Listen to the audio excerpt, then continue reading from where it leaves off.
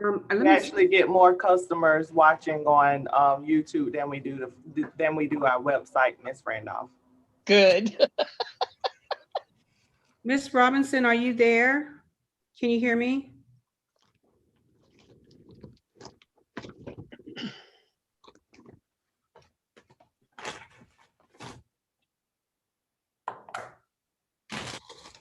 Let me call her. We're ready to begin. We're now streaming. Oh, okay. So good evening, everyone. Thank you for joining us tonight, January 26th, agenda meeting.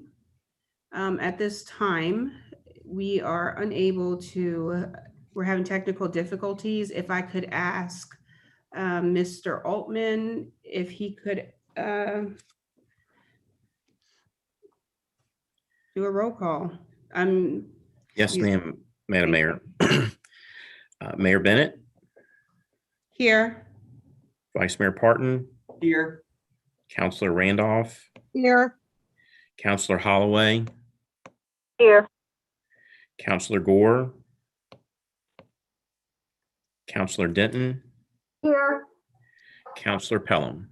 Here. You have 6 members present. You have a quorum, Madam Mayor. Thank you. At this time, would anyone of the counselors like to make a motion to go into closed meeting? I move that we go into closed meeting pursuant to Virginia Code Sections 2.2-3711A1 to discuss and consider personnel matters, including the recruitment and appointment of city clerk, and to consider prospective candidates for appointment to various boards and commissions. A39, to discuss and consider information related to economic development, including A5, a prospective new business where no previous announcement has been made, and existing business interest in expanding its facilities in the city. A6, to discuss and consider the investment of public funds where bargaining is involved and discussion in open meeting would adversely affect the bargaining or negotiation strategy of the city, adversely affecting the financial interest of the city, and to the extent these discussions will be aided thereby. A4, for the protection of the privacy of individuals and personal matters not related to public business. Second.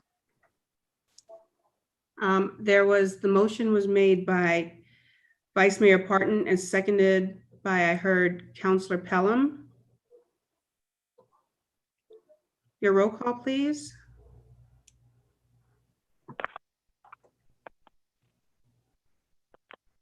If there is no discussion, is there any discussion? All right, roll call, please. Mayor Bennett, Yes. Vice Mayor Parton, Yes. Councilor Randolph, Yes. Councilor Holloway, Yes. Councilor Gore, Councilor Denton, Yes. Councilor Pelham, excuse me. Yes. Okay. Okay, at this time, Dr. Manker, if you could place a banner, and the rest of the counselors and Vice Mayor will see you in closed session, along with Mr. Altman and Mr. Dane. Can our city attorney come in too, just in case we have any legal issues? Yes. She's having difficulties right now with her mic, so let me call her prior to going in, okay? I'll see you guys there. Okay.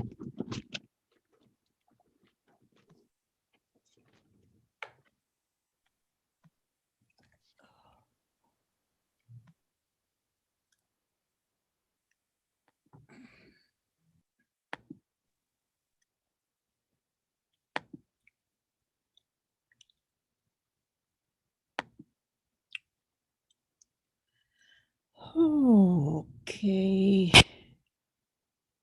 Inbox.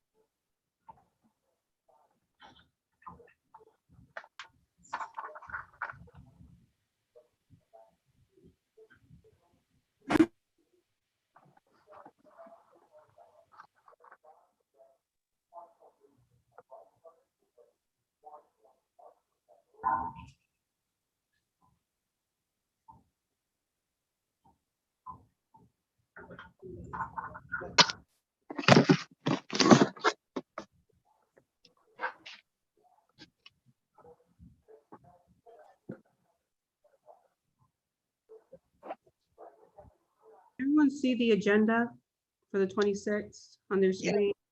Okay. Yes.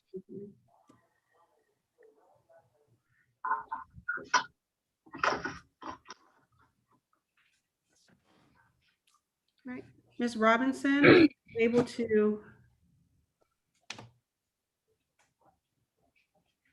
Ms. Robinson is going to call in by phone. Okay, sounds good. We'll just wait for Ms. Robinson.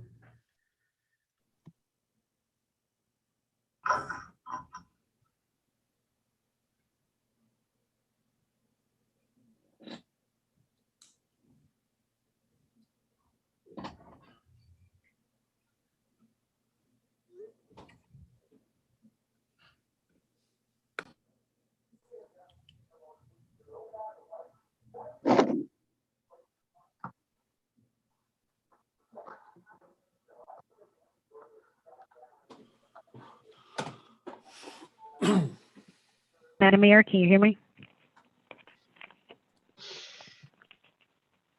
I can hear you. Can you hear me? Yes, ma'am, I can. Thank you. Awesome. Thank you so much.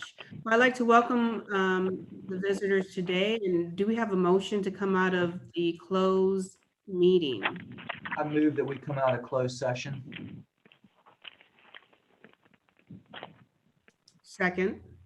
The motion has been made by Vice Mayor Parton and seconded by Mayor Bennett.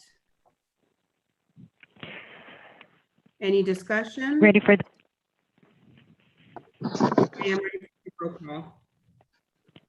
Vice Mayor Parton, Yes.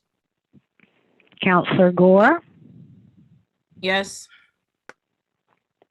Counselor Denton, Yes. Counselor Pelham,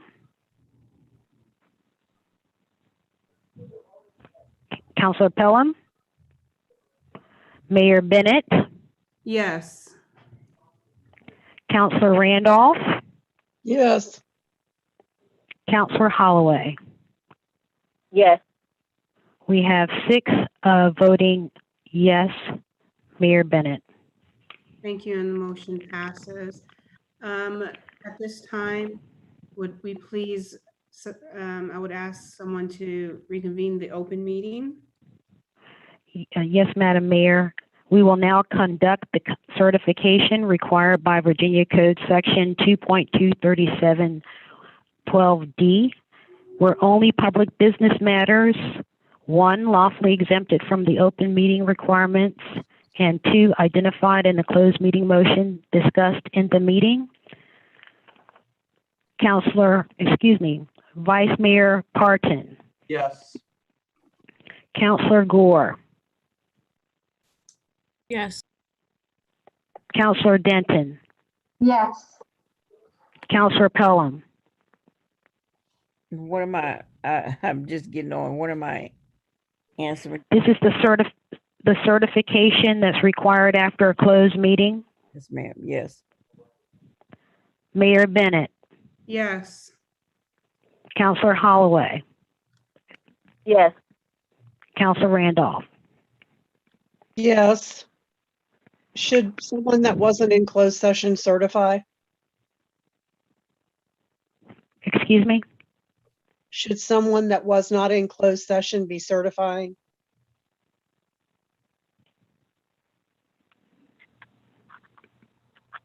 Ms. Counselor Gore joined us at 5:52. So At the she was in beginning there. She was she came as closed session was beginning. Yes, ma'am. Thank you.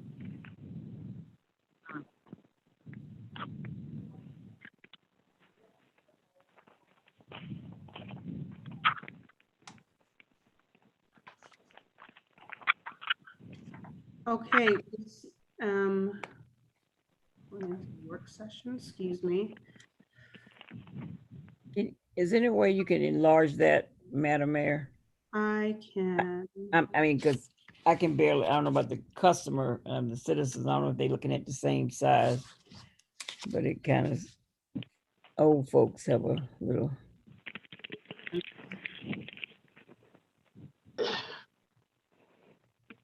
Little strain.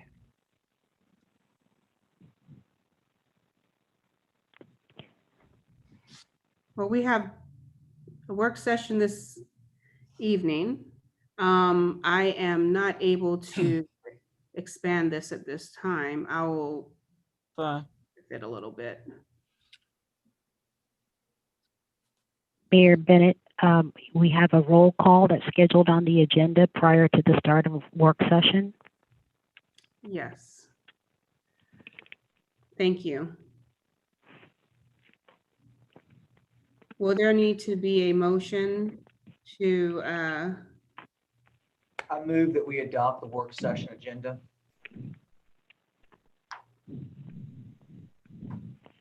Second, the motion has been made by Vice Mayor Parton and seconded by Councilor Randolph.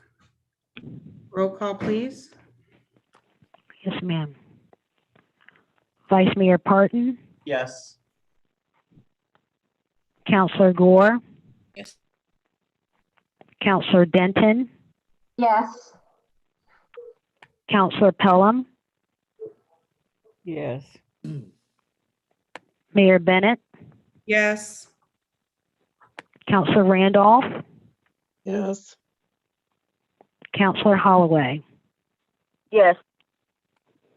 Mayor Bennett, you have 7 voting yes, no votes, none. Okay. So moving forward, Mr. Dane? Yes, ma'am. I would need somebody to transfer the control of the screen so I can open up the presentation. Okay.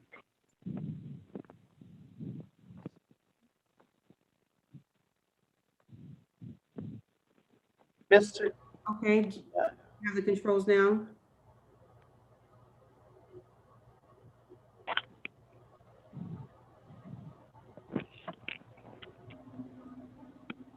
Okay, did it come up? Yes. Oh, dumb luck.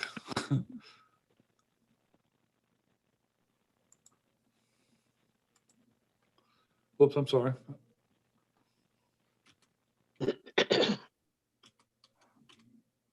Okay, Madam Mayor, Sir Vice Mayor, and members of council, we are here for a update and also a request from the developer on the Francisco Landing project.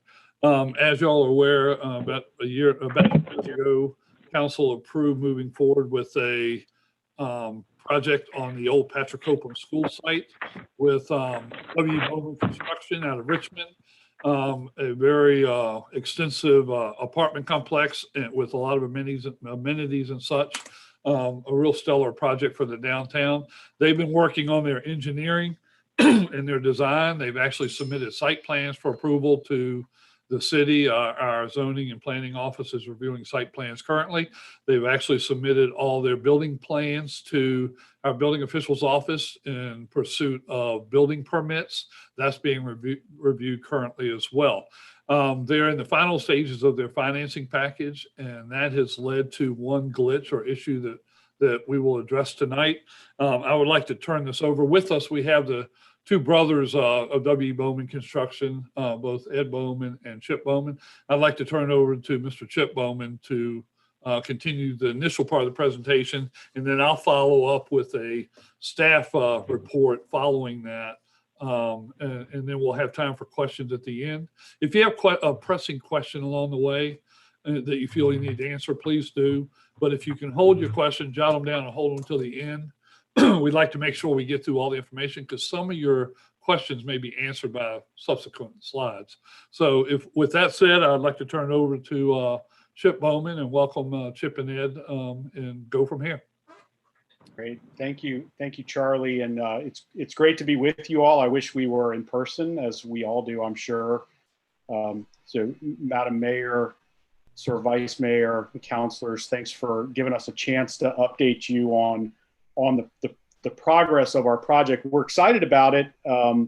We've made a lot of progress.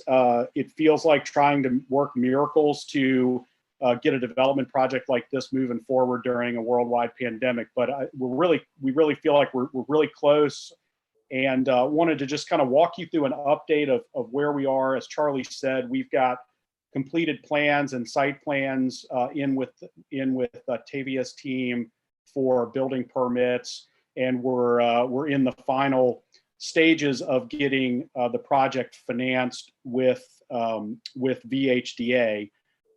That's been a process of marketing the building and project to them, getting them excited about it, which we've successfully done. They're very excited about this project, what they see already going on in Hopewell, and how this project fits in as a component of the redevelopment going on in Hopewell, but also as really kind of an accelerator for what they see already happening here. So we're really pleased with the progress we've made. Charlie, do you want to flip to the next slide for me? Thank you.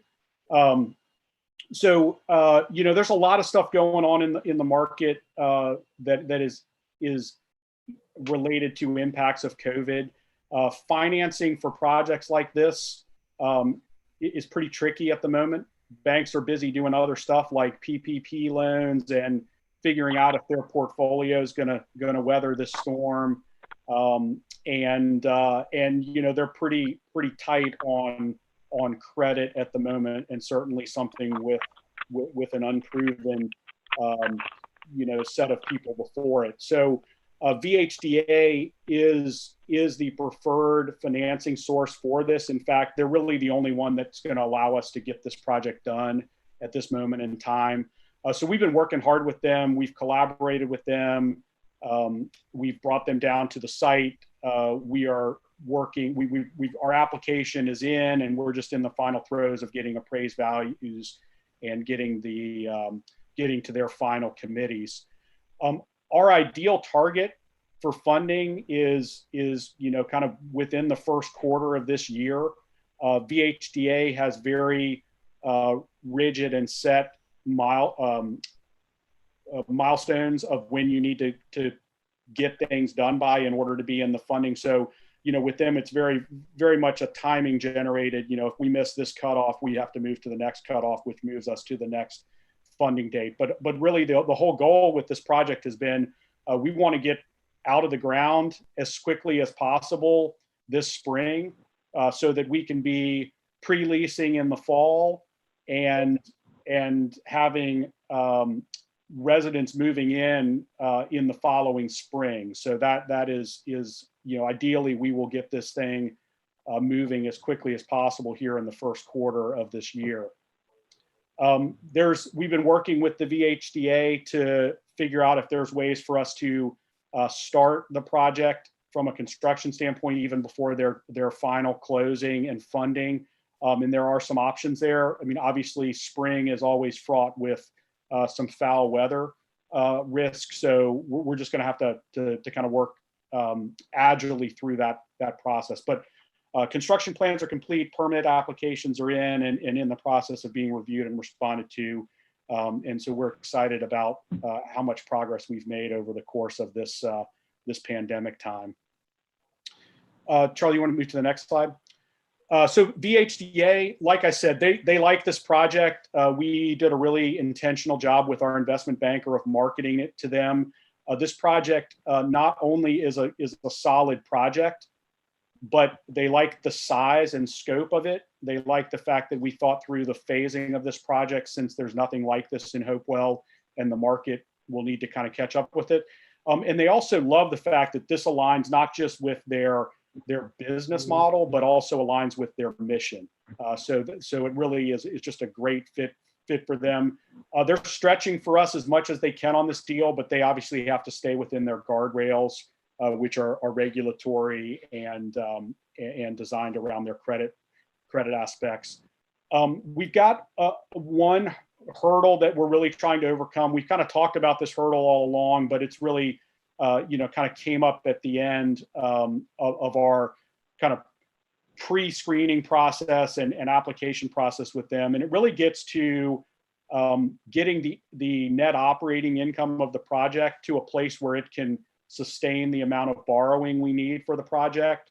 We'll talk about it in a second, but we've got kind of two things working against us. One is we don't have established market rates for a Class A project like this in Hopewell yet. That's why we're building this first one, is to establish those rates. But as you all know, the cost of construction is going up, and it's not really any cheaper to build Class A in Hopewell than it is to build Class A over in Chester or Class A up in Richmond. So we've got a Class A construction cost environment, and we've got rents that we can't get credit for yet because we don't have an established market. The other thing we're facing right at the moment is, it's actually creeped up over $1 million just in the last couple of days, but we've got construction costs that are going up. A lot of that is specialty trades that are busy and commanding the market prices, but the biggest aspect of it is 2x4s and steel we've seen a 100% increase in the cost of those materials. So Ed and I are putting money in to overcome that, and we're coming here with this work session to talk about how we can overcome the net operating income for the project. Overview of the challenges we're overcoming. Monthly rent projections. Like I said, we've got Class A construction cost, and we don't have Class A rates in Hopewell yet. We don't have sales comps in Hopewell for a project like this. So as we look at fitting inside an underwriting box, we're having to use what's allowable. And that's creating roughly a $2 million gap between what it's going to, what we've got the cost and getting into the project and what it's going to be able to be financed. That's what we're trying to overcome. We talked about the spike in material cost. Ed and I are putting the money in to cover that. So, it's unfortunate, but we like this project and we want to see it happen. So not only are we invested up to this date with our own money, but we're putting another 7 figures in to get this thing across the finish line. We can't forget that we're doing this in a worldwide pandemic. I mean, it is crazy out there. I've been active through my work as a consultant throughout, and it's hard to get things like this done. If you think about all the construction that's going on around us, all of those deals were underwritten, closed, and kind of were started before the pandemic hit. So we think it's pretty remarkable that we're able to have gotten this far during a pandemic on a project that's not already started. Charlie, you want to go to the next slide?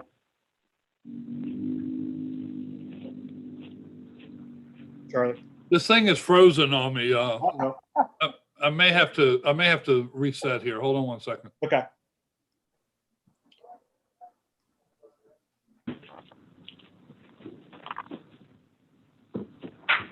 Yeah, I can kind of talk to the next slide because I can see it over.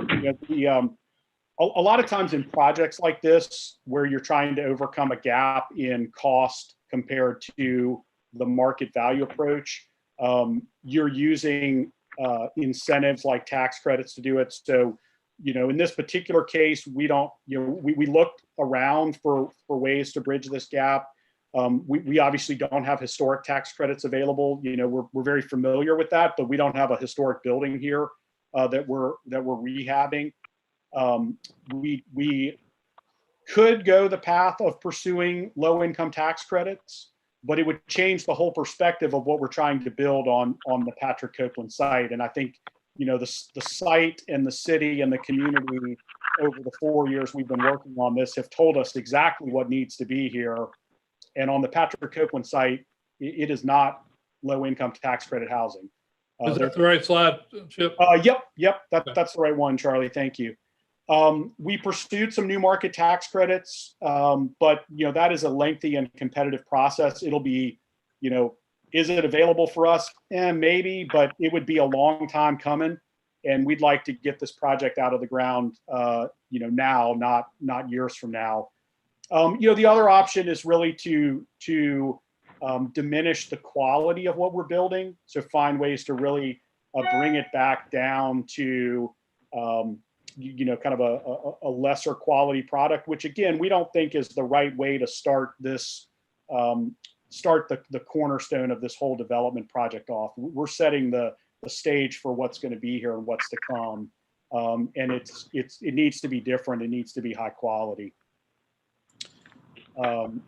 So it leads us to where we've gotten to now with VHDA. We think we've got this solved.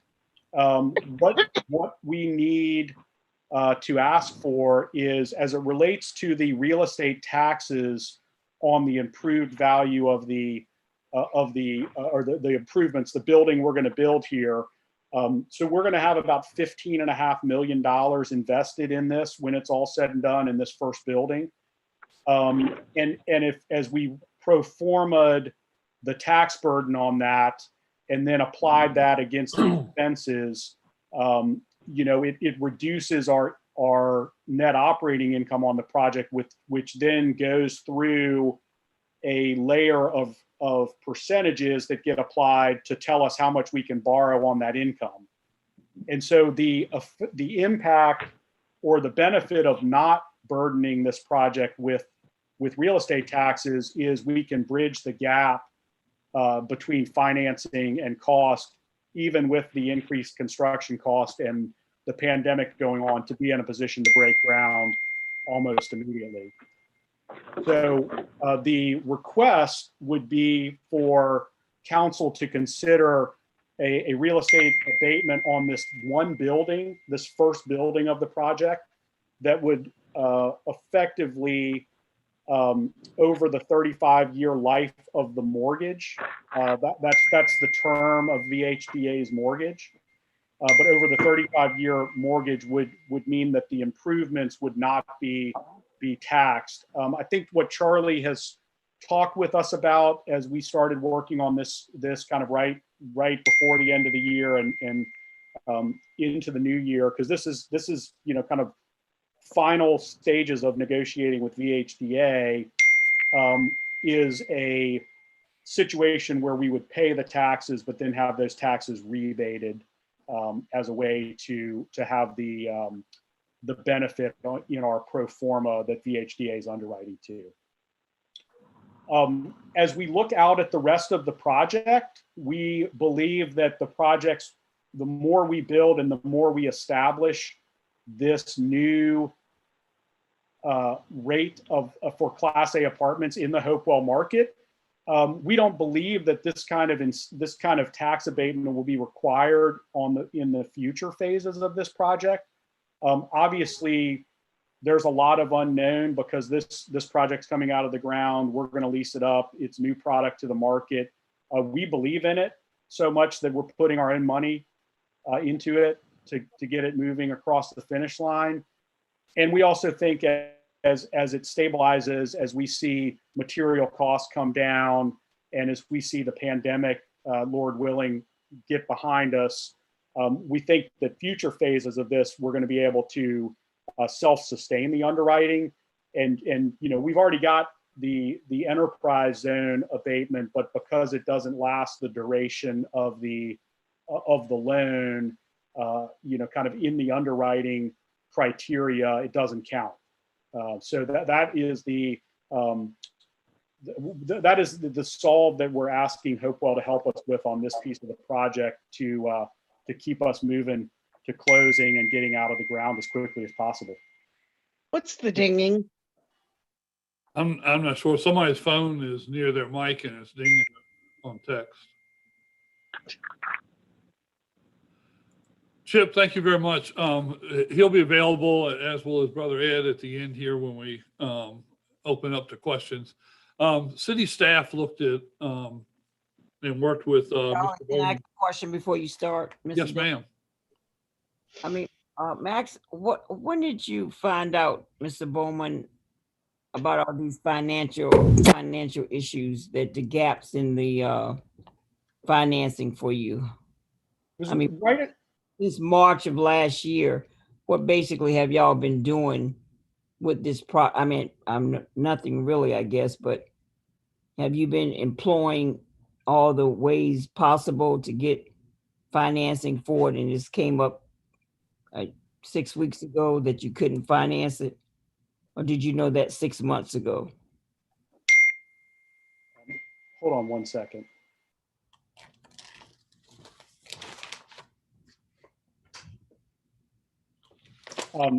Councilor Pelham, thank you for that question. So we have been in the process of getting financing lined up and getting designs completed and pursuing all avenues to build this construction project over the last year. And in the process of doing that, VHDA in their underwriting looks at it, came back to us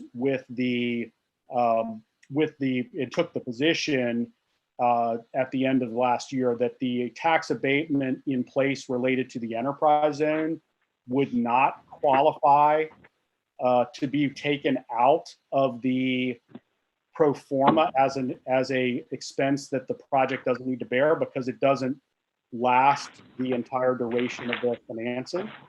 So, you know, we knew we had the abatement and we had pro forma'd it, but in the credit underwriting that VH has done, the feedback they gave us at the end of last year was that they would not give us credit for that in its current form. My question is, what month was that? When did VHA tell you that? In December. December of 2020. Yes, ma'am. Okay. And with the pandemic and no one knowing where that will go and how long it will last, you saying you're willing to build G building and then stand off if you come up to another snag where you can't benefit from investing outright money. You don't know if you have to come back to the city for a second wave of rebates, a third wave of rebates, actually. Do you? It's a great question, Councilor Pelham. If I had a crystal ball, I would love to be able to tell you that the next building we build after this one stabilizes and proves the market won't need anything else. I believe that we will get there. I can't give you 100% assurance on that, but I don't believe we will need to ask for this kind of incentive on that building, on the next building.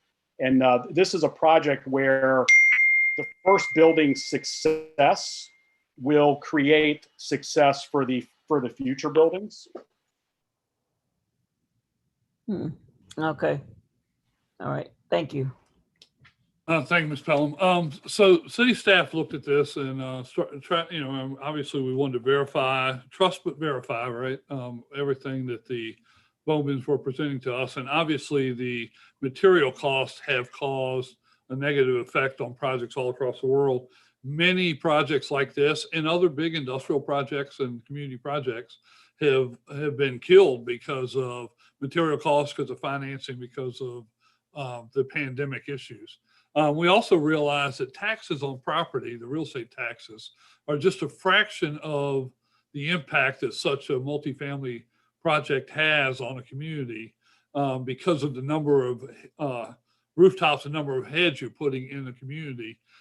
So we want to make sure that council had all the information available that was possible to look at this and to look at the financial impact of this project. So I reached out to Virginia Gateway Region, our economic development regional partner, of which we are a member, and talked to them about it. And they said that they would really like to get a third party in to do a study for us.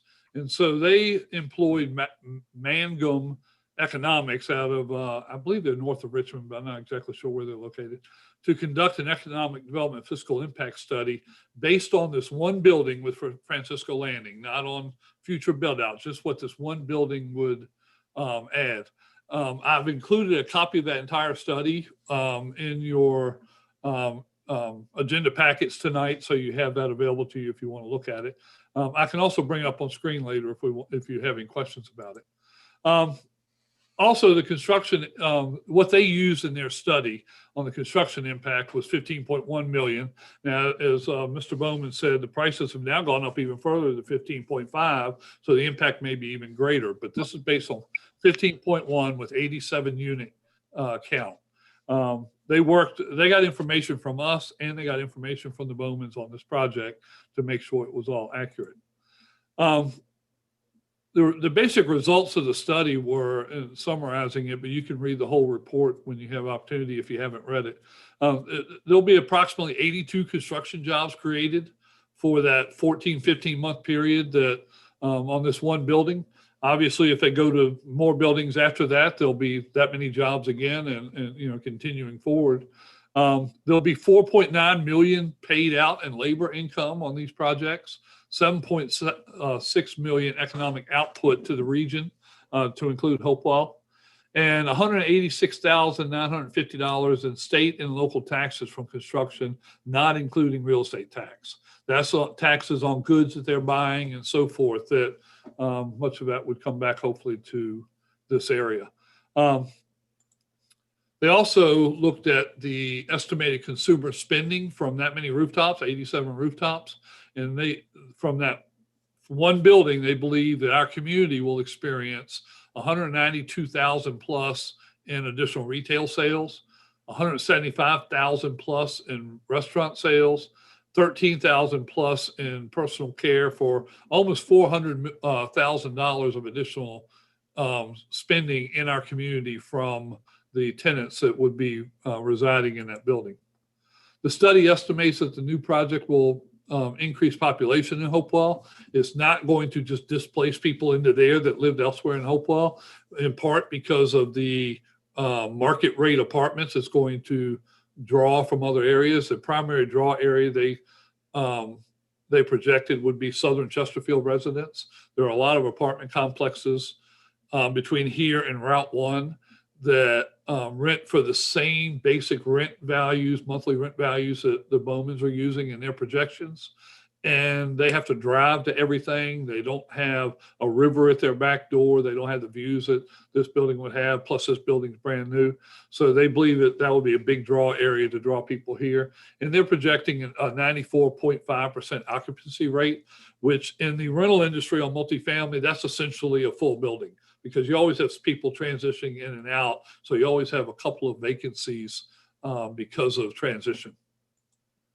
I would also mention in that regard that we've talked to, I believe in an earlier discussion, Fort Lee came up, and we talked to Fort Lee about this. They're very excited about this project, and the rates that are being projected fall into their commissioned and non-commissioned officers' housing allowances.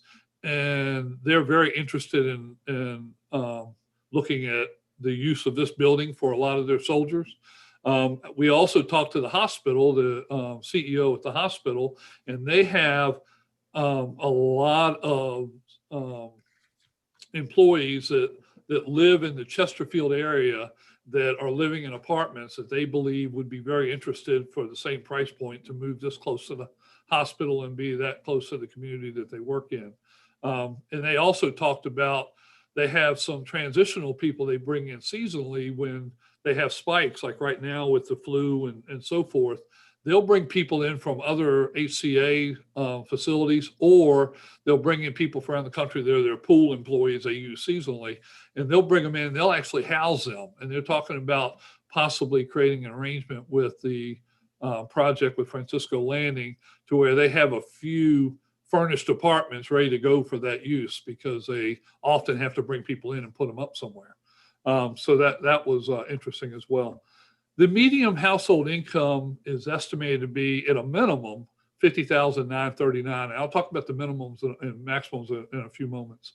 And we also expect to have 131 additional vehicles at a minimum in tax as taxable personal property.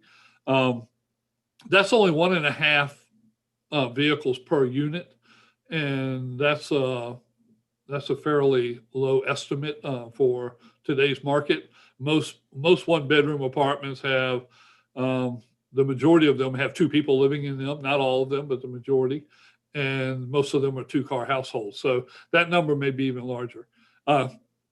This would, as I mentioned earlier, this project would result in 15, according to that economic development study, would result in 15 local jobs to support that new population. That may be in restaurants or in service industry or wherever, but it's 15 jobs projected based on that, which creates an additional $500,000 in labor income in the community. So not only are jobs created by the construction of this, but jobs are created just by the presence of this building. In addition to the real estate tax, which we have talked about, the less real estate tax, the other taxes generated would be over $43,000 at a minimum from their projections from what they've used. The estimated total economic impact activity here in Hopewell from the presence of that building would be over $2 million annually. That's $2 million flowing through this community that is not flowing there currently. And that is huge. The analysis showed that the overall impact is significant and reaches way beyond the real estate tax generation that we've been talking about. And even if you take the taxes away on that, the impact's still $1.8 million. The impact on downtown and the community is immeasurable. And we've talked about dollar amounts, but the success of our businesses downtown and within the community, rooftops equal success for retail and restaurants and service industry. They've got to have people that can come to their location. And the rooftops would boost our downtown considerably. And it also, buildings like this lead to more buildings. All you got to do is go look at any area where development has occurred. You look at Shockoe Bottom when that first began many years ago. Now every single warehouse, every single spot, every single vacant land is now a multifamily facility. And they have hundreds and hundreds of, or thousands and thousands of residents in there. And because of that, you have grocery stores, you've got restaurants, you've got retail, you got all kinds of supporting industry that bloomed up around that to support that headcount. So it leads to more buildings, it leads to more success. It fundamentally changes the trajectory of the city and begins to infuse income levels that begin to move our needle on our medium income level. The tax rebate proposal only applies to the first proposed building, as market rate values, as Mr. Bowman mentioned, will help establish the new facility's market rate and should eliminate the need for additional benefits on future buildings. The current median income in Hopewell is $39,030. The Richmond MSA median household income is $47,215. And I would mention there's a 19.3% poverty rate in Hopewell currently. The anticipated per household income on these facilities is $50,000, $50,939. It starts to move the needle in a positive direction to get more expendable income in our community, more taxes in our community that enable us to do more things as a government, enables businesses to thrive because of expendable income. Now, we talked about the minimum income per household there being $50,000. That's an extreme conservative number. The minimum income per household based on lending practices and the standard financial formulas that are out there in the world usually 30% of your income, and Council Randolph is in the banking industry, and she can chime in if I'm off note here. But the normal lending rate is 30% of your income is a maximum you should be spending as your gross income. The maximum you should be spending on housing. That's assuming that also includes debt like student debt and automobile debt. That gets rolled into that 30% number. Some banks or lending institutes go as high as 35%, but somewhere in that 30 to 35% range. So if you are considering the tenants that are necessary to meet the rent levels that are projected by the Bowmans, in the one-bedroom apartments, you'd have to have 40,000 minimum and no car payment, no student debt, no car payment. That 40,000 income minimum, 30% of that would cover your rent load, your cost of housing. On the 2 bedrooms, which there's 19 of those, you'd have to have 46,000 and no car payment or no student debt or whatever. And on 3 bedrooms, you'd have to have 54,000. So when we say it's 50,000, that's a very minimum number. And we believe it's actually higher than that. If you have people with automobile, student debt and all, they're not gonna be able to afford the monthly payment on these apartments without having more income than that. So hopefully the tenants that we're drawing to Hopewell are making 50 plus in most cases, and it's benefiting our community across the board. The government through taxes, the businesses through more expendable income. This just kind of summarizing this whole thing. This project increases rooftops and our population in the city, which has experienced little or no growth in many, many years. At completion, and this includes the entire phase 1, the estimated population would be 600 additional people, which is a 2.5% increase in population. That is not this one building. That is the 3 or 4 buildings that phase 1 incorporates. But it also increases 3% the number of rooftops based on number of housing units that would be present. The fact that this project can even move forward in 2020 with the many circumstances and restrictions and challenges that we have all faced and that the lending institutes have faced and that Mr. Bowman so eloquently described earlier, indicates the strength and the need for this project. Even with all the restrictions and problems and concerns, VHDA is still willing to move forward with this project. Mr. Dane? Yes, ma'am. I'm sorry. Can I just interrupt you for 1 second? I would like to remind council per our rules that during a work session, questions are asked after the work session is completed. And if you would like to speak, you can raise your hand. I see one hand up now, and I know Councilor Pelham, I will definitely, I see that you're on are you on phone or? I'm on the computer, but he said we can ask questions, so that's why I interrupted. Okay, but I would like to follow the, right now, our rules state after the presentation, we'll ask questions. Thank you. And I'll be finished in just a minute. We're in the wrap-up slide, so we're close. And I would say the tax rebate is not a new concept for the city. Actually, there's an enterprise zone rebate that Mr. Bowman mentioned that VHDA would not recognize as a benefit to the loan because it doesn't extend out the whole term. That in itself is a tax rebate. So this is not a new vehicle. This is not something we're creating. And we've also done it on several industrial projects as well. It establishes market rates for a city that will be higher than what we've had in the past. And that's going to start turning the tide on housing for not just future projects, but also rents within the city. As that starts to regulate, it's going to it's going to help in all areas. Projects such as Freedman Point provided a much needed affordable housing component for Hopewell. And maybe we need to look at where some more of those could be necessary or helpful. But Francisco Landing starts to finally address the need for the market rate housing so that we don't lose all the mid-level earners to surrounding localities. We have a lot of people who grow up in Hopewell who want to live in the area who live just outside Hopewell because they can't find housing that's adequate for the income they have and so forth. And this helps turn that.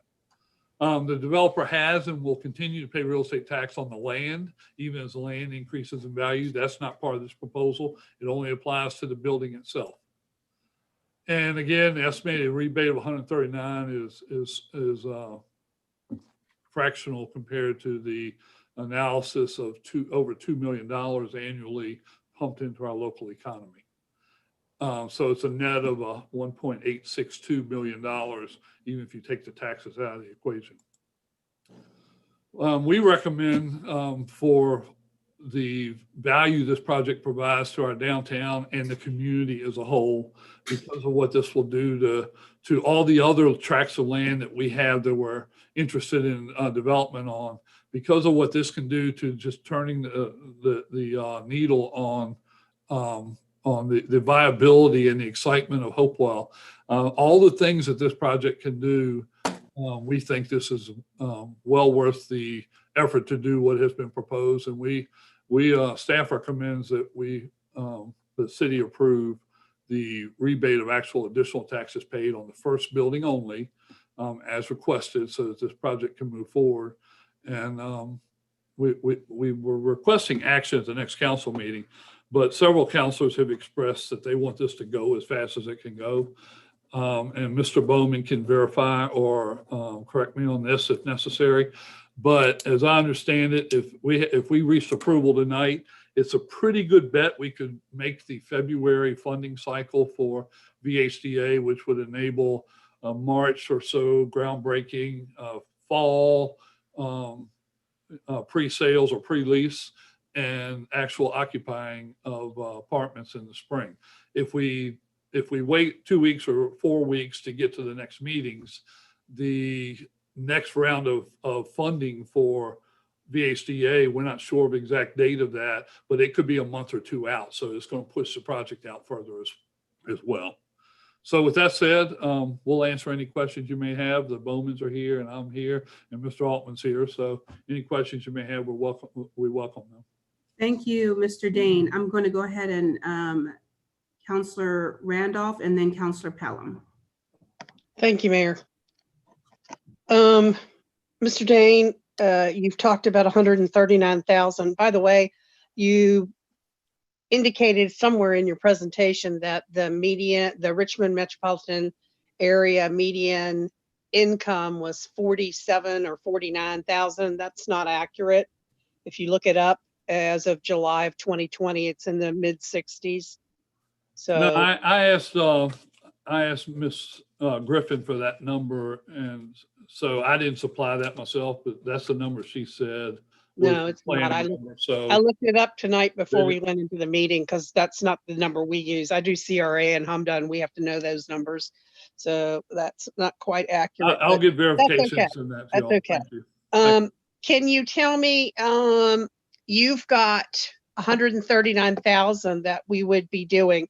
And granted, our tax abatement in the enterprise zone starts off at 0% the first year that they pay, and then it graduates by 10% for 10 years.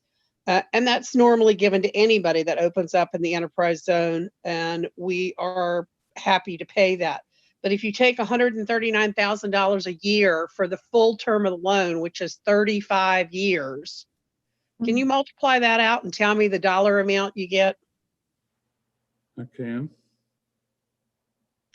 Because there was a $2 million shortfall, but I came up with that being. It's a $2 million shortfall in lending. But as you know, that $2 million, if you borrowed $2 million, you pay more than $2 million for that. Yes. The overall impact of that 139 over 35 years is over $4 million. But that's what the lending would be also. $4.8 million, isn't it? Pardon? It's 4.8, isn't it? Hold on, I have to look again. Yeah. Yes, I believe you're correct. Yeah. It's 4.8 plus million dollars. And so that is, something that we have done with the industries before, but the adjustment with M&T taxes and other things offset, some revenue and jobs that are going to be coming in. Yes, this does too, but I don't know that I'm comfortable with that. Now, maybe Chip or Ed can tell me, VHDA is not your lender. You are using a private lender as well. No, ma'am. VHDA would be the They're lending. going to do it for you. Yes, They ma'am. just can't do it at the underwritten values of outside apartment amounts for rents, etc. So they're going to only look at something that we can give you for a full 35-year term. Correct. They're underwriting to a cap rate applied to the Right. Effectively the net income that this project is projected to produce. Are they And doing a full term but a renewal on No. 5 or 7 years? No, ma'am. It's a full 35-year loan, Okay. fully amortized 35 Right. years. And Okay. so they're making a full-on commitment for the full duration, which is why to get credit for the abatement we have in the enterprise zone, if they were to take, for some reason they had to take this project over, not that that would happen, but if they did, their credit underwriting standard says, what does it look like, not in year one, what does it look like over the life of the loan? And so because that enterprise zone abatement doesn't last the entire length of the loan, it's not something they would give us credit against in our pro forma. We modeled it and presented it to them as such, but as they dug into it, they rejected that being part of it. So it adds in their model significant expense to the project, and therefore has a negative impact on how much we could borrow. But you're wanting us to commit to a solid figure of 139 per year versus the assessed tax value on the building for 35 years. Is that correct? No, ma'am. The enterprise zone abatement already exists on this project as part of the original deal. So the abatement, we're talking 139 because that's the projected amount in, say, year one of what the value of these improvements would be assessed at times your tax rate. Right. Well, so the request, maybe to clarify, is whatever the actual taxes paid unabated in the enterprise zone abatement would be abated through this rebate program. So it would not cost the city anything out of their own money. It would be foregoing effectively the tax on this improvement for the 35 years. And then it would, so it's not a request for money, it's a request to. No, I understand that. But what I'm trying to boil it down to is our assessed value of buildings decreases as they age, right? I would assume that is how your assessment process works based on understanding, So we're still, what I'm saying is you've used a figure based on the first year, but we're actually going to be asked to do the assessed value of the building per our tax rate as the abatement, not a straight figure. In other words, in year 35, whatever the amount the assessor assigns to a 35-year-old building times our tax rate at that point is what you're looking for us to abate. Yes, you're correct. And based on history, that's going to decrease over time. That's what I was trying to get at. So how are we going to verbalize this into what's going to be written in the contract, so that, because what you've told us is not going to be how it's written. Well, what we recommended it's a rebate of actual additional taxes paid on that building above the land value. Is what it would be. Okay. So certainly in years 1 through 10, or 1 through 9 for sure, we were already giving you some type of an abatement on your taxes. So you're Almost 10 through- $800,000 over the 10. Right. Yeah. So, and we're going to add to that by the percentage amount. And then years 20 through 35 continue that. But by the time we get to, I mean, I'm certainly, trying to run the numbers in my head, and I'm not one that wants to make this decision tonight. I would prefer to push it out, since, really digging into this for me means looking at the numbers and the financing. And I have to justify that in my own mind before I can vote on this. So, that said, I would prefer to wait till, we can make a motion in the next meeting on this. I know time is of the essence. What is our time frame on this? Holy. Well, it's like I said, if we approved tonight, they're relatively certain they would make the February funding cycle if it was approved tonight. If it's approved 2 weeks from now, it's possible they could, but a little less likely. And it could push out another 30, 45 days, depending upon when VHCA borrows money again. And Councilor Randolph, one more thing for clarity for you. The 139 is based on, we sat down with the real estate assessor, and Right. she's very candid that she's not gonna give us a value, which I understand, because she's just looking at plans at this point. She's not looking at a building in place. So we understand that. But based on the norm of what's occurred with the Francisco Landing building and so forth, I'm sorry, with the Freedman Point building and so forth, looking at those correlations, Chip came up with the estimated value of what they're going to end up paying taxes on based on what Sure. the formula they use. So it may vary some, but that's just an estimate.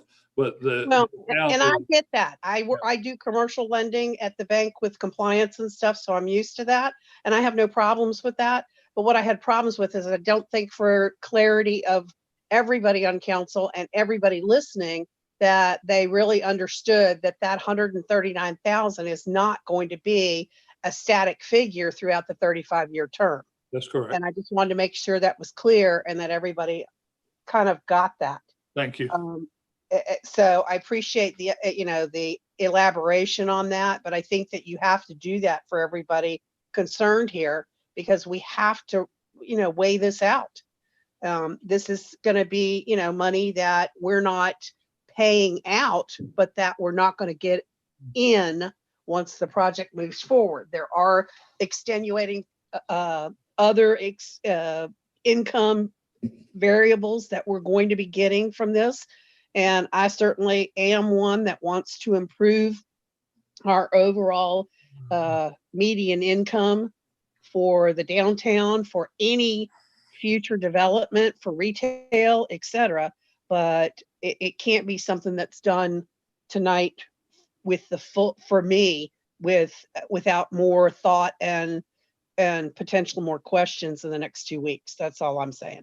So thank you all for presenting, and also for answering my questions. And I may have some more for you, Charlie, going forward, but helps me, and I hope it helped a few other people too. Thanks.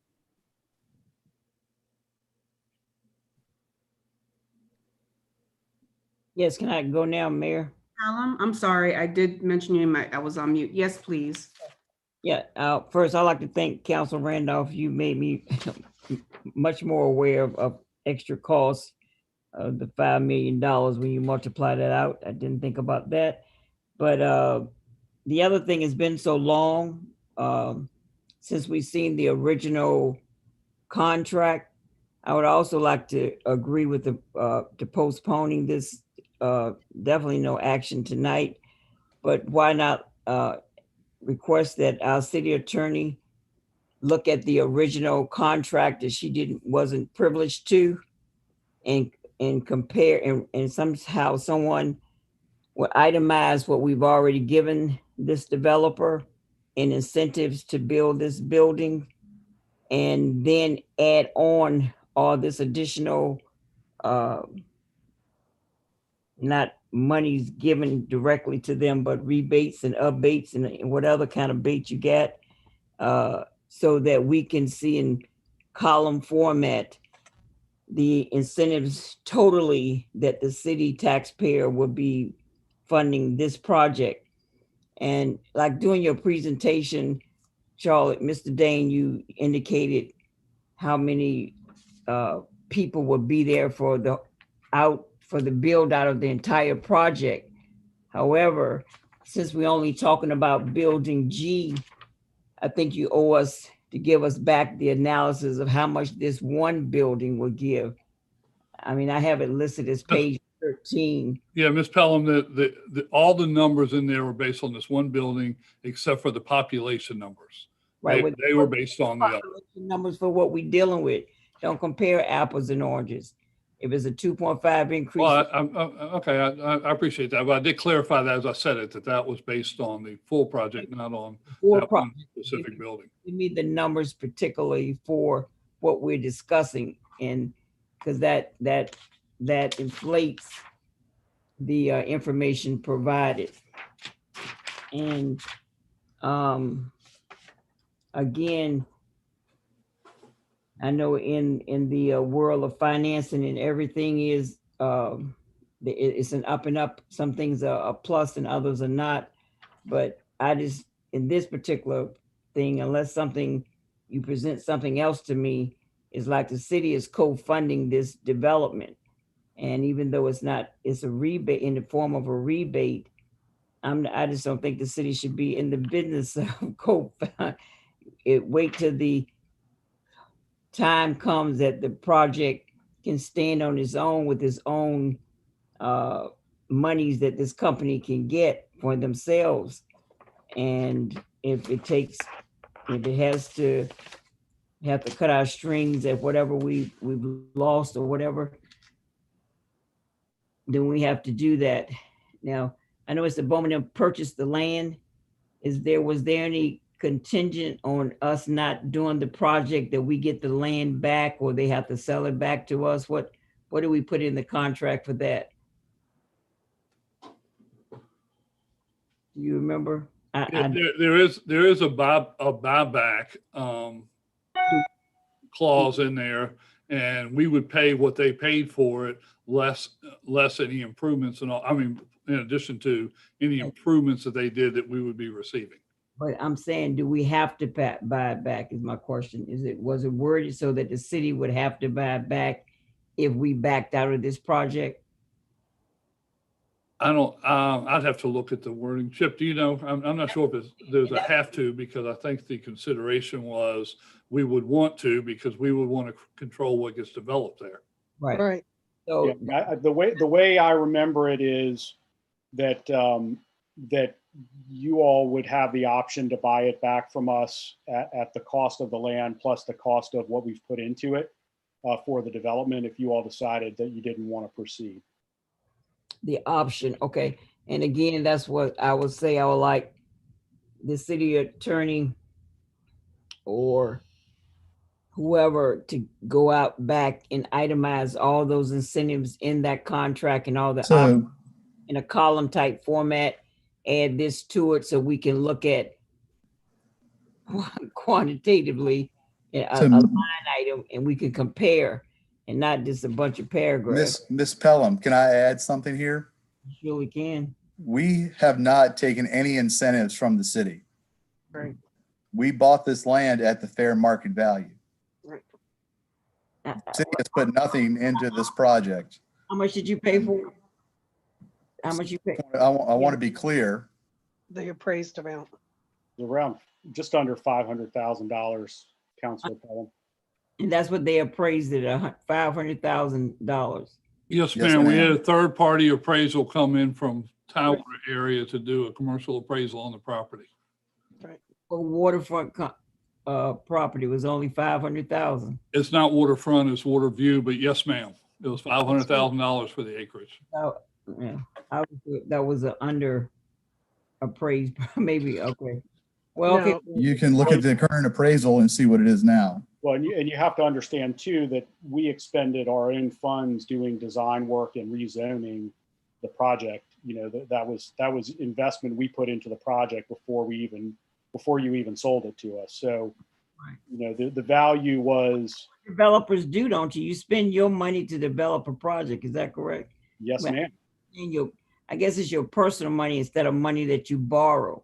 Yes, ma'am. That's what developers do. They get money from whatever means they have to get to develop a project. And the city provides some incentive to allow you to come here. But That's what we're asking for today. I know you are, but it's beyond what I'm used to seeing in my 16 years. And it just $5 million is just a lot of money to give away. And it was Keep in mind, it's not going to be $5 million. I have it a might be more. It could be more because of the No. value of the land go up even more. The value of the building will depreciate over 35 years. Okay. And we're going to pay the value, taxes on the value of the land. I would like to let council know that our meeting, our work session has ended at 7:30. We are not 7:36. And if there are any questions or I have a point of information. yes. Madam City Attorney. Counselor Gore has a point of information. It's actually geared toward Mr. Dane. Just for clarity in regards to Councilor Palm's request, there were 2 other occasions in which the developers came back to council requesting items. I don't know if that is what she's referring to. I believe one of them was an extension, but just for a point of information, I think go back to the past agendas. There was at least 2 other occasions where council was asked to make a decision. I think that's probably what she's discussing. You're speaking of this project, Ms. Gore? You're speaking of this project, Ms. Gore? Yes. Yeah, they were extensions to the agreement as they work through financing, as we work through the pandemic and all. Okay. And that's not a point of information. It is, the point of information is a question. So I'm asking for information. He just gave the answer. What was the Thank you, Mr. Dane, for the answer to the question. All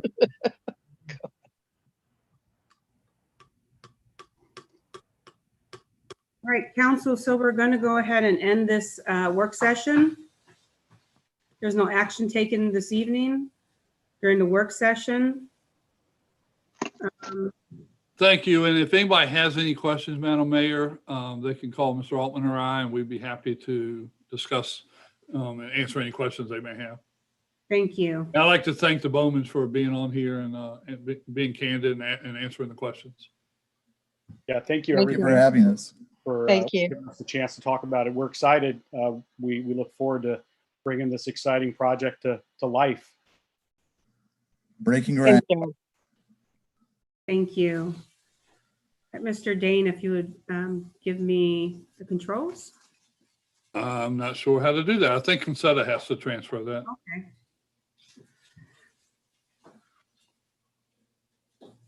Mr. Dane, if you can just stop sharing your screen, that'll release your controls. There you go. Thank you so much.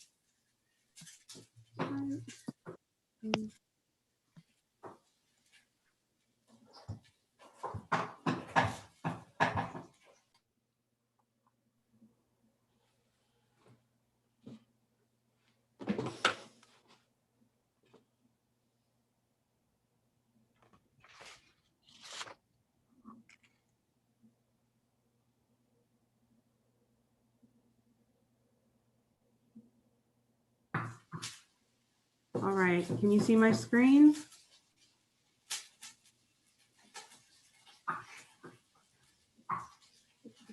Can anybody hear me?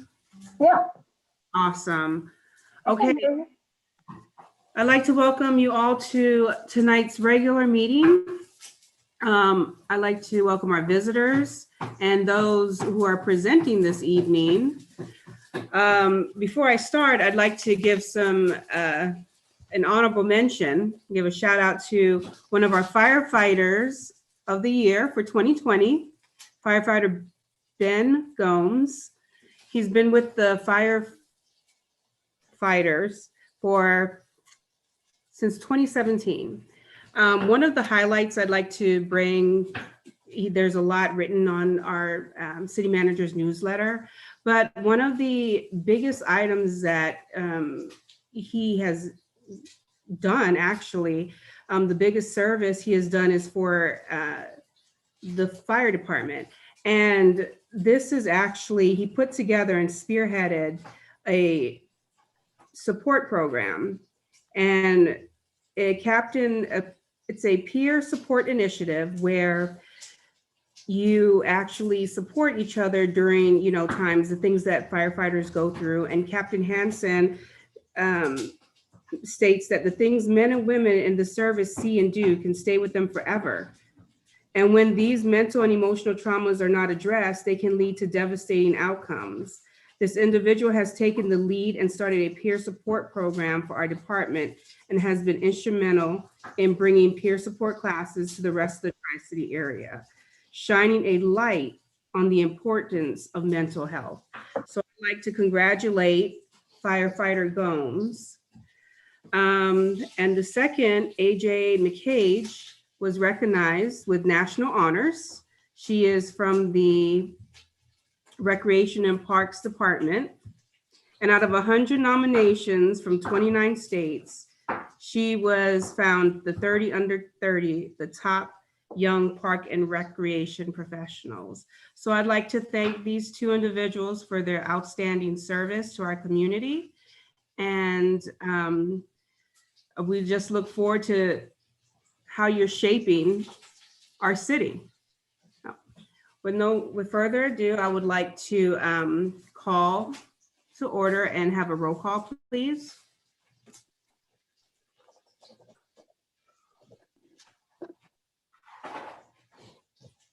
I hope I was off of mute.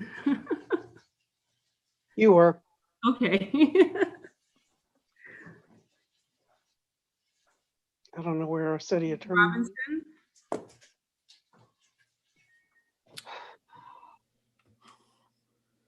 Can you hear me now? Yes, I can hear you now. Okay. Mayor Bennett, Here. I'm doing roll call. Vice Mayor Parton, Here. Councilor Gore, Present. Councilor Denton, Here. Councilor Pelham, Here. Councilor Randolph, Here. Councilor Holloway. Mm. Councilor Holloway. Mayor Bennett, I have 6 present. Okay. At this time, I'm sorry, did I hear? Yeah, Council Holloway phone number is on there. I don't know. Here. Thank you, Councilor. Thank you. Mayor Bennett, I'll correct that. You have 7 present. Thank you. You have a quorum. At this time, I'd like to ask for the prayer to be by Mr. Charlie Dane, followed by the Pledge of Allegiance to the flag of the United States of America, led by Vice Mayor Parton. Thank you, Madam Mayor. Let us pray. Heavenly Father, we ask for your continued blessings upon this community. We ask for a hedge of protection around all our citizens and our first responders and the medical world, all the people in the front lines. We ask for continued protection for all of everybody against this horrible pandemic. We ask that the spread of the vaccine become more prevalent and that we're able to vaccinate our citizens and all of our employees so that people are safe and secure. Lord, we ask that you continue to bless this community. We thank you for all the blessings we have because we know everything is bestowed by you. And we ask for your blessings upon this meeting. In Christ's name we pray. Amen. I pledge allegiance to the flag of the United States of America and to the republic for which it stands, one nation, under God, indivisible, with liberty and justice for all. Thank you. At this time, would anyone like to entertain a motion to amend or adopt the meeting agenda? I move that we adopt the regular meeting agenda. Second. Mo- Hello, I would like to make a amended motion. Okay, what is, Um, what, the first one is to, I don't know, is amendment, to, excuse me, Ms. Pelham, can I ask the city attorney? Madam City Attorney, can we, prior to the amended motion, do we do a roll call to approve an amendment, or how do we move forward with it? If you're asking approve relative to the motion to amend, the rule is that once the motion is put to the body and discussion starts, then there has to be approval. I've heard a motion and a second, but I didn't hear the motion placed to the body for a discussion. And so the body can entertain the request without going through the two-step process if it desires. Okay. Counselor Pelham, you can proceed. the amendment to the motion is to change R2 that's placed under the city managers, city attorneys. It looks like either it's a typographical error or it's something wrong. The report is under the city attorney. It should be under the city manager for communications from citizens, I believe. So basically to amend it to change the R2 and place it under the city manager's portion of the agenda and extract it from the city attorney's portion. I'll second that. Okay. And women Okay, go ahead. and okay, it was another amendment, but I can't think of it, but go ahead. I'll second that and maybe place before the body, Mayor Bennett.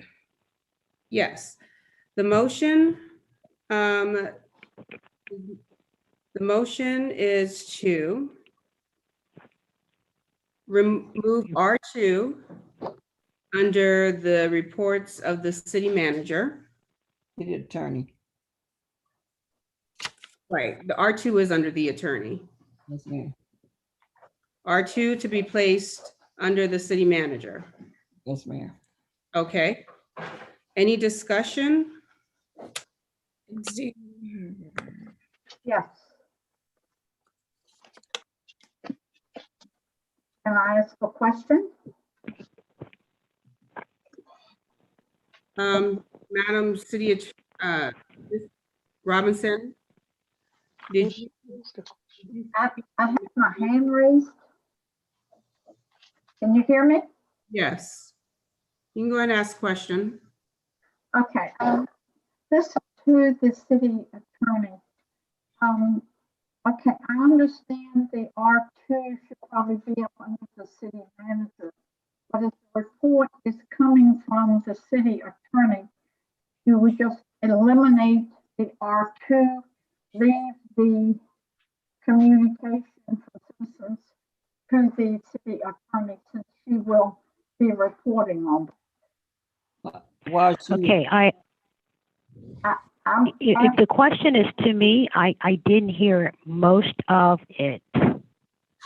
You're breaking up. My audio is very poor, as well as having some speaking difficulty. sorry.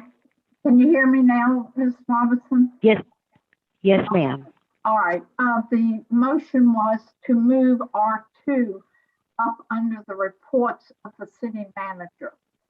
My question to you is that since we have received the communications, emails from you and your paralegal, would it just be correct to eliminate R2, that wording, and leave the communication from citizens under your report? Okay, let me make sure I heard everything. So the question is, because you've received an email, whether it would be more appropriate to simply delete it from the agenda? Is that it? No. R2 ours should go up under the reports of the city manager. But I'm saying the communications from citizens, that discussion, you have prepared and kept us informed of the various jurisdictions around us, how they handle it. So I would like to hear from you on your report. So I would like to leave the report under the city attorney and just eliminate that the wording R2. Okay. Well, I mean, I think that's at the pleasure of council. I did not place this as a report of the city attorney. The information that we provided was subject to or response to a specific question from one person, as opposed to reporting out. But I'm happy to share that information because it has been disseminated to council from two different sources. So I'm happy to share that with you, and it will be a verbatim report as I received it from the other jurisdictions. Thank you. And yeah, go ahead. I'm sorry. Go ahead. no, I as I said, I'm happy to sort of summarize what I received, and that's basically it. Okay, thank you very much. Can I have is there, Ms. Robinson, can you have a roll call, please? No, it's still, I have my hand back up for discussion. My hand raised for discussion too, after Councilor. Okay, Councilor Pelham? Yes, and my thing is, I was gonna say that Mr. Altman also sent us an email about communication with citizens. So I think his, was a little more detail, so that again, since it's an R2 item, definitely should go under his purview. Inquire with him if he's prepared to talk about it, but I think when it comes to that area, it should be placed under R2 under city manager, and if Ms. Robinson has any input based on her research, she can chime in at that time as well. To me, that seems more appropriate. Thank you. Thank you, Councilor Pelham. Councilor Gore? Yes, Councilor Pelham, I'd like to see if you would like to make a friendly amendment to that motion to pull out C4 for the financial report. Also to remove IR1, IR2, IR6, IR8, IR11, and to include the council action form for IR13. I did submit the request for communication with citizens to the agenda that we're discussing under the city attorney. That was submitted previously in the past year. I just retitled it and the cap was missing from the packet. That's for a friendly amendment to add that to your book. I would like to pause you for a second. Within our rules, you are the only one that can, prior to adoption, you're the only one that can take your item off. Right. So that's not, if that's what you're requesting is to remove your items, then that doesn't need to go, you're the only one that can pull it off. Yeah, so I was in the middle of explaining why I wanted them to be removed, because I wanted to be done during a public meeting so that citizens will understand. I didn't know what was going to be on the agenda because I don't see it in draft form. I only see it when it's made public. So I didn't have the option to remove it prior to it being made public. So since it's a public document, I want to remove it publicly. Okay, so you had the agenda from the last meeting. The IRs were requested to be placed back on the agenda. So go ahead and tell me which ones that you want removed so I can have the motion ready. So just for clarity, because this is not meant to be a back and forth type of thing. So the last agenda, the IRs were not on there. I did not personally request for them to be added. So for the public, in regards to your comments, if they look at the last one, they are not on there. So I'm just going to continue with my motion, my ask for Councilor Pelham to continue to request a friendly amendment to the motion that's on the floor right now. And that's to remove to pull out C4 for the financial report, to remove IR1, the Cities of Albertine and Cameron Foundation. That's because it was already discussed at the December meeting. To remove IR2, legislative agenda meeting. That was when I requested for the public to be involved in the selection of the mayor and vice mayor via poll or something for citizens engagement. Council never took action on that last year. Remove IR6. That was the request to be appointed the representative for VML. I share with council that was something I had to do per the bylaws, and council did not take action on that. The decision was that we were not be participating in VML. Remove IR8 to hold a community town hall. I've asked for this for over a year, and council, majority of council doesn't want to do it, so I'm removing that request. We'll continue with our joint board meetings. And to remove IR11, I've asked for council rules to be amended to adjust to the majority of council's new direction that they wanted to take council. That was never obliged, or the work session request, so I'm taking that off the agenda. And then for IR13, as I stated, the CAF that I submitted was not included in the packet. That's just an administrative thing to put the CAF back in. So Councilor Pelham, will you be amenable to the friendly amendments? Yes.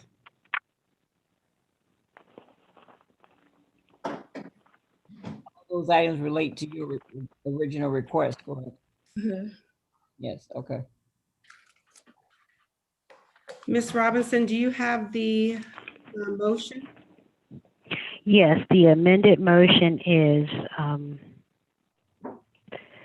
to amend the agenda to move R2 from the city attorney, report of the city attorney, to fall as a report under the city manager, to pull out C4, and to remove IR numbers 1, 2, 6, 8, 11, and relative to 13 to add a CAF. I believe that was the motion, if I got the Got it correct. information. Okay, thank you. Mhm.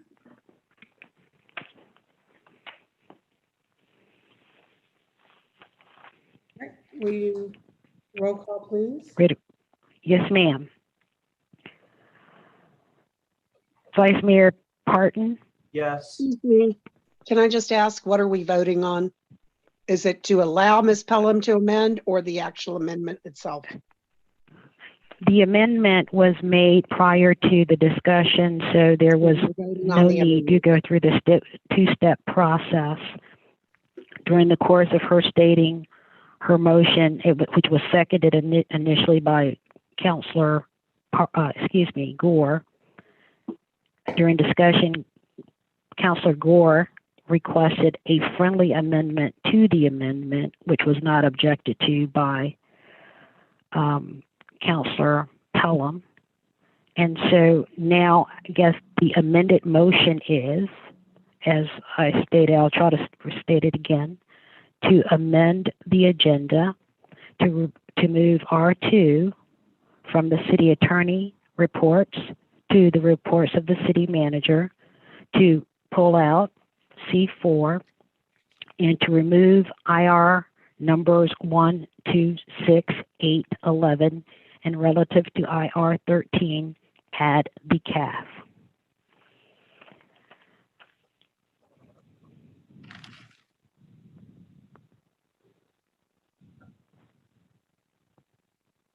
Councilor Randolph, are you clear? As mud. Okay, roll call, please. Vice Mayor Parton, Yes. Councilor Gore, Yes. Councilor Denton,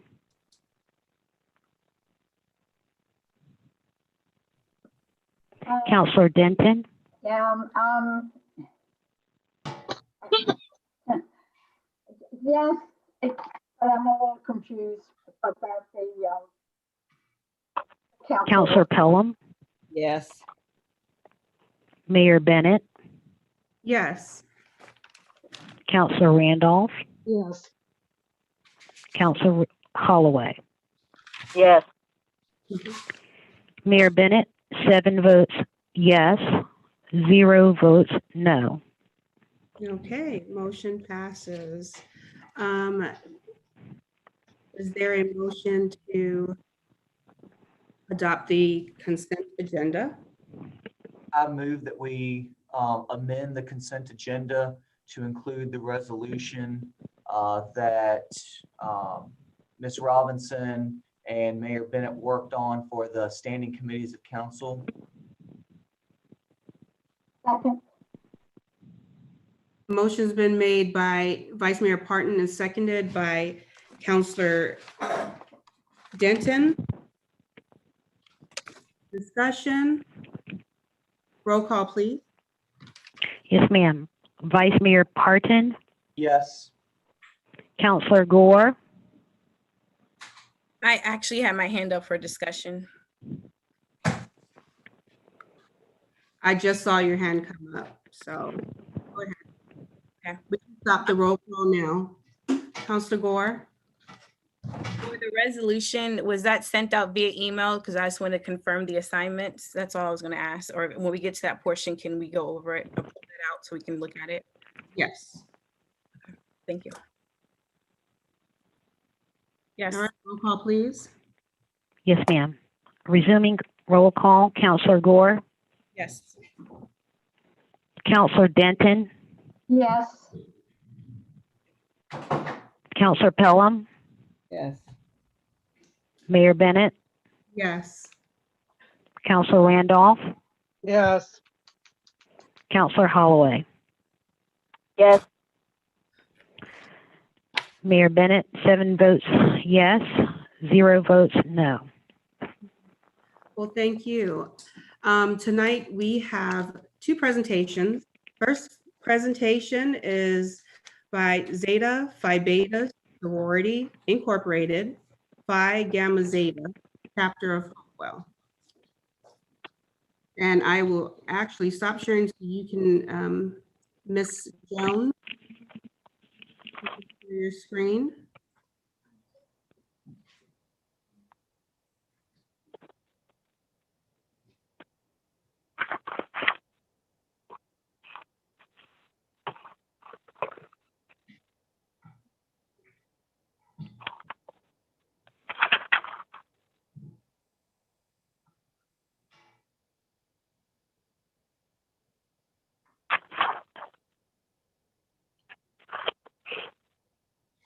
Madam Mayor, I have a point of order while they're getting situated for their presentation. I'm sorry. I have a point of order while they're getting situated with their presentation. Does this have to do with their presentation? It has to do with the order of the meeting. Okay. C4 was asked to be pulled out, and that's before C9. So technically we should be talking about the financial report, but since we have guests on the line, I'll ask if we can just be sure to go back to that because C4 comes before C9 and that was pulled out with the approved motion. Definitely. That was also my concern as well. Since this would be discussed, I did not want to have the presenters wait. They've been here since 5:30. So as far as the point of order, you pulled C4, but you did not state where you wanted it to be. So it could have been on, pulled it, and we could have discussed it on an R item. So I will turn this to the city attorney as soon as we're done with the presentations. But No, you don't have to pass it over. I'm just saying is after the presentation is due C4 because I don't want them to wait either. That's all I'm just. Okay, well, I'm going to talk to the city attorney about how we're going to discuss C4 since we did not have a placement for it. Okay, thank you. Ms. Thompson and Ms. Jones, are you ready? Yes, this is Misty Thompson. Can you hear me? Yes. Yes. Okay, greetings, Madam Mayor, Madam City Attorney, and council members.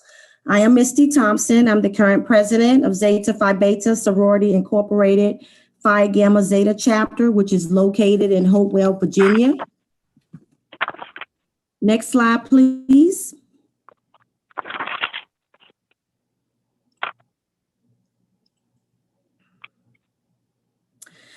Tonight, I'm excited to provide a brief overview of the organization and the national and local programs in which we support. So to give you a little bit background about Zeta Phi Beta Sorority Incorporated, Zeta Phi Beta Sorority Incorporated is an international historically African-American Greek letter sorority that was founded on the principles of scholarship, service, sisterhood, and finer womanhood on January 16, 1920 at Howard University by 5 highly principled women who are affectionately known as the 5 Pearls. Fast forward 101 years, the sorority has chartered 800 plus chapters internationally and has grown to a membership of approximately 125,000 plus women. To give you a little bit of background about our chapter history, Phi Gamma Zeta, which is the chapter that's presenting tonight, was chartered on March 12, 2007, and is home to a diverse group of dynamic, energetic, college-educated, and professional women who not only serve the city of Hopewell, but Fort Lee and Prince George as well. I want to talk a little bit about tonight about our national programs. The sorority has a plethora of national programs. We have our Elder Care Initiative, Stork's Nest, Zeta Prematurity Awareness Program, which is a 50-year partnership with the March of Dimes, Adopt a School Program, our premier program, which is Z-Hope, Zeta's helping other people to excel, our Zeta National Educational Foundation, and our social arm of Zeta is entitled Get Engaged. One of the things I want to point out about Get Engaged, an initiative that we recently implemented back in November, was that we not only were in the community to assist assist constituents with voter registration, we also provided 2 food trucks in Ward 4 at Hopewell High School. So we had, on your way in to vote, you could get a meal, and on your way out from voting, you were provided a meal. We partnered with several different organizations to be able to provide those 2 food trucks. And we're hoping that in the near future, we will be able to extend that and provide food trucks in not only one ward, but additional wards as well.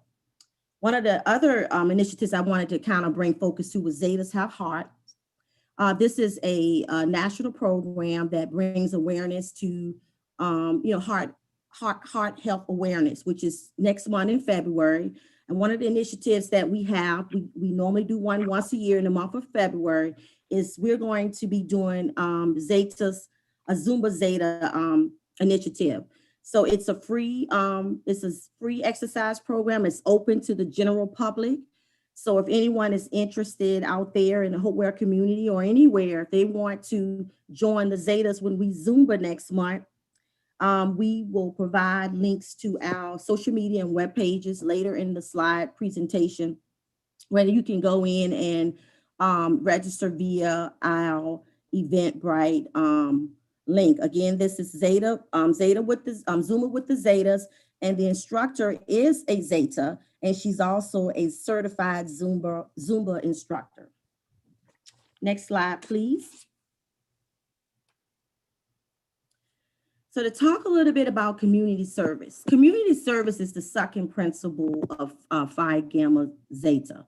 And so I want to focus primarily on the type of community initiatives that we are currently doing in the city of Hopewell, in addition to what we do on a national platform. So currently we have adopted a spot in Hopewell. We've had it for many, many years, where we beautify the Winston Churchill Drive from the intersection of Route 156 to 6th Avenue, which is located right in front of the Carter G. Woodson Middle School. Again, we've had this spot for many, many years. And so we were able to get a sign that is posted in front of the school, because we're out there twice a year, once in the fall and again in the spring. I want to also talk about March of Dimes, on March for Babies is something that we also sponsor on a national platform. This particular initiative is not necessarily done in Hopewell, but but we raise funds by walking in the annual event, which is usually held in the city of Richmond between the months of either March and April. Next slide, please. One of the programs that we do sponsor, that is a national program that we do sponsor in the Hopewell community, is our Adopt the School program. We have currently adopted and have historically adopted Carter G. Woodson Middle School. One of the things we're most proud about for this particular sorority year is that in lieu of providing school supplies to the school, we opened a cold and flu closet in September of 2020 on the first day of school. And this particular cold and flu closet is accepting donations from the general public, but we provide PPE to not only the school administrators, but also the teachers and the students. And again, we are always taking donations, and because we are a tax deductible, an agency where our donations are tax deductible, you may, or anyone in the community may donate towards the cold and flu closet. It's an excellent initiative that we champion. We're very proud of it because we're able to provide the PPE to the teachers, the students, as well as the administrators. Another component of the Adopt the School program is around the holidays, we provide 3 Thanksgiving baskets and 3 Christmas baskets to families within the Carter G. Woodson Middle School. It's one basket per grade level. So 6 families total benefit from a Thanksgiving and Christmas baskets that we provide. And additionally, around Christmas, we adopt a student from each grade level. So 3 additional students are given either a gift certificate, or they provide us with a list of things that they may want for Christmas, and we accommodate their requests. Another initiative that we currently champion is we provide item donations as well as monetary donations to the Hopewell Food Bank. We're ramping up on our underwear drive. We are a chapter filled with women who are in the armed services and veterans. And so we have various veterans related initiatives that we champion. On the slide, you see blanket drive, but not only do we do blankets, we do toiletries, underwear, whatever the need is, we are there to provide that service. We also do wigs for awareness for the American Cancer Society. We have Women's Veterans Rock. And again, we acknowledge premature awareness through our March of Dimes program. Again, we partner with this organization for the past 50 years. Next slide, please. So I want to talk a little bit about our scholarship program, which is our first principle. Again, I mentioned we have 4 principles: scholarship, service, sisterhood, and finer womanhood. So the Phi Gamma Zeta chapter currently sponsors the Tiffany Marie Dixon Memorial Scholarship, which has an award value of $1,050. The scholarship is awarded to a high school female senior who meets the eligibility requirements. Some of the outreach methods that we have deployed are we have mailed scholarship applications to 30 Hopewell churches. We've mailed applications to the Hopewell High School as well as Hopewell private schools. We are serious about giving away this money. We are registered on scholarship.com, and we're currently advertising on our social media pages as well as our website. So if you know of a female senior who is interested in some extra money for school, we are currently giving away $1,050, a scholarship that will be awarded in the summer of 2021. In addition to our own local scholarship, we have, the Zetas have a nonprofit organization that consists of 15 scholarships of various award values. One of the ones that I most recently viewed has a value of $125,000. The cool thing about the ZNEF Scholarship Foundation is that they have a 24-hour portal that a female student can be, she can access, she can be guided through the application process. And based on how she answers her questions, she will be matched with a scholarship that best fits her needs. Again, any types of donations towards scholarships are tax deductible, and you can donate via PayPal, Cash App, or cash check. We take it all. We have links to these different electronic applications on our webpage, and we strongly encourage you to visit our webpage as well as our social media sites. So the next couple of slides are just slides of us out in the community. So we're not going to just talk about it tonight. We're going to show you that we are all about it. So this first slide that you can see at the top left side of your screen, we're out at Carter G. Woodson Middle School in our gear, and we are cleaning and beautifying the street in front of the Carter G. Woodson Middle School. In addition to that, we have a Read Across America program. We're dressed in our royal blue and white and our Dr. Seuss hats, and we're reading to the elementary school children in the Hopewell, Virginia area. In addition to that, we were out for voter registration, and we were actually able to register one constituent to vote in the November 3rd election. And I mentioned previously that we do like food baskets. And so in the middle of the screen, we have a couple of us standing out in front of the school, socially distanced, of course, and wearing our masks. And we had just dropped off 3 Thanksgiving baskets.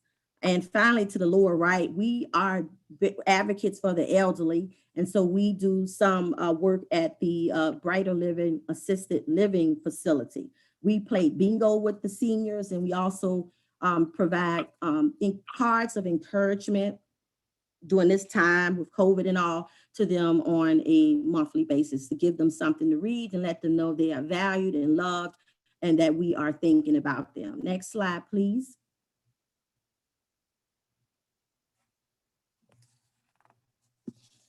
So I'm not gonna spend a whole lot of time talking about the slides, but you can see here that, again, we're out in the community. We also have national campaigns like anti-bullying, and the anti-bullying color is orange. And so we're there. We have a couple of teachers in our chapter. And so they are proponents of no bullying, as well as the other ladies who are non-teachers. But we say no to bullying. On Veterans Day, we're out there at the veterans facilities. We're giving out supplies. We're opening up cold and flu closets.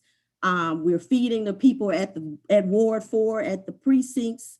And we're, again, wearing our mask and socially distancing. We are in the community and we are ready to serve. Next slide, please.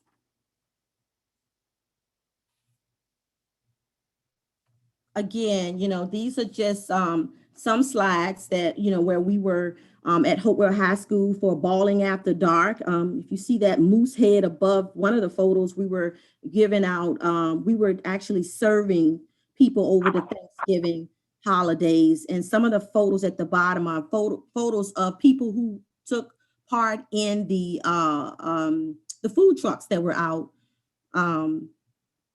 at the voter precinct.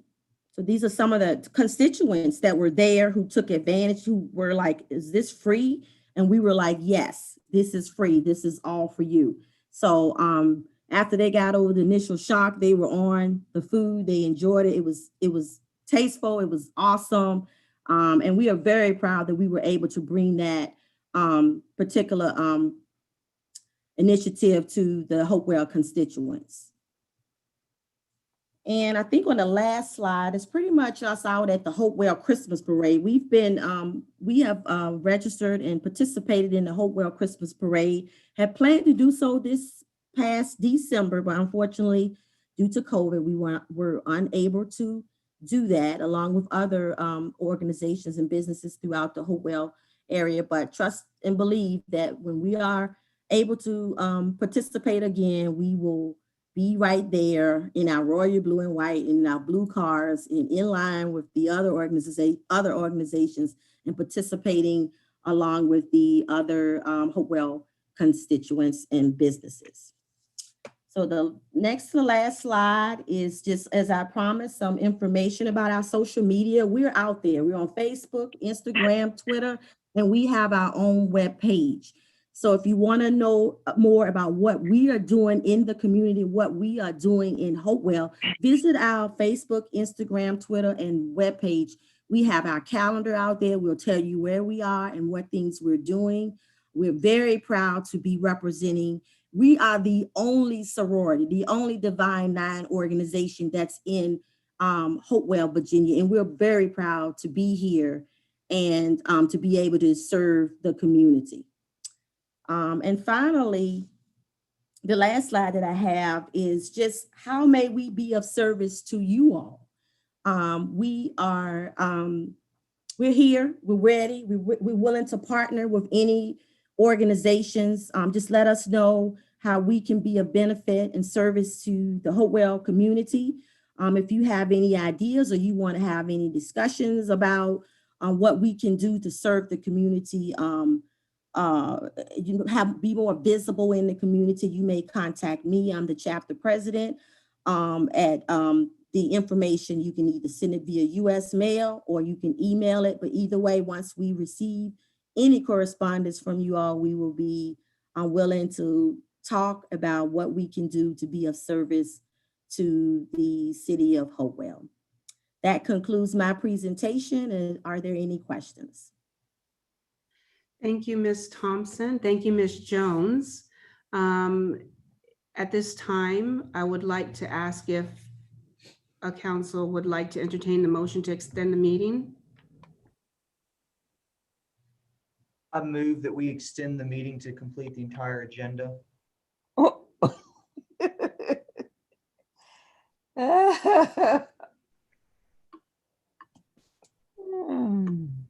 Second. The motion's been made by Vice Mayor Parton, seconded by Mayor Bennett. Any discussion? Roll call, please.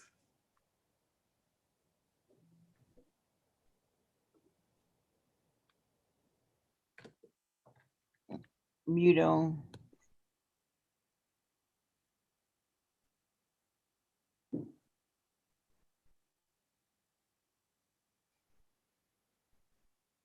Whew.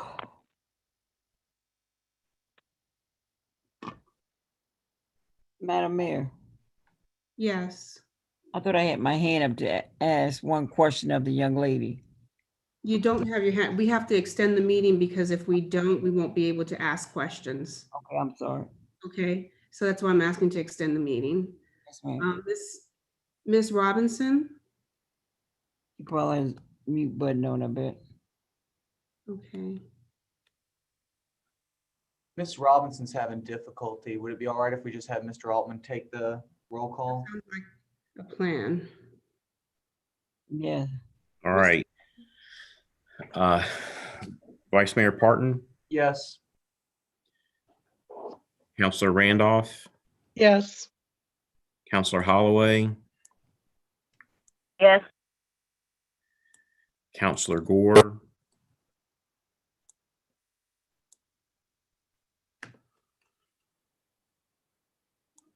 Councilor Gore, Yes. Councilor Denton,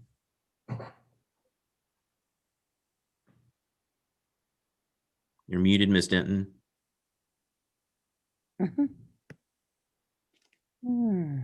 Sorry, yes. Councilor Pelham, Yes. and Mayor Bennett. Yes. Motion carries 7-0 to extend the meeting to the end of the to complete the agenda. Thank you. I had a question, ma'am. Yes. Ma'am, thank you for your presentation. Just one question. Do you ever work with the other sororities and fraternities on campus to do anything? Has anyone ever expanded that or ever collaborate with each other to do things together or work on a project?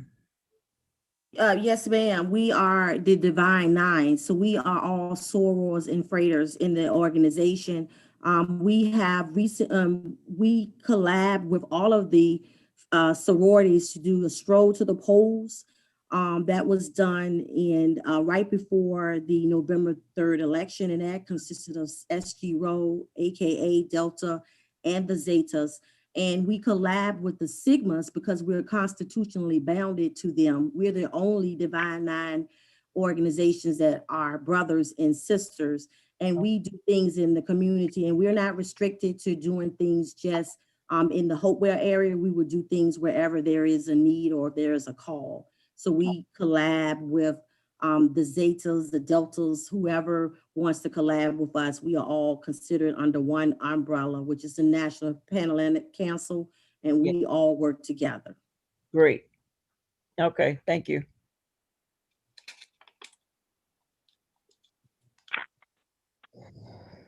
Okay.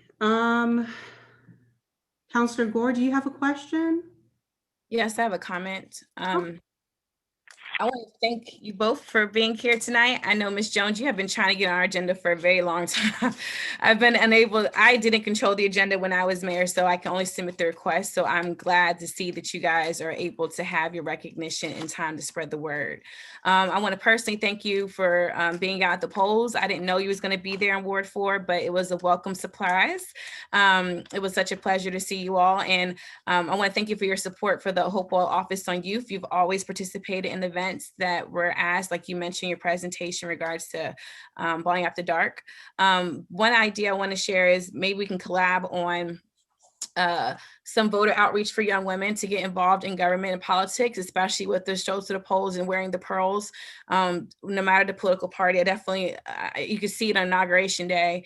All the little girls in front of their computer screens, raising their hands to take, the oath of office with our new vice president. And so if you were interested in trying to collab on that, I would like to do like a webinar or something we can do for young ladies to introduce them to government. I have both your contact information. I'll be reaching out, but I'm so glad that you're able to present finally, and thank you for being a beacon in our community. My pleasure.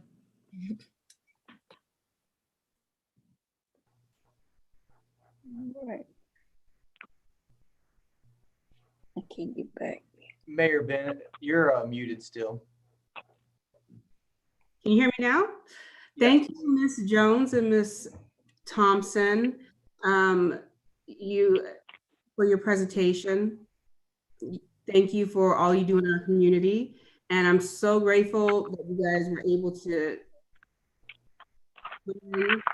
this evening. So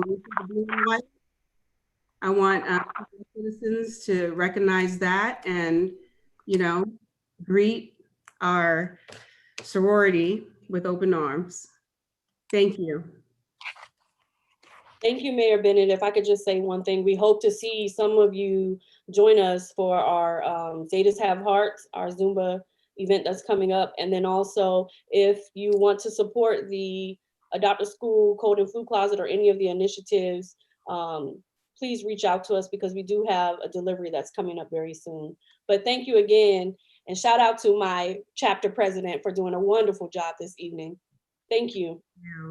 Yeah. Okay, and now we have another presenter this evening, and that will be the Hopewell Downtown Partnership. Hi, yes, I'm Heather Line. I'm the director of the Hopewell Downtown Partnership, and I've been with you in Hopewell for about 6 months now. So thank you for having me, Mayor, Vice Mayor, Madam City Attorney, Councilors.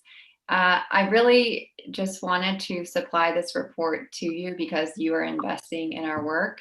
And I wanted you to see what we've actually accomplished and what your return on investment has been this past year, even though it was a very unique year and especially challenging. So I'm going to go ahead and share my screen. But I also wanted to start with the question that I know a lot of people ask, which is why downtown, or why do we focus a lot on downtown? Obviously, that's within my organizational mission, but Also, a lot of downtowns have been proven through studies by the International Downtown Association and the National Main Street Center that although they often take up a very small portion of the total landmass of the community, they tend to generate a lot of return overall.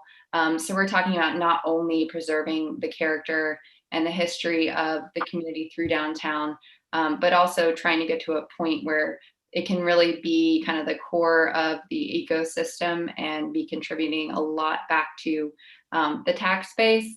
And also everyone is looking for more walkability in their lives. And I think especially through COVID, all of the incredible natural resources we have adjacent to downtown are really going to help Hopewell thrive in the future. So this is my annual report to City Council. As you know, this is maybe a little bit different than what Evan had done in the past. I also wanted to make sure that our organization moving forward produces an annual report every year. So this is also going to be the basis for our first organizational annual report. We're just trying to be really, transparent as we move forward. So I'll go ahead and hopefully I don't scroll this too quickly for y'all. So I think most of you are familiar with the Hopewell Downtown Partnership at this point. We are an accredited Main Street community, which is the highest level that a community can achieve. So every year, I actually just submitted it, but we submit a very lengthy report to Virginia Main Street, which is coordinated by the Department of Housing and Community Development to maintain that accredited status for Hopewell. And that helps us to secure and leverage more funding for Hopewell that we can get as a nonprofit that the city can't necessarily obtain. And it also helps us to, market Hopewell through a lot of tourism venues. And then we also receive a really incredible amount of technical support through the Department of Housing and Community Development, as well as the National Main Street Center. So, for example, there is a platform that I can post on. So if you ever have any questions or you're wondering about how are they doing it, in Timbuktu, then you can always ask me to post something. And for example, I just made a post the other day and I received 10 responses in one afternoon from Main Street directors and people that are part of the National Main Street Network all over the country. So it's a really, really valuable resource and constantly trying to be innovative in what we're doing in Hopewell and what we're doing in partnership with the city and other organizations in town. So as you can see here, our objectives or our focal areas are, they're modeled after the National Main Street Center's 4-point approach. So we focus on economic vitality, design, promotion, and organization. And I'll just share this other screen so you can kind of see some of the questions that we're trying to ask ourselves when we're trying to focus on these areas. And we actually structure our board in a similar fashion. So we have 4 committees in addition to just our regular board that are centered around these different points. And this is just a really holistic way to approach preservation-based economic development, which is what we're trying to do. And we also have community members on all of those committees. We are trying to recruit some more community members. It's been a little bit of a transition period, as you know, with me starting in this position, kind of reestablishing the way that we're going to be doing some things as an organization. So I'll move on. We can talk about economic vitality. So I'm really pleased to announce that we did not lose any major, brick and mortar businesses in downtown as a result of the pandemic. So really, that's just wonderful news. I don't know if many other communities can say that. We were able to disperse some funds right at the onset of the pandemic in the spring, and then we've kind of finished those up when I started in the summer. So we were able to give $20,000 out to small businesses operating in our downtown, and that was just an open application. And then in addition to that, obviously the city has been able to do a great deal through CARES Act funding, and we've been able to partner with the city to design the small business marketing program.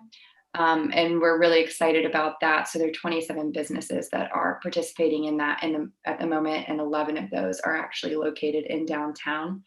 And, I just wanted to just make a statement about, I think our relationship with the city has been really phenomenal. I work very closely with Stacy and Charlie and March, also everyone on this call, as well as Tavia and Chris Ward and Aaron Reed Miller. So those are people that I'm touching base with all the time, and everyone's been so supportive and helpful. So I really appreciate that. And I think that collaboration being strong is really showing and paying off in all of our work together. So I'm not going to touch on every point that we have here just to kind of keep things moving along, but obviously, we can open it up for questions at the end, and anything that you want me to dive deeper into, I'm happy to do that. I will say Gun Cotton Coffee reopening, we've shared that we were involved in it, but we haven't maybe made it clear what our role was in making sure that business reopened. So we actually were able to initiate a conversation with Cap Up, the nonprofit that actually owns that building and has the loan through the Department of Housing and Community Development on that building, on the revitalization or renovation of that building. So we were actually able to get them to have a conversation with us, and we're able to negotiate, liaising them with some of our local business owners and getting them to kind of hand over that business and to allow them to reopen. So we're really appreciative to Cap Up for being open to that. But to be completely honest, I think that business would have gone under if we weren't able to get them to speak to us. So we're really thrilled about that. And also the fact that we were able to come to a solution with some of our local entrepreneurs that are already working and contributing to downtown. When it comes to design, we were able to do some really neat things this year through some funding from CultureWorks, which is an organization, a nonprofit in Richmond that supports the arts and artists and just generally connectivity between the artistic community. So through a grant from them, we were actually able to fund 5 different creative projects ranging from murals. None of them are up on walls, but an individual mural. We were able to fund costumes for the Virginia Academy of Dance, and they did several dances out in public around downtown at the farmers market. They did one at the community center, and they also did one by the Christmas tree downtown in an effort to try and expose more people to dance and to bring some joy to everyone during COVID by taking it kind of out into the neighborhoods and out into downtown. Daniel Jones did a phenomenal job with his Hopewell Portrait Project, which if you haven't seen it, it's still up at Gun Cotton for a couple more days. And then we're going to be showcasing Dr. DeCarlo's You and Me Too project, which some of you participated in that first sort of virtual reveal call that we had that featured a lot of Hopewell High School poetry students. And it was just really, really incredible. So that's going to continue to roll out throughout the spring. Eliza Lamb, we had a really wonderful partnership with her. We also run the Hopewell Farmers Market, and she partnered with the food pantry and actually printed and pressed, or designed and pressed, I should say, 125 tea towels that are Hopewell Proud tea towels. There are a couple left, I think, that are also for sale in the Gardener's Gate, Wonder City Bakery, and Haley's Honey. So you can grab those, and she might make more, but she gave 125 to the food pantry. And we also put a tag on those tea towels so that when families are receiving them, they would know that our farmers market is SNAP and EBT eligible. So we've really been trying to make these creative projects also have some kind of real impact when it comes to inclusivity and making sure that people know about what we can do for them in downtown. We also have been working on a potential landscaping and streetscape design for the area that encloses Lion X, the old Napa building, Quick Lunch Roja, and Saucy's. So that block right there, where we've been trying to get some help through the land planning and design associates to look at whatever old plans exist that might be in hard copy on computers or in a shared drive that relate to downtown to see, okay, where are we when it comes to this block and where can we go from here? So we have a proposal in place, and that is with Tavia. And I think March also, I CC'd on him on that. So whatever the city thinks would be helpful with that proposal, we can help spearhead that and just be a value add capacity wise when we're dealing with so many projects as everyone is right now. That's what we're really trying to do, is how can we help kind of push the needle forward in areas where we're all trying to push that needle. So I will continue down. One other thing, we often do get ABC licenses to help businesses that maybe don't have that capacity, and to also get ABC licenses for outdoor events. So we're currently getting one for Gun Cotton for them to do a prefix Valentine's Day dinner. I think there's a couple more tickets left for that. And that's going to be featuring a chef from Upper Shirley Vineyards and also Ashton Creek Wines. So there might be a couple tables left if you guys are looking for things to do. And finally, organization. This committee is really more focused on how do we market HDP as an organization? How do we partner well with different members of the community? How do we develop our own capacity? And we did, I'm very excited to say, and I feel really fortunate that we did this, a little bit after I started. So I had my feet somewhat under me, but we went through a strategic planning process with the Vice President of Revitalization Programs from the National Main Street Center. And we did have, so Chris Ward is our staff liaison for the city. So he participated in that. And then Charlie and Stacy participated at the beginning of that, just to make sure that, we had someone kind of checking us if we were dreaming about things, and you say like, hold on a minute, let's think about what we need to do step by step and city-wise. So they did participate on some of those calls. And I can actually share that document with you if I can figure out how to switch this really quickly.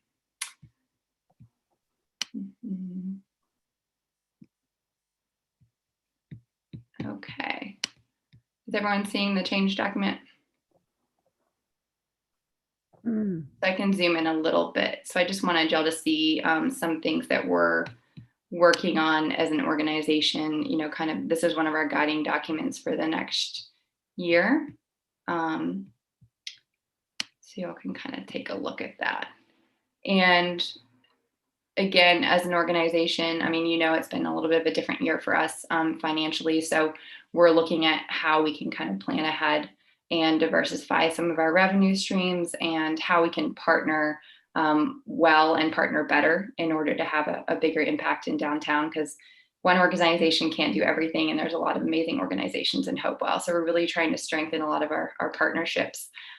When it comes to promotion, we're also trying to think through how can we have events in downtown that are pulling from different groups in the community, and how can maybe we attract some events that are already happening to downtown. So how can we kind of be, a better host when it comes to everything that we're doing downtown, and how can we continue to highlight our business community.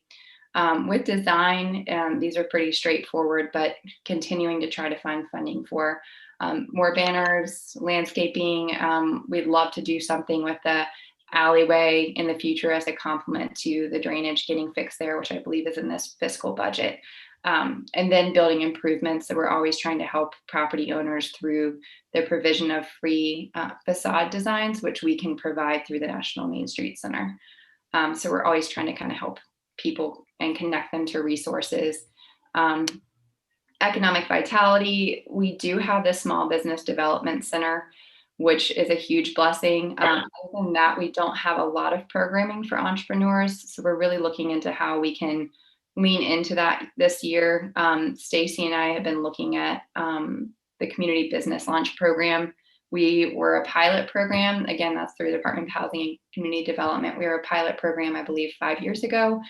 They've worked out a lot of kinks, and we are actually able to apply again. So they opened that back up to any community because of COVID. So the goal of that is to identify vacant spaces in your downtown, as well as entrepreneurs, and try to really match those and provide training to those entrepreneurs or business owners that want to expand. So I think they've strengthened that program a lot, and it could be a really good thing for us. I think everything else is pretty explanatory other than maybe the transformation strategies that are mentioned. So our transformation strategies as an organization, when looking at downtown and getting a lot of feedback over the years from community members, we really feel like the arts, outdoor recreation, and sort of a small scale producer or makers culture could be really beneficial kind of strategies when we're thinking about how to develop downtown and how to enhance downtown. An example of a small scale producer would be Legacy Roasting or Haley's Honey. Both of those businesses are in charge of their product from start to production. So that's what that means. And then of course, figuring out how to continue to celebrate our waterfront identity and make more people aware of that. So I just wanted to kind of have you guys see what what our guiding light is at the moment. So I think that's really all I have. It's a pretty straightforward report here, just some pictures from the year that I wanted to put on there. I guess all of this to say is that we're really excited. I'll leave this up, I guess, in case any of you have questions and I need to scroll back, but we're really excited about the direction of downtown. We have a considerable number of young entrepreneurs that are investing in downtown and starting businesses. I think that's incredibly exciting. The vacancy rate is continuing to kind of slowly get chipped away at, and the property value assessment, even though, I think as it was mentioned in a conversation earlier, those can go down over time. We're sticking right around at that, $30 million amount for the historic downtown district, which is exciting. And I think we keep doing what we're doing, and we keep partnering well, and we keep collaborating well with the city. And again, we just want to be that dedicated ambassador for downtown and be a value add to all the important work that you're doing. So I had a couple questions for you. I don't know if you want to ask me questions first, so just let me know how you'd like me to proceed.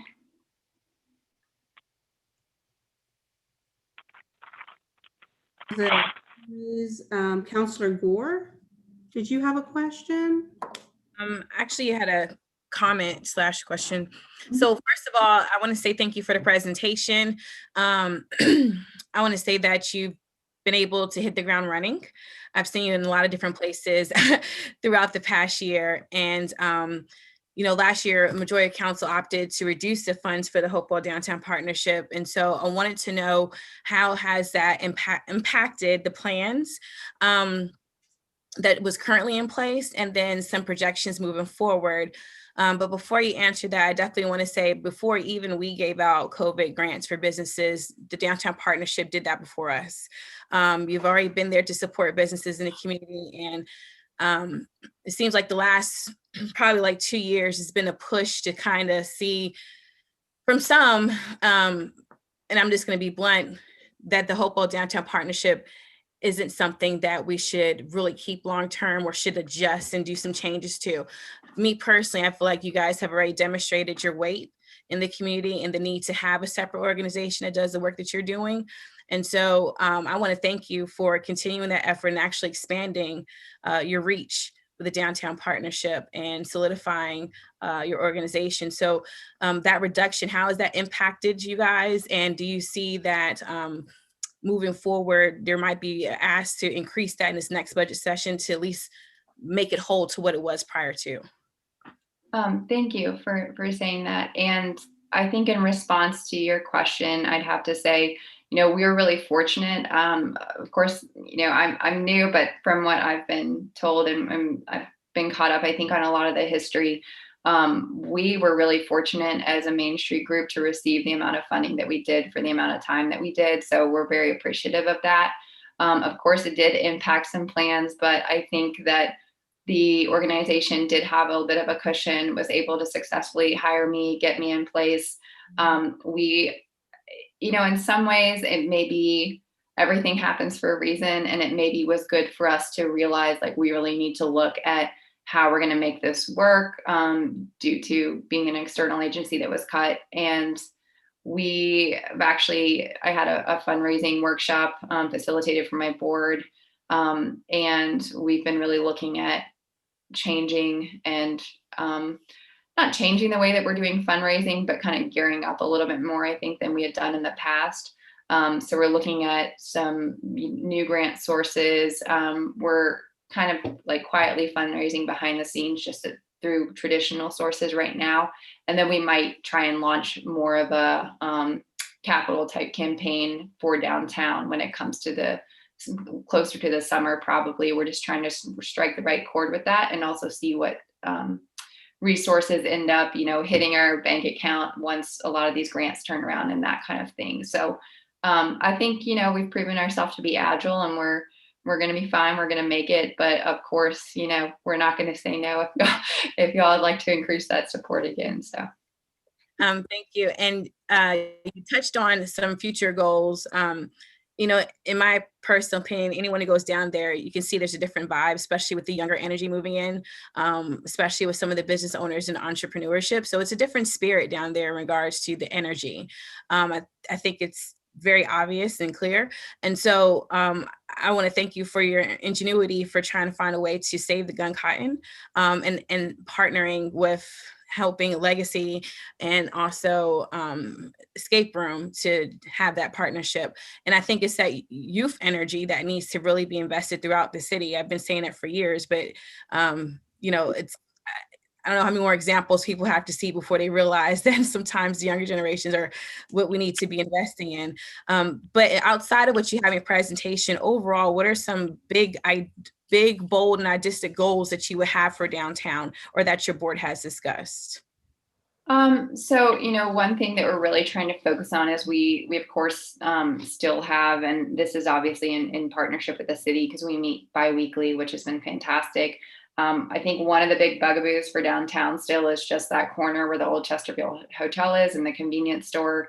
That is just a matter of finding the right developers who are willing to take that on. We've had some conversations. Obviously, there's been a spike in the cost of materials since the beginning of the year. So that's impacting some things. But if we can get the right developer in place there and we can get the right gap funding for them, that's going to be huge for downtown. So that is always like a big, hairy goal for all of us that are focusing on downtown. But, in addition to that, I really think that, and some people have actually voiced this, but I conducted a survey with a lot of our business owners it was November, kind of into early December. And we wanted to do a merchants mixer, but with COVID, obviously it was not the best time to do it. And it's also a bit difficult to find the right time for everyone in downtown because everyone has different business hours, et cetera. So we ended up doing a survey, and a lot of our business owners are saying that they want to feel more connectivity between long-term businesses and some of the new businesses. So that's something that we're going to be trying to focus on. I think there's been attempts at, merchants mixers and that kind of thing in the past, and it hasn't always taken off. So that's another kind of thing that we're going to try and figure out, and hopefully we can nail it and do it well. Another thing that is tricky with downtown, and really honestly with all downtowns until they get to a point where they're completely developed, is just that there's some tension still with some activity in downtown and some of the business owners, and everyone's trying to go about that in the best way. But I've had some really productive conversations with Chief Ansel and some of the community officers, and they've been great and really responsive. And I think we've just made it clear that if something happens, just go ahead and call and report. And if we can have that log, then downtown will have more support when it comes to that. But that's something I'm still hearing from business owners. They're just struggling a little bit with some of the activity down there. In addition to that, continuing to build out resources and options for entrepreneurs. Actually was talking to the Community Foundation earlier, from a Greater Richmond Community Foundation, because we also want to try to figure out ways as this development effort continues to make sure that it's inclusive and make sure that we're promoting equity by just simply who is going into these vacant spaces. So we're trying to look at how do we recruit more broadly. And, sometimes when you're in a community that's just this person knows that person, this person knows that person. So how do we widen that net a little bit to make sure that everyone's seeing these opportunities. So that's, obviously not the easiest thing to figure out, but it's something that we've talked about on our board, is just making sure that we do what we can to have the development effort be inclusive and be equitable moving forward, so that everyone feels like they have ownership of downtown and like they can see themselves in downtown. So that's another big, goal that we have and that we're trying to work through a little bit.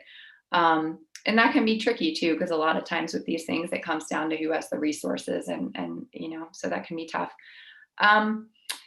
I think I'll talk about one more project that I'm really excited about, that is called the Five and Dime. And we received a little bit of funding from Virginia Tourism for this. The Five and Dime refers to Route 5 and Route 10. So a lot of motorcyclists already ride both of those routes, and they call it the Five and Dime. So the Hopewell Prince George Visitor Center actually already created a small itinerary. And then when I started in my position, I heard it and I thought it was really, really catchy.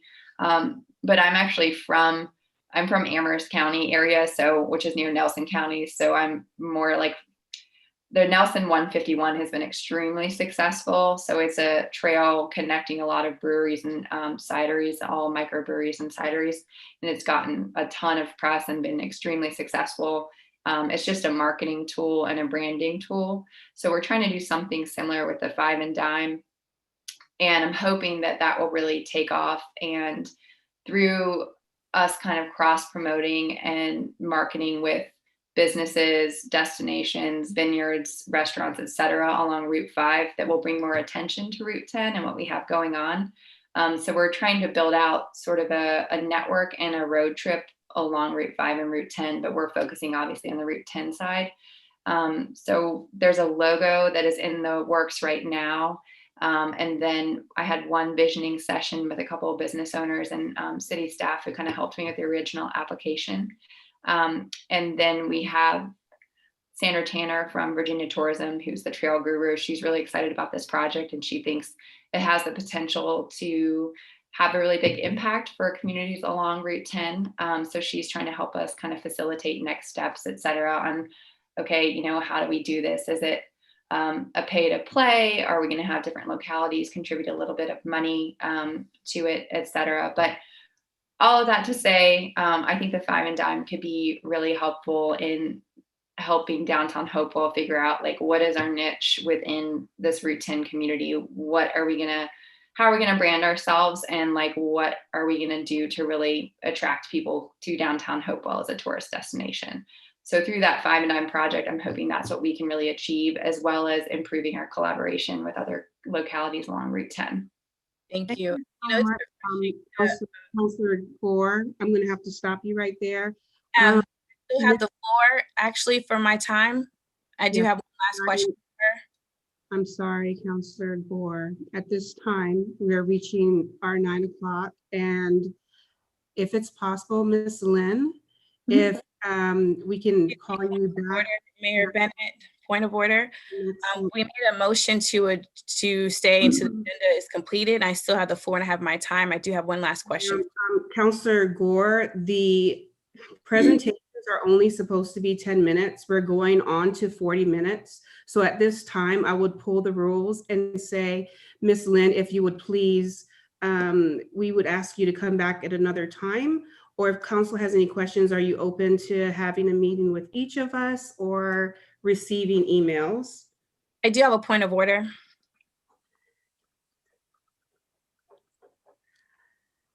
Give me 1 second. Thank you, Ms. Lynn. Yes, I'm open to whatever you would want to do. Yes, we'll definitely call you back. Thank you so much. Before she leaves, I have a point of information for the city attorney. Madam Attorney? Can you hear me? Yes. Yes. Just to verify the rules, the presentation time, that doesn't equate for questions and Q&A, right? That's just for the time for the presentation, correct? Yes, well, it depends on if there's a motion that's been made. So under Rule 203, the limitations of the rule do not apply to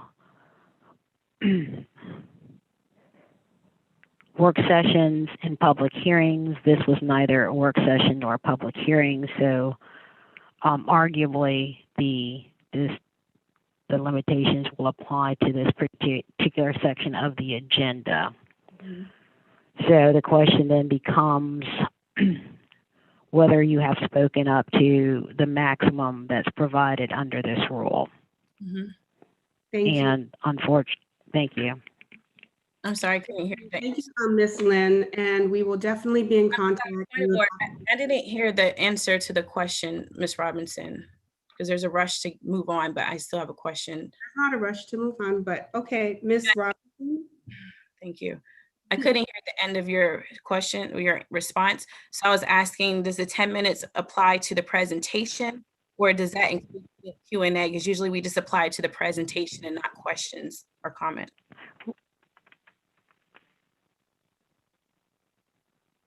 Well, the 10 minutes would apply to what is uttered by the counselor. So I'm just making sure I want to understand what you're saying. I just want verification. Historically, when we have presentations, the time limit is given to the presenters to present. It doesn't include any comments from council because you can't equate that or giving someone time to present. So we say, hey, you have 10 minutes for presentations, and we open the floor. So my question is the 10-minute limit to the presentation and remarks, or just simply the presentation as it has stood? Well, I haven't calculated, and I apologize to the body for this. I haven't run the clock on the total number of times that you've spoken or the total number of minutes it amounts to. However, the presentation has extended well past 15 minutes. So if it's a 10-minute limit for presentation, the presentation has exceeded that. But relative to how much time has been allotted to you and whether you've used it all up, unfortunately, I didn't track your comments that closely, but I would look to Rule 203 to govern how I answered the question. And for each counselor, you have up to 10 minutes. And the way it's written, it would include your motions and any other statements that you made relative to an item. The limitations would not apply if this were a public hearing or work session, as I've indicated. This presentation didn't fall into either of those categories. Thank you, Ms. Robinson. At this time, Ms. Lynn, we will reach back out to you so you can return back to our meeting and have another presentation where we can answer questions. Thank you so much for your time and everything that you're doing for the Hopewell Downtown Partnership. Thank you.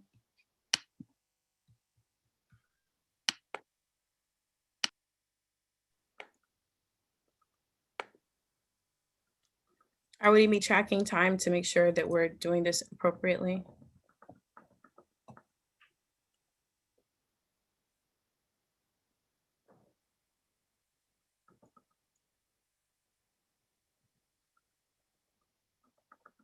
Okay, so moving on to item, the unfinished business one. Mayor Bennett, we need to do the council standing committees resolution. That was, It was already adopted when we did. It was adopted when we did the agenda. Yes, so that was already adopted. Okay, I mean. All right, so now we're moving on to unfinished business one. Mr. Altman?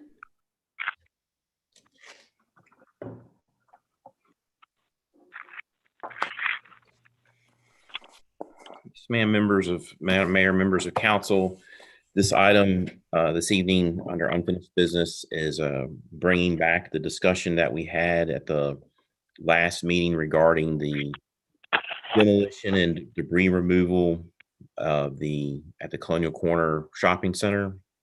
As council recalls, at the last meeting, We, council took action and appropriated $37,900 from the undesignated unassigned fund balance for the asbestos abatement for work at the shopping center, which would then allow us to move forward with having fire undertake the control burn of the building sometime in the February timeframe when it gets nice and cold. And after that is completed, then we'll have to haul away the debris from that is remaining. At the last meeting, there was some discussion about the $60,000 contract amount that we had received. Staff, unfortunately, after our last council meeting in December, where we had discussed this, we told council we would bring it back in January. We had went back to our contractors to have them verify their cost proposals to us. And unfortunately, we put the wrong cost proposal in council's packet. The demolition contract, or the debris removal contractor, B&T Excavating, had revised their estimate on December 16th to $55,000. That cost estimate's in your packet this evening. We are just requesting tonight the appropriation of $55,000 from the unassigned fund balance and authorizations so we can sign the contract and move forward and get the debris contractor in place so we can have everything ready to go when we do get to the point that we are ready to move forward with the demolition aspect and the control burn at the Colonial Corner project. Any questions? I'd be happy to answer them.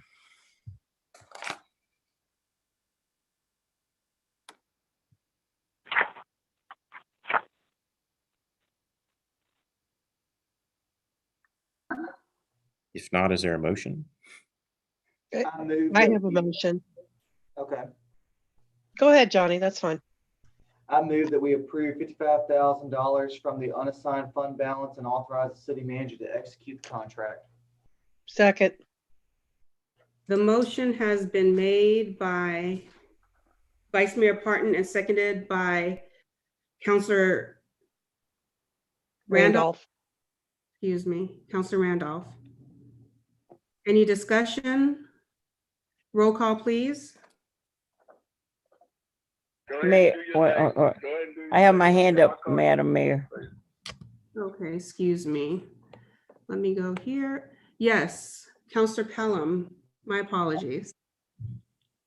I would like Mr. March Altman to explain to me how y'all just forget a whole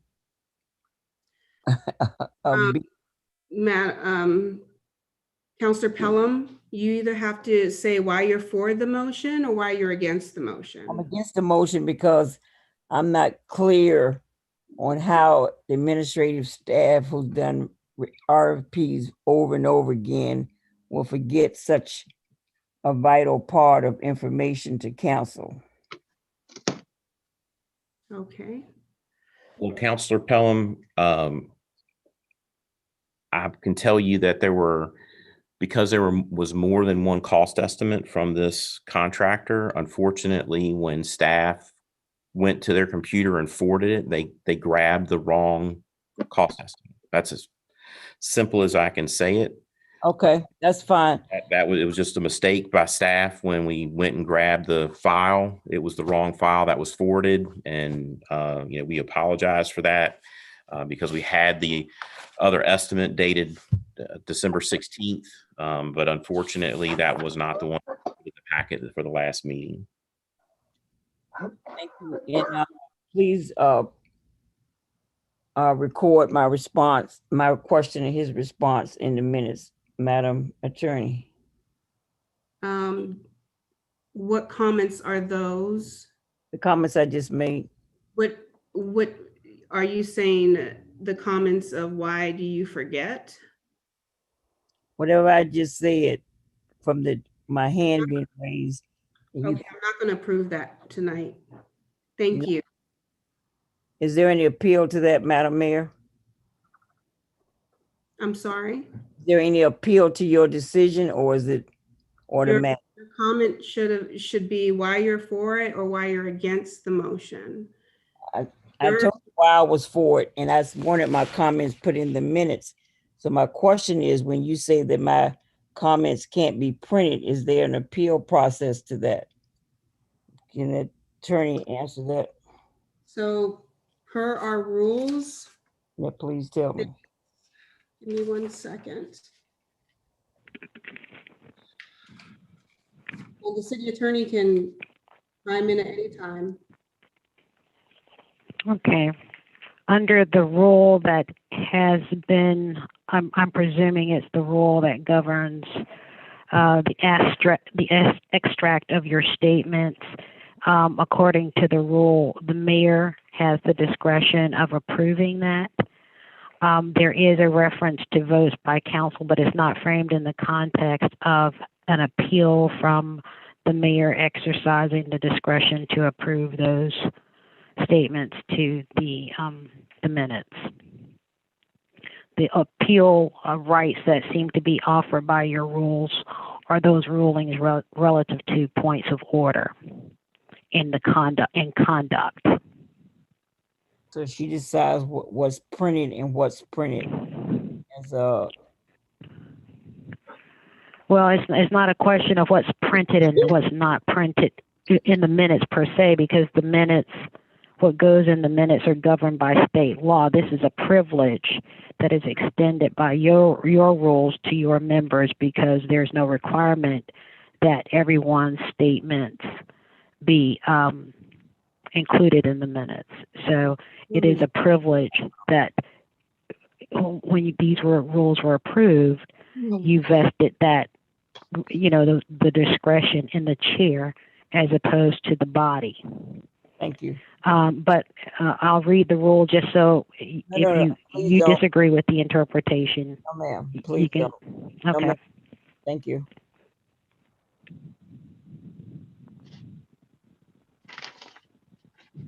Roll call, please. Vice Mayor Parton, Yes. Councilor Gore. Yeah. Councilor Denton. Yes. Councilor Denton. Yes. Councilor Pelham.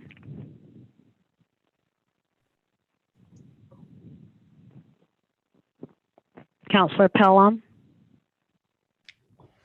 Mayor Bennett. Yes. Councilor Randolph. Yes. Councilor Holloway. Yes. Mayor Bennett, you have 6 votes yes. All right, motion passes.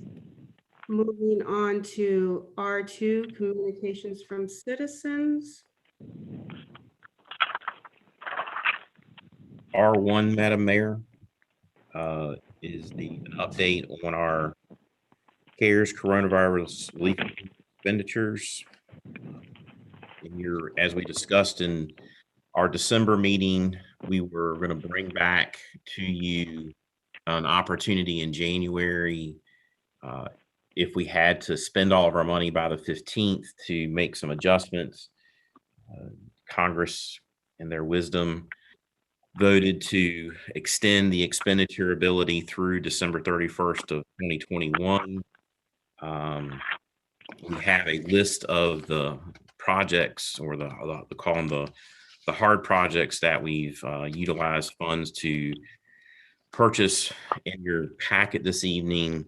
Additionally, of funds that are currently available, we have about $80,000 funds that are uncommitted to any project, and we have about $300,000 that are still available in the rent, mortgage, utility, and the homeless relief areas that Ms. Griffin's managing through our partnerships with Catholic Charities. So if council wished at some point to reallocate some of those funds, we could.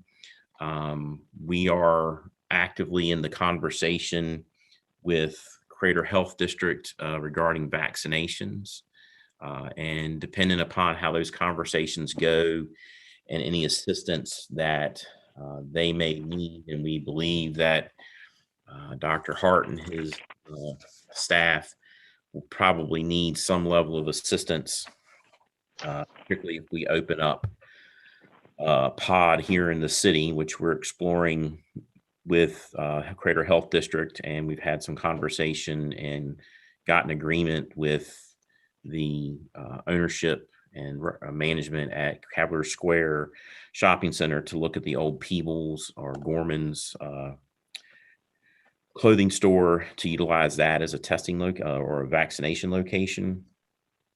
So we're trying to figure out now what those costs may be. We do have funds that are available in the CDBG budget that could address or supplant some of the money that we have set aside for those programs. Certainly not the same amount, but we do have money that if we needed to make some adjustments, we could. We're also hopeful that early word about the proposed package that the Biden administration is developing now will have direct aid to local governments. And hopefully that will come through, and then we'll be able to utilize some of those funds as we move through. We still are undertaking testing, so we're not. We have a test this Friday, and I believe that's Virginia Health Department, the Crater Health District is conducting those tests 10 a.m. to noon on Friday. So go to their webpage and their phone system to register for that. But we still will be looking to supplement those testings with the utilization of the third party to make sure and ensure that our citizens have access to testing. But right now that we know that the vaccine and how that's being distributed and administered is of the utmost importance and on the mind of all of our residents. And we had a close to 2.5 hour conference call yesterday afternoon with Crater Health District. Unfortunately, Crater Health District serves about 150,000 people and covers 1,800 square miles. The cities of Hopewell, Petersburg, Emporia, and the counties of Prince George, Dinwiddie, Surrey, Sussex, and Greensville. Currently, the district is receiving about 800 doses a week of the Moderna vaccine. Next month, which will be next week sometime, they will begin to receive another 975 doses of the Pfizer vaccine. So that gives them about 1,775 doses per week. And we did the rough math. If you gave everyone within the Crater Health District a single vaccination, it would take us about 1.5 years to do those vaccinations at the rate we're at now. The district is receiving about 2% of the doses that are being disseminated through the Commonwealth. And unfortunately, as frustrated as I think some of us are, and we're looking at the health district with some of our frustration, today the state of Virginia dropped to 50th in the country for distribution of the vaccine. So I don't know that this is necessarily an issue that we can completely put on the shoulders of our health district, given the fact that the state is performing so poorly overall. And we are actively trying to find ways that we can move forward. We are still getting our A1 individuals and staff, which we designated as police, fire, and social services, vaccinated with their first vaccines, and some of them will be coming up on their second vaccines here shortly, and moving to our 1B individuals in the community. The problem we're going to have, and that the whole state is going to have, as we move into 1B, which the governor announced last week that we were already in 1B, that those individuals 65 and older qualify, and those individuals 16 to 64 qualify with underlying health conditions. And those underlying health conditions can range from cancer or heart issues to simply being overweight or being a smoker. And that qualifies probably the majority of citizens in the Commonwealth to be able to get their vaccine. And there's not enough to go around at this point in time. During our conference call with Dr. Hart, we were most interested in the path forward. And it became evident to me that one of the issues that comes about for our health district in particular is the overall poor health ratings of the communities. 5 of the communities in our health district are listed in the bottom tier of the health outcomes. And Petersburg is actually the worst health outcome community in the Commonwealth. So moving back to where we were at the beginning of this pandemic, Hopewell, Petersburg, and Emporia all received PPE from the Governor's Health Equity Act group. And it seems that now that we move into the vaccination portion of the pandemic, we are still running into a health equity issue. And I know some of you had discussed with me a need or desire to write a letter or pass a resolution. I would suggest that if we were going to do such a thing, we would send that to the governor and ask him to look at providing additional resources to Crater Health District, given the health outcomes that are prevalent within the district and the needs of the district as compared to others, and ask for his assistance because Dr. Hart and his staff definitively need help. And we need to be able to get more vaccine into the district and administered. So we are going to continue to work with the district to finalize plans for pod here in the city so we can do vaccinations here, not only for staff, but also members of the community. And we are looking at alternatives for that and how we can move forward. But it's been a rather frustrating time as we watch the rollout of the vaccine and have not been able to get any answers to be able to address concerns from our constituents really until yesterday. And unfortunately, the governor was going to have a press conference today. They postponed that press conference until tomorrow.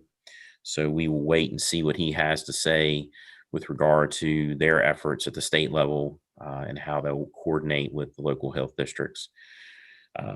We're going to continue to work with Dr. Hart to encourage him to make requests. And one of those would be to call upon the National Guard, who are now involved in vaccination missions, and they've been involved in vaccination missions around the Commonwealth, because that one of the items and high priorities for the health district is vaccinators. So we'll be looking at what we can do with regard to our EMS personnel, school nurses, even retired doctors or nurses. There's a 1-hour training that you have to go through in order to administer the vaccine. And then once that occurs, then you can go and participate and assist in vaccination pods. So rest assured, and I hope the citizens can hear, this is of the utmost importance for us and all of the communities within the health district, as we participated in a pre-call last Thursday and in the call yesterday to move forward. And it was rather sobering. So we are ready, willing, and able to move forward. And we may be coming back to you with regard to some of those encumbered funds for programs if we see the need arises to really address the ability to begin to get vaccinations into the arms of Hopewell residents. That becomes a priority. So hopefully at some point in time, we as a community and the state ultimately can move back to some level of normal. So with that, I'm happy to entertain any questions that council may have with regard to where we are with our coronavirus relief funds. Well, I see Councilor Gore, your hand is up. Yes, thank you. Before I start, Ms. Robinson, I just want to have a point of information. The 10-minute applies to this, and it's only for the amount of time that you speak and not for responses, correct?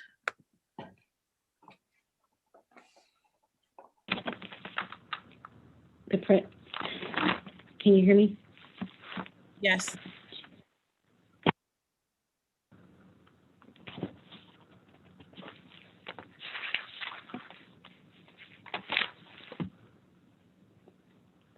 Am I being heard?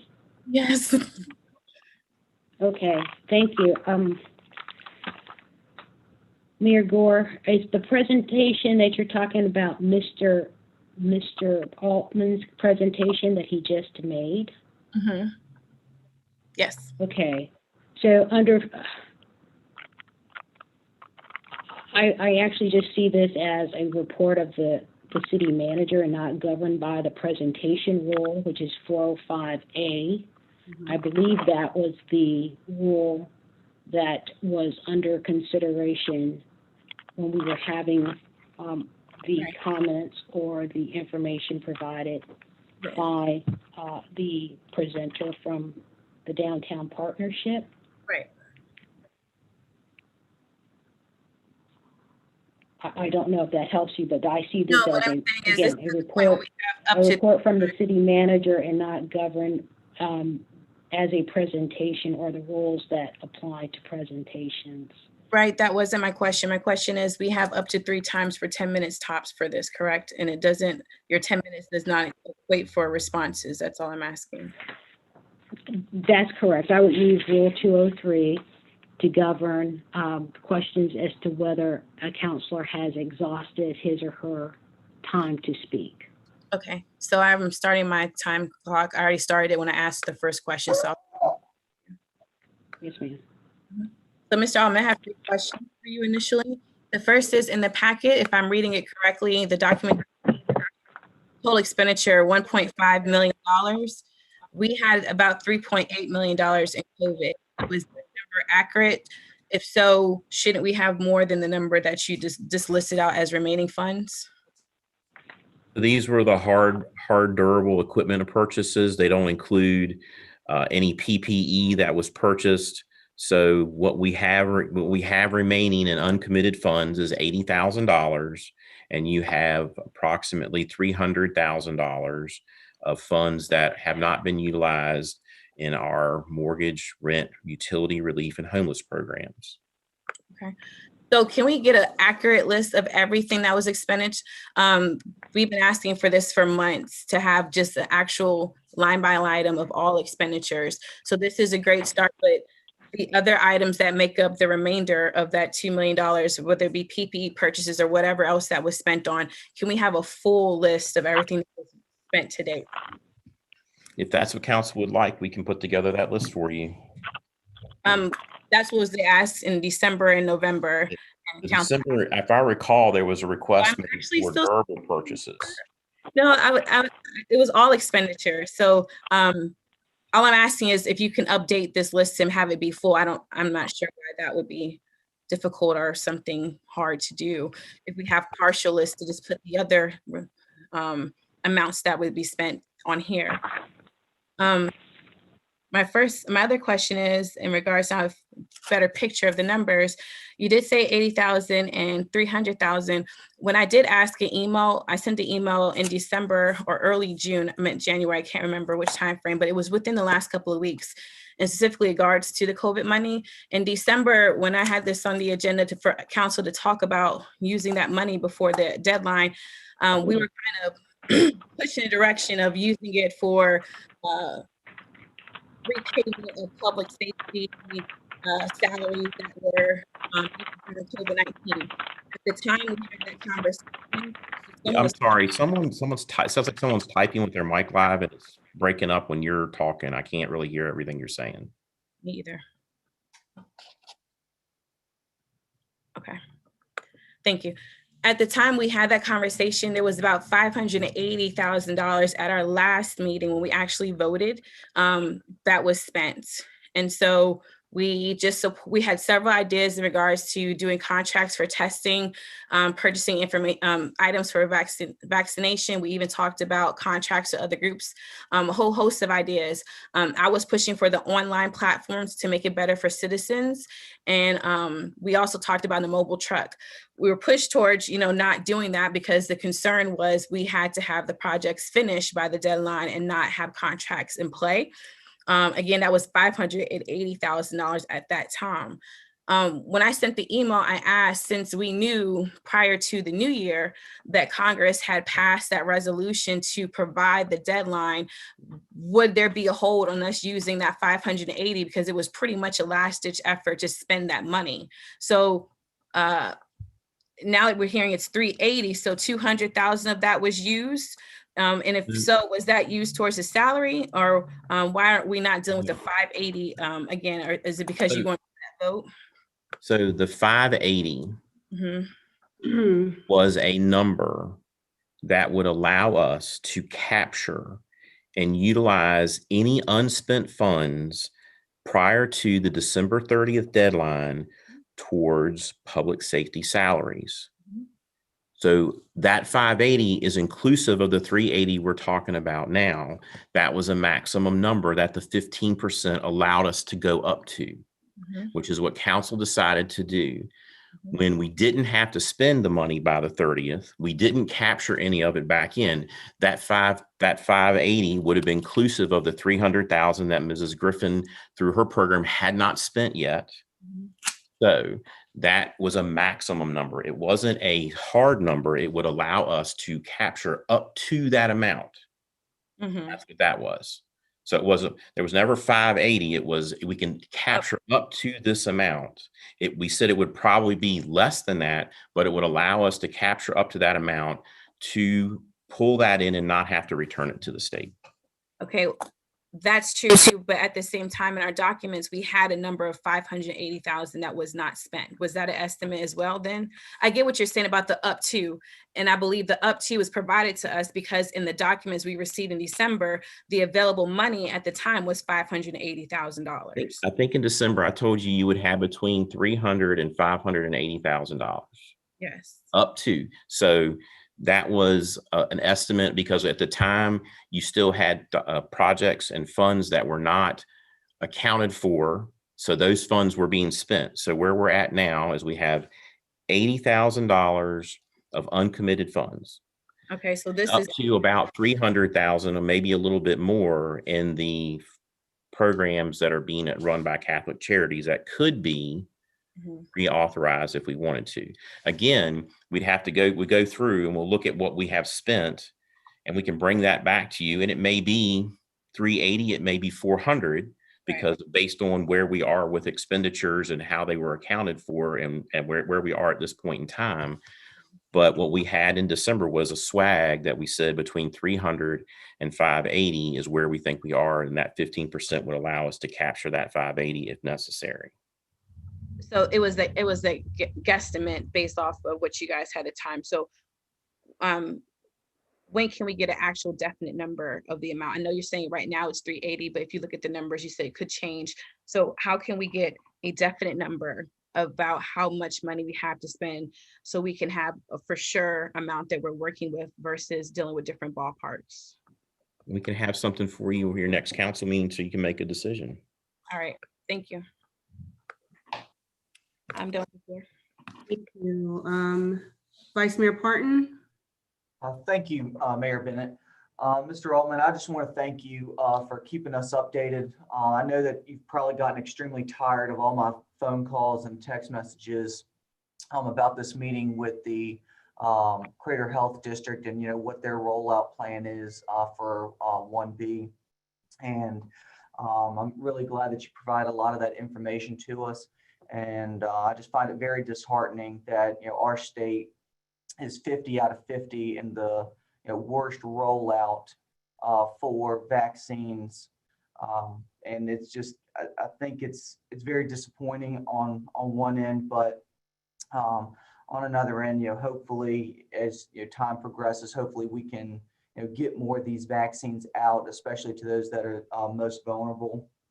So with that, I move that we charge the city manager to compose a letter to the governor, lieutenant governor, the Virginia Department of Health commissioner, Senator Morrissey, and Delegate Corner to request more vaccines, medical support, and logistics support for Hopewell and the entire Crater Health District. Second. Second, oh, you did, okay. The motion's been made by Vice Mayor Parton, seconded by Councilor Denton. Is there a discussion? Mayor Bennett, can you hear me? Yeah, I can hear you now. May I get clarity on the motion? I have moved to charge the city manager to write a letter to the governor, lieutenant governor, and then I lost the rest of the motion. The Virginia Department of Health commissioner, Okay. Senator Morrissey, Mm-hmm. and Delegate Coiner Yes, sir. to request more vaccines, medical support, and logistics support for Hopewell and the entire Crater Health District. Thank you.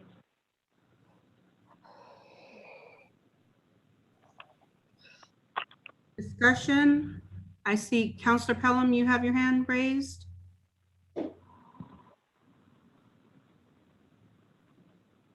Councilor Pelham, your mic is muted. The fact that Virginia is 50, would that have anything to do with us receiving the vaccines from the federal government? Because, partisan politics meant that blue states didn't get stuff first before other states got it. So that could be a consideration the way you write your letter. Yeah, I don't know, Madam Ms. Pelham, but we'll look and do some research with regard to the being ranked 50th, because I think today we dropped to 50. We were 48 2 days ago or something, and we dropped to 50 today. But certainly, can't give out what you don't have. That's my point. and I would absolutely say that certainly factors into how Crater Health can react. If we're not getting the vaccine from a state perspective, he can't get it at the health district perspective, and then push that down into the pods, into the communities.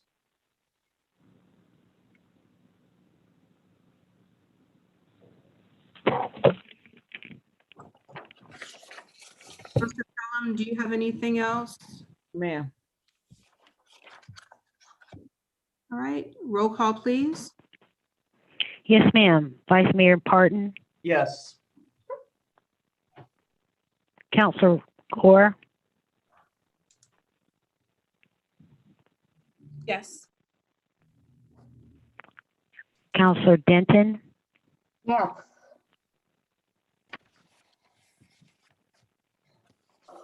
Councilor Pelham,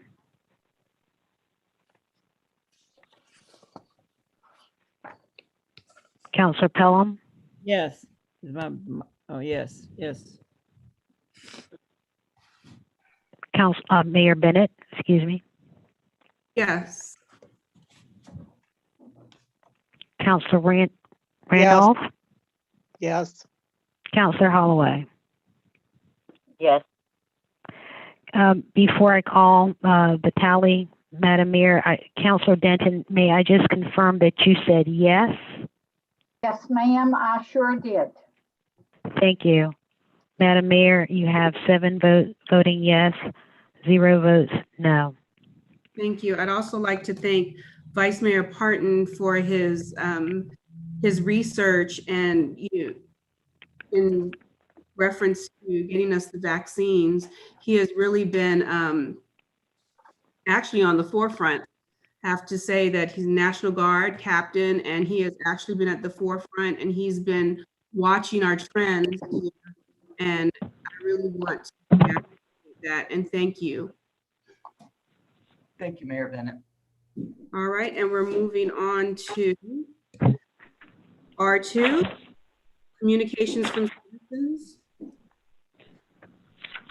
Madam Mayor, This item, tonight's agenda, several counselors had requested at different points in time either information from the city attorney or our office. I understand counselors had conversations with Dr. Manker with regard to this issue of returning it, and there were several people that wanted to discuss it and put it on the agenda.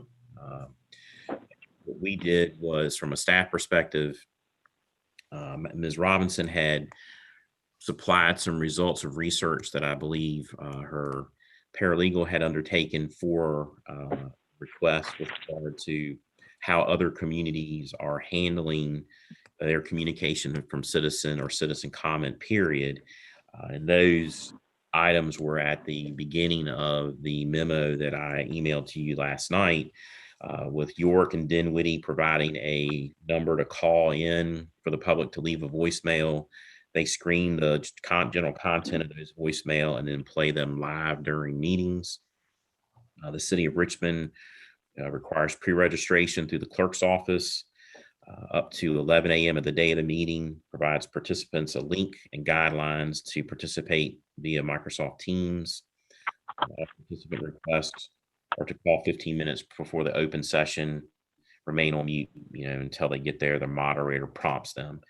Henrico County provides an in-person forum platform or their WebEx. And I think tonight I saw a post where they're going back, they went back virtual, only limiting 10 people into the meeting. So they're encouraging their constituents to participate via their WebEx platform.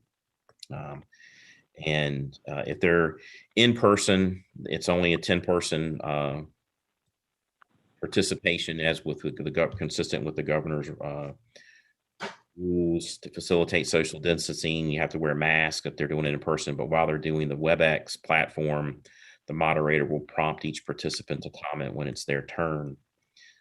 And Culpeper County was the last example that was provided, which uses an email and phone number to be used by the general public, and they have a cutoff of the day prior to participation. Emails are read into the record, and the calls are transcribed and then read into the record. Beyond that, we looked at what Chesterfield County was doing. They're utilizing a online form, that public comment form that is filled out by the citizen, which includes the citizen's name, an email address, the magisterial district that they're in, and the topic they want to comment on. And it limits the individual's comments to 400 words, and then those comments are read into the record. And Prince George also has an online public comment form for citizens to complete, which includes their name, address, topic, and a box to provide the comments in, which are read into the record. As was noted, there several localities are using different platforms. We use Zoom here. Several communities are using Microsoft Teams or a WebEx. The Microsoft Teams is part of the Microsoft Office 360 suite, which is a cloud-based system that provides the user access to multiple of the Microsoft applications. Word, in addition to Word, Excel, Teams is one that can be utilized. We here in the city do not have Office 360. We use the Microsoft suite, but we're not using the cloud-based service. So we're managing our Microsoft in-house, and that keeps the cost down low for us. So as a result, we repurchase Microsoft software as needed. And I believe last year we completed an upgrade of all of our operating system and our Microsoft Office suite for all of our users. So it's a cost-saving item for us. So if we were to go and implement 360 in order to use Teams, there would be obviously a cost to migrate every user to the new cloud, and the ongoing cost, because it's an annual fee when you have Microsoft 360. So that would add an additional cost burden to the city. WebEx, which is a Cisco product, also cloud-based, standalone like Zoom, offers many of the same features of Teams and Zoom. When we were going through our process and looking at what software package we wanted to use, IT did get quotes for WebEx and Zoom. And Zoom was chosen over WebEx because of the cost per user and a discount that we got yearly provided to the organization. So, where we are is a lot of these platforms were really not designed to be used in the way they're being used now. They weren't created to be public meeting software platforms. They were really created to be internal meeting software platforms for our staff here to have virtual meetings, or in the private sector for you to have virtual meetings and meetings with people all across the country. They weren't really meant to operate in a public board or council meeting environment where you have citizen comment, public hearings. This is not why they were ultimately really created. So we're all having to kind of take these softwares and make them work for our purposes. So currently we utilize Zoom with our panelists, and everybody gets an invitation as a panelist. And then we stream to our YouTube channel where citizens can view, but they can't really participate. So you have options in front of you should you want to have citizen comment using Zoom. One of those would be to create a web request form for citizens to sign up. Once they've signed up, we can give them a phone number to call in and participate. So the drawback to that would be when you're calling in by phone, you can't identify the caller, only that the caller has joined. And I'm not picking on Councilor Holloway, but Councilor Holloway's name doesn't appear. Her phone number appears when she joins our meetings. So that's what we're talking about. The pro is it provides some security, as the citizens will not be able to use video, only audio to speak. We can create a web request form for citizens to sign up for comments. Then we can give them credentials to join the meeting with video. Drawback is once you send that code out, that becomes a security risk for access because people can share it with anyone. And I know that we had one meeting, and I can't remember who it was. An individual was having, I think it was Chief Asphalt, was having difficulty joining the meeting. I forwarded him my meeting link. So there were two of me in the meeting that night when my name came up twice because he was using my link. A pro for that is you can identify the caller.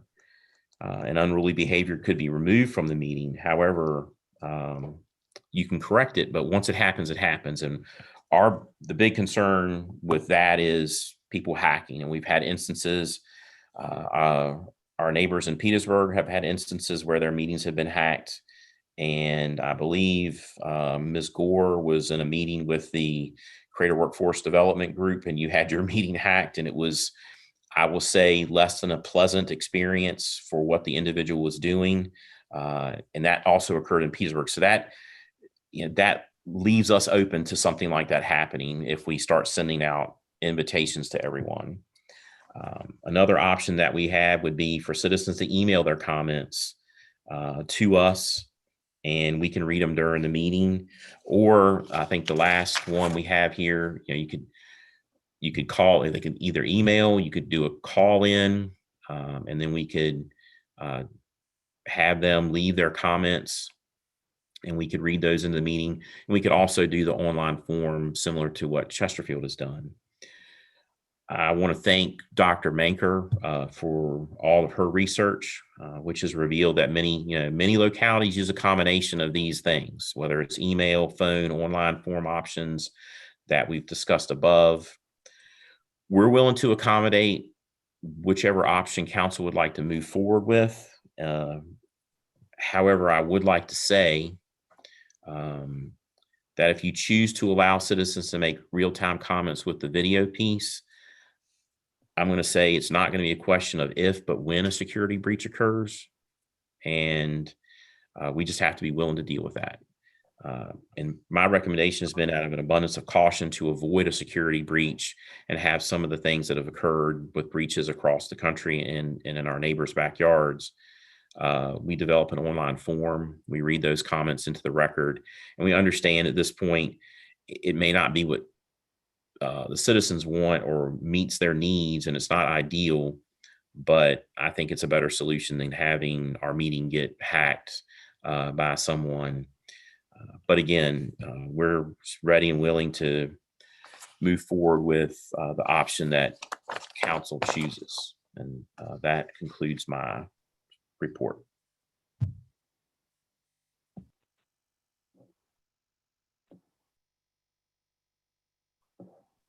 Counselor Gore? Thank you. I've had this request on the agenda for about a year now because as chair, a lot of citizens kept asking where was communication from citizens. Since I didn't have the privilege like prior mayors to make the agenda, I couldn't adjust to put it back on after it was removed, and council never, as a group, decided to remove it. I understand because we moved into electronic COVID posture initially, but then after a couple of months, you know, this decision should have been added back to the agenda. Well, it was, but we never discussed it to keep it off because citizens were asking about this. I'm glad that we're having a discussion today. Hopefully we can start this year off with providing the public with the opportunity to participate in their government. So with that, I'd like to make a motion to direct the city's IT director to work with the city manager and the city attorney to develop an online form to receive public comments, to develop a method for us to play video messages that are vetted and or voice messages for public comment for communications from citizens. And for those submissions, once the process has been approved, to be read during public council meetings and also posted on the city's website for public inspection. And that is my motion.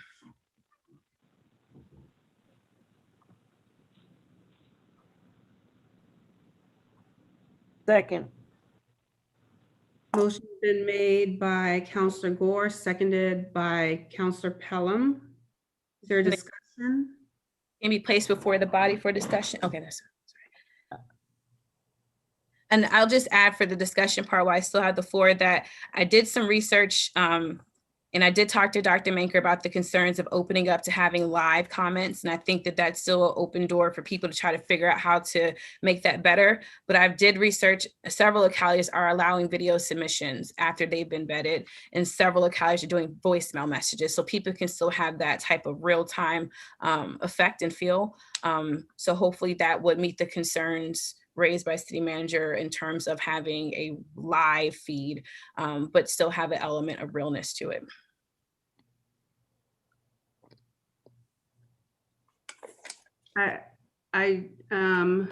Counselor Randolph?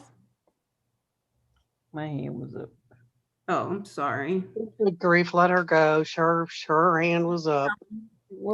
Thank you for being so kind.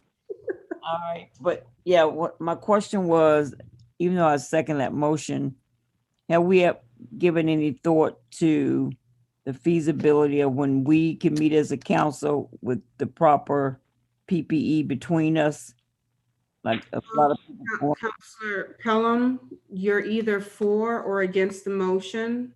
I have more information, ma'am, before I can get before or against the motion.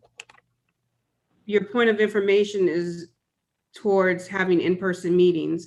The motion on the floor is to have is for citizen comments.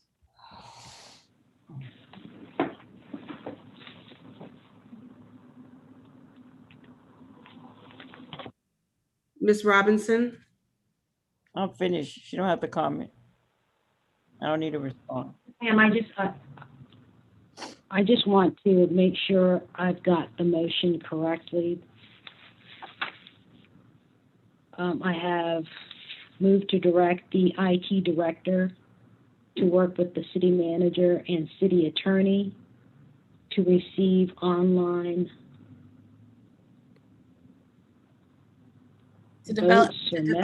to accept for public comments from citizens to be read aloud in public meeting and posted for public inspection.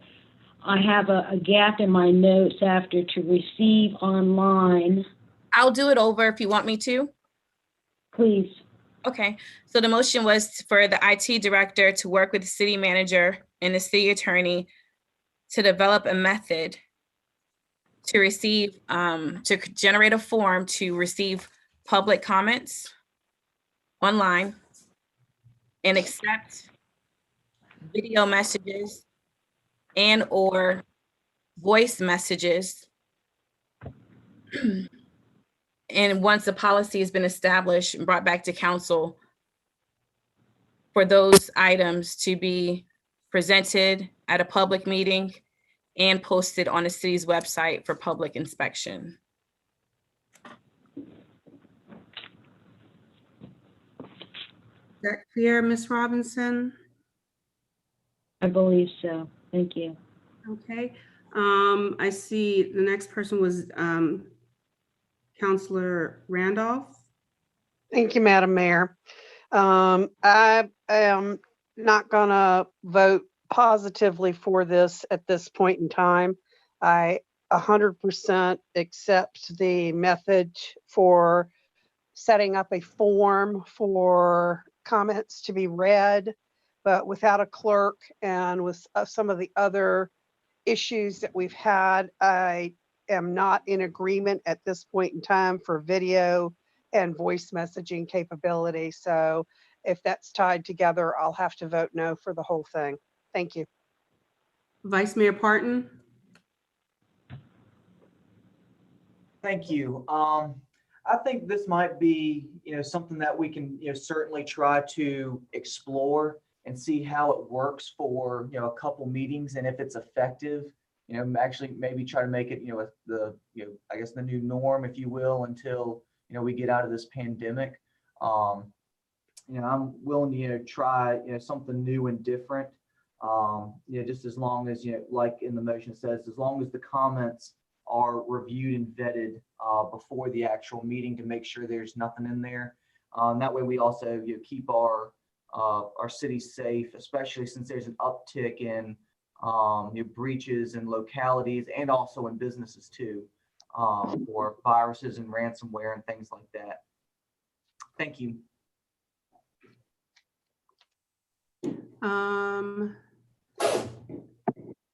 Counselor Gore. I'm sorry, Counselor Denton. Yeah, I just want to be sure that when on this vote, we're not saying we're doing this. We are just requesting this information be brought back to council so that we can decide which way we're going.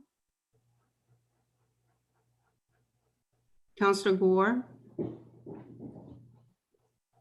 I said to develop a method and to bring it back to council. For determination. Okay. Counselor Pelham. Oh, my hand is not up. Okay. All right. No other discussion. Roll call, please. Yes, ma'am. Vice Mayor Parton, Yes. Counselor Gore, Yes. Counselor Denton, Yes. Counselor Pelham, Yes. Mayor Bennett, Yes. Counselor Randolph, No. Counselor Holloway. Yes. Mayor Bennett, you have 6 votes yes, 1 vote no. Motion passes. Moving on to reports. Mayor Bennett, if I may, before we move on, I meant to ask just earlier and just to say, since this is at the end of my reports, we have one of our former city managers, Mr. Harold Douglas Hamner, Doug Hamner, passed away last week. He was the city manager in Hopewell from 1963 to 1966. And then after that, he continued to reside in the city for some time until he retired to Gloucester County and then ultimately to Lynchburg. But Mr. Hamner was a part of our community. I remember Mr. Hamner as a child attending First Presbyterian Church, and I just wanted to let council know that Mr. Hamner had passed away, one of our former city managers, to let you and the community know that that had occurred. So just with that, thank you very much. And that concludes my portion of the agenda.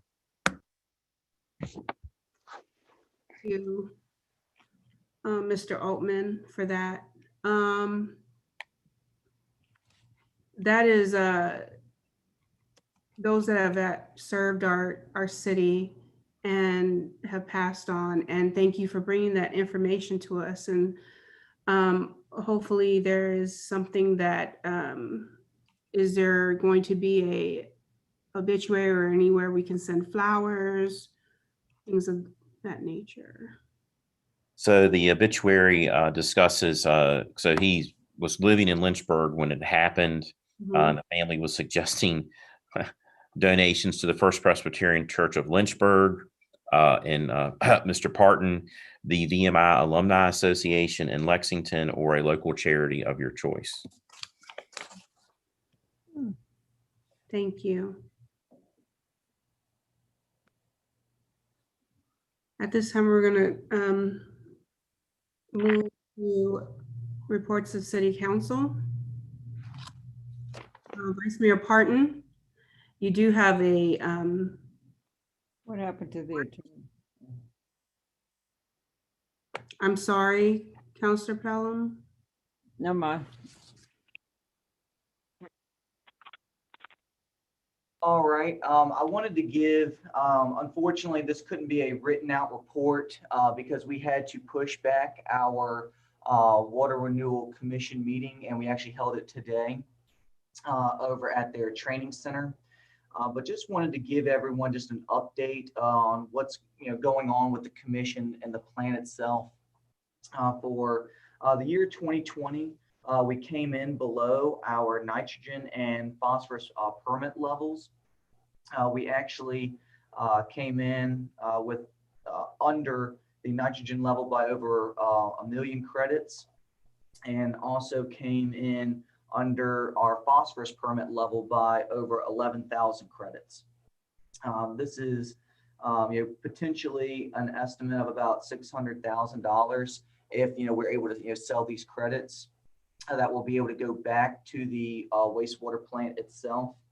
One thing to keep on our radar, and I know this has kind of been a big elephant in the room, especially with us in the commission, and been discussed with, or at least mentioned to council in the past, but there's legislation at the General Assembly level that will, if passed, require us to lower our phosphorus concentration levels from where we currently stand at about 0.6 to 0.7 milligrams per liter down to 0.25. And initial estimates for this type of major phosphorus reduction project can cost anywhere between 60 and $90 million. So depending on how this legislation goes, this is something we're going to have to work real hard towards, and lobbying our General Assembly members to get some major state funding, so that way we can reduce the financial impact on the city. We're also continuing to work on our capital improvement plan and trying to be a little bit more aggressive and proactive with upgrading and updating our facility with increased environmental regulations on both the federal and state levels. It's required an increase in laboratory analysis, sampling, and additional environmental administration compliance. So one thing that the staff is working on is exploring options for some building expansions and upgrades and renovations. And this is so that way we can better comply and adhere to the new federal and state guidelines that are being put out. And this will also help make our administration and lab operations more effective. We just approved some additional road construction over there off of Hummel Ross Road, so that way it fixes the deteriorating road that's going actually into the wastewater plant itself. By doing this, we were able to eliminate an additional mobilization cost and save the city about $50,000. And we also just recently had a 48-inch pipe failure over at the plant, and they are currently working on repairing it. This pipe's probably about 300 feet long, and it looks like the initial assessment is we're going to have to replace about 80 to 100 feet of this 48-inch pipe. But one good thing that we've done as a council these past 2 years is to approve the capital budget for the city and also for the wastewater plant. And that has allowed us to actually put in a bypass system. So we didn't have any major leakages from this pipe collapse. We were able to put it on the bypass system. And what that did was actually prevent us from becoming a non-compliant facility and keeping us in the green with the state and with the DEQ and EPA. And because of the good operations that have been going on down there, and the focus on safety and also on environmental stewardship, we've been put in as part of the Virginia Environmental Excellence Program and also part of the NACWA Peak Performance Award for 2020.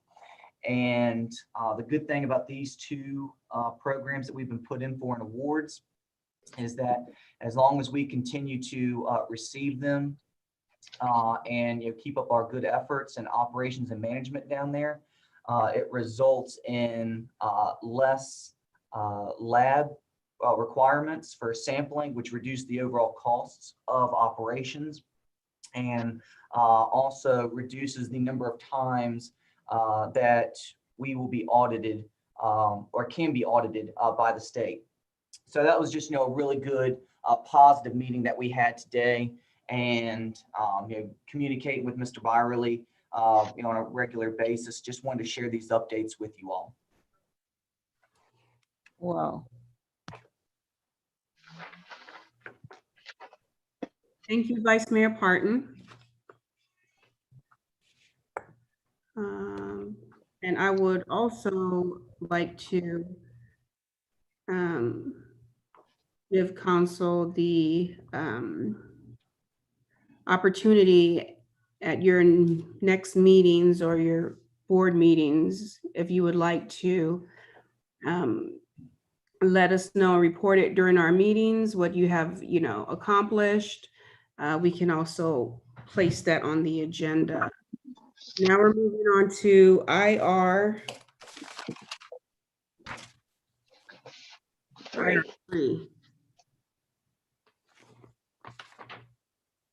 IR3? Special meeting request for backlog. Yes. Okay, I'm gonna start the clock. All right, so this item has been on the agenda for about a year. I've been asking for council to vote on the pending request that several of us have placed on the agenda for a decision of council.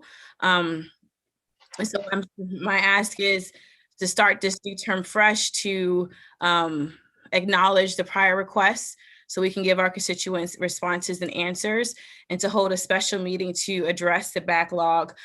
Prior to, we had a pending list that was created to track requests that were given to staff or council wanted to circle back to. That was upgraded to have a priority list that stopped being tracked and stopped being added to the agenda. So we kind of lost track of that. And then as new requests came along, they started being added to the agenda. And so now we have a long list of IRs because for several meetings, either the meeting agenda ended early due to requests for the motions to adjourn the meeting prior to IRs. Either there was a request to amend the agenda to go around the IRs to only address the R items and not the IRs, or either to adopt to vote on.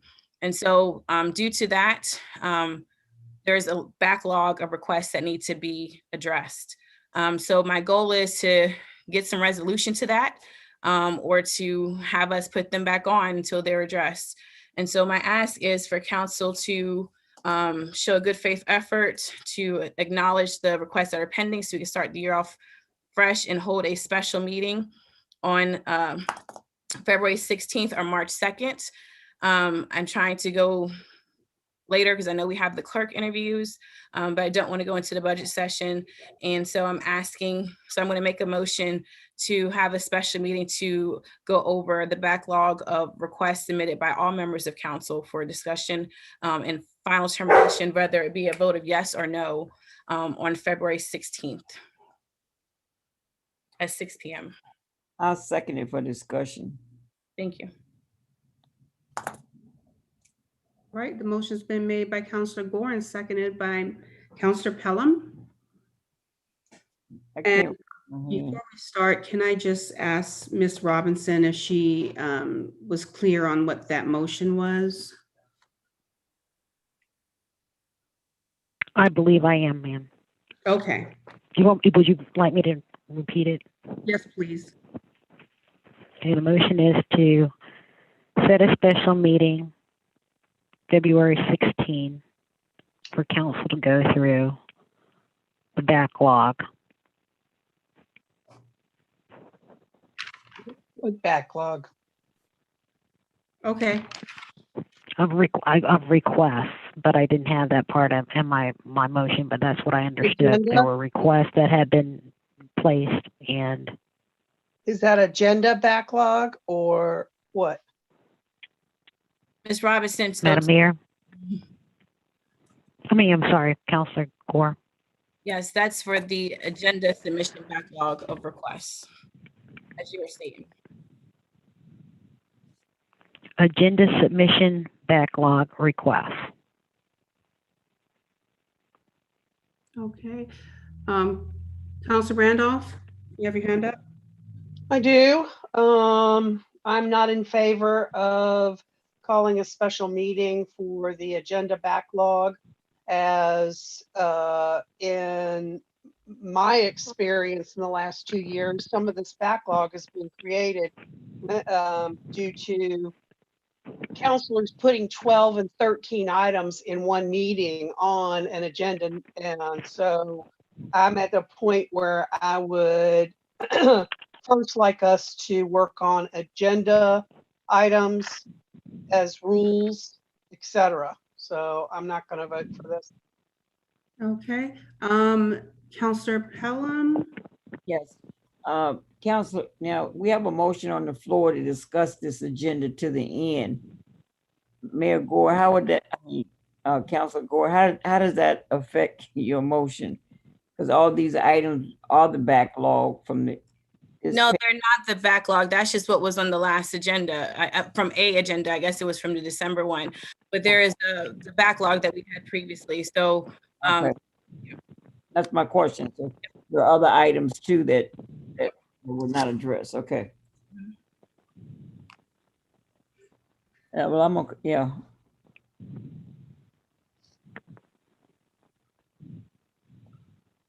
Councilor Gore? I thought someone else had their hand raised before me. Okay, so I'm in favor of doing this, obviously.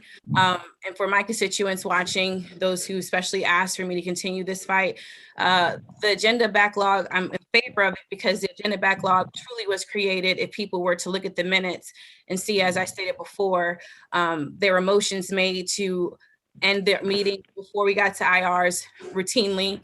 There were motions made to amend the agenda to discuss only the R items because they were considered city business and to omit the IR submitted. There was motions made routinely to cherry pick around which topics they wanted to discuss. And I was in a minority at the time, even though I was chair and couldn't make motions to fight for these items. And I also couldn't, we didn't have the numbers to stop those blocks from us voting on the items.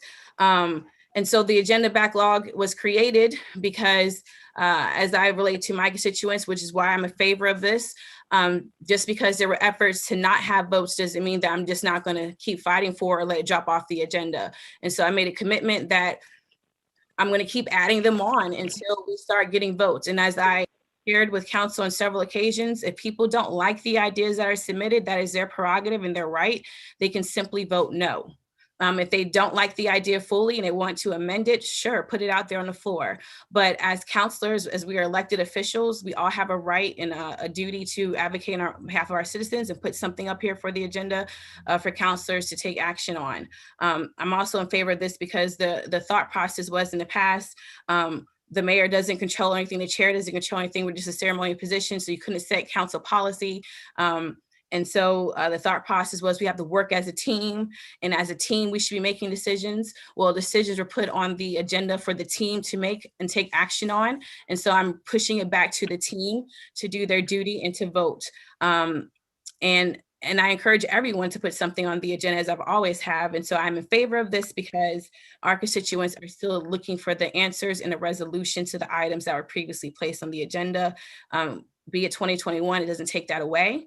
And so again, I'm asking for the special meeting so we can just be done with it.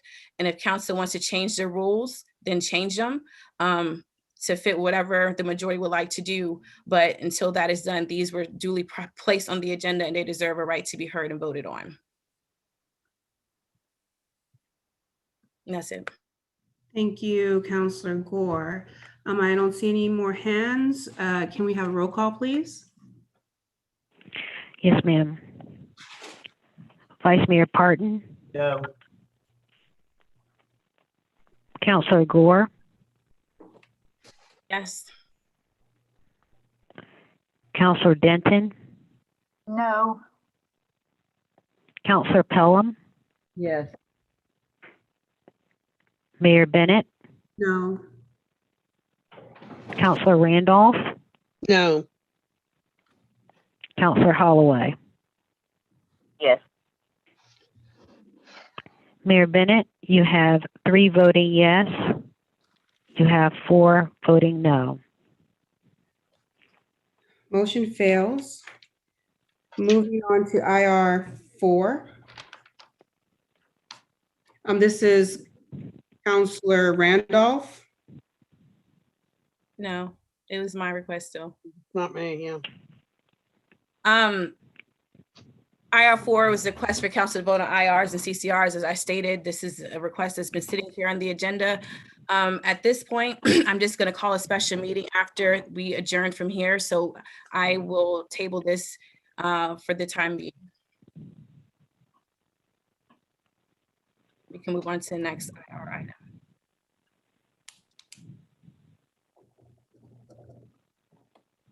IR 5. Creative Workforce Development Board representation. So again, this has been on the agenda probably since September or October. Hopewell is a part of the Creator Regional Workforce Investment Region. We're at region number 15. And per state law, we are supposed, well, state guidance, we're supposed to have representation on our workforce board. And it has different segments, be it business, nonprofits, resource providers, state representatives, and to that effect. And so I've had on this agenda for council to adopt the application that was submitted. At the time I had on the agenda, it was merely a request for council to provide recommendations for us to bring back to the Creative Workforce Board for them to do outreach. As I stated in the CAF, I reached out to the Economic Development Office for Steve Hopewell twice for their assistance, which they did assist with, and also the Public Affairs Office. I also emailed members of City Council seeking their support to try to find recommendations to serve on the board. Unfortunately, those efforts did not pan out with a recommendation. Besides, we did have one from Economic Development Office, and that representative, unfortunately, due to health reasons, could not serve anymore. And so the workforce board staff did outreach, and they found someone from the Wonder City Nursing Home and Rehabilitation Center that would like to serve. And so the board staff has provided this completed application for council to adopt tonight. I will share that we are behind the mandatory obligation to have this submitted to the state. And so I'm asking council support to approve the application. Again, this was provided to us by the Workforce Board staff after their outreach to our region in the city of Hopewell. And once this is approved, I will submit this to the state so that way we will be compliant. If council does not approve this tonight, we will be in jeopardy of being the locality that causes our region to not have certification. Especially during the time of COVID-19, employment resources is vital. And so I encourage everyone to support this. And with that, I'd like to make a motion that we approve the submitted application for Wonder City Nursing Home and Rehabilitation Center to be appointed to the Creator Workforce Development Board. Second. Motion's been made by Counselor Gore, seconded by Counselor Pelham. It is open for discussion. Counselor Randolph. Yes, ma'am. Thank you, Madam Mayor. I won't be able to vote for this tonight. I realize that apparently it's critical. There was nothing in the write-up that said that we would put everything behind. However, in reading this and trying to answer questions for myself, since I was not aware of how we had done any outreach, I did talk to our economic development group here with Stacy and Mr. Dane. And while they said that they reached out to one person where the previous board member was located, they did not reach out to their recollection anybody else in our business neighborhood in Hopewell. And the public affairs office is now vacant, so I can't ask him. And I am unfortunately not clear on how we did the outreach or who we did it. And I'm certainly not clear on how Crater did it for our businesses. So I would prefer to wait 2 weeks and in the meantime, task the economic development office with putting something out to every business and giving every business a chance, since I'm not quite sure that has happened, or I'm not sure what has happened with outreach. I realize it's critical, but I hope that 2 weeks will not be putting it in jeopardy and give more people an opportunity to apply for this board position. Thank you. Thank you. Vice Mayor Parton. Councilor Randolph expressed my exact same sentiments. Okay.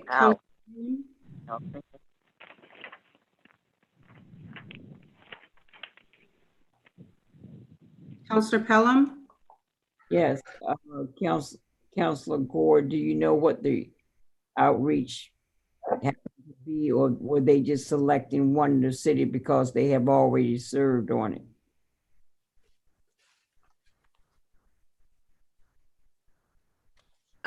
Yes, I can answer that question. So I didn't say this in the presentation, so thank you for asking me this question. Hope that all members of City Council was provided the outreach webinar that we conducted via email, and that was also distributed to the Hopewell Chamber, Prince George Chamber of Commerce. So they sent it out to all of Hopewell's membership to participate. Additionally, the Hopewell Downtown Partnership sent it out.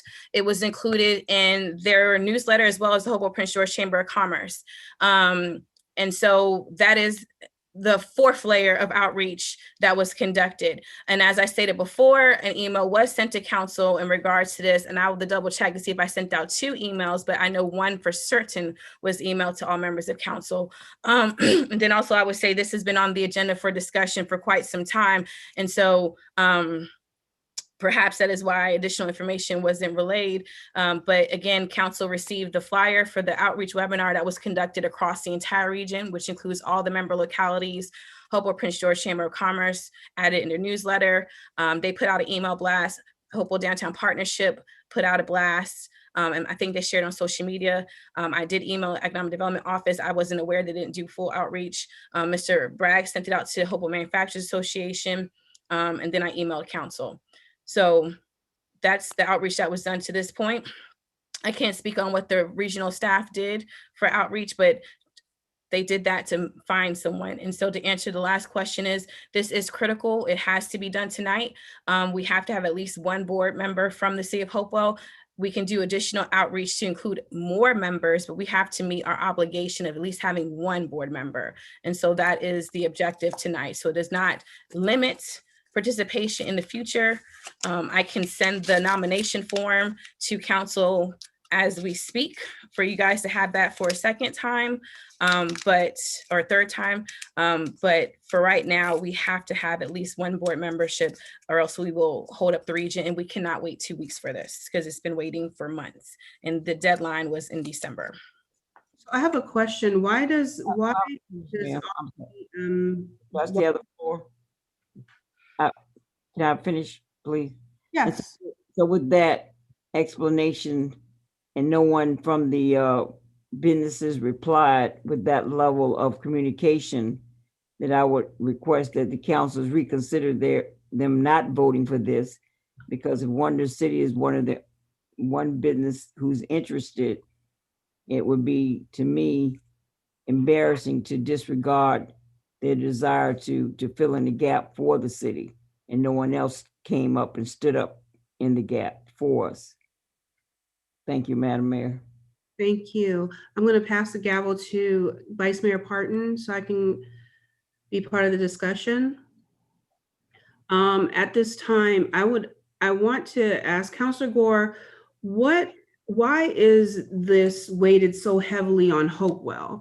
If the Creator Workforce Development Board was formerly under Petersburg, what changed? Why are we the one? Why is it so backdated? What's going on? It seems like we have to pull the trigger on something we're not really comfortable with, even though we see your PowerPoints or emails.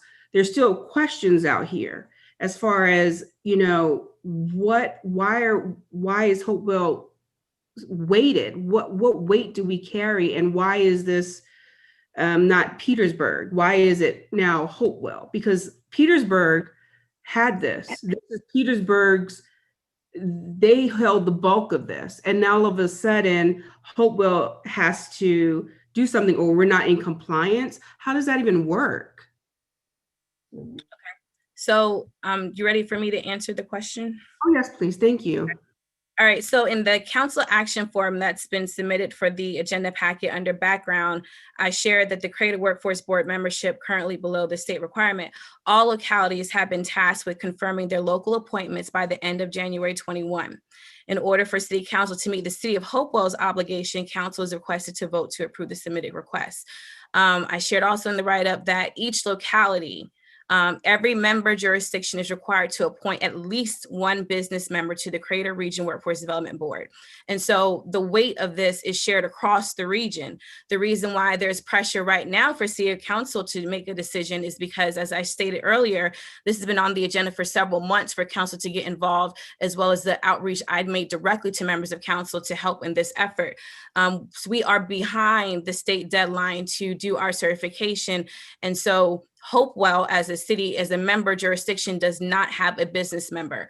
And so what I'm trying to relay is the other jurisdictions minus one or two don't have theirs done, but they're also voting in their current meetings to have theirs done.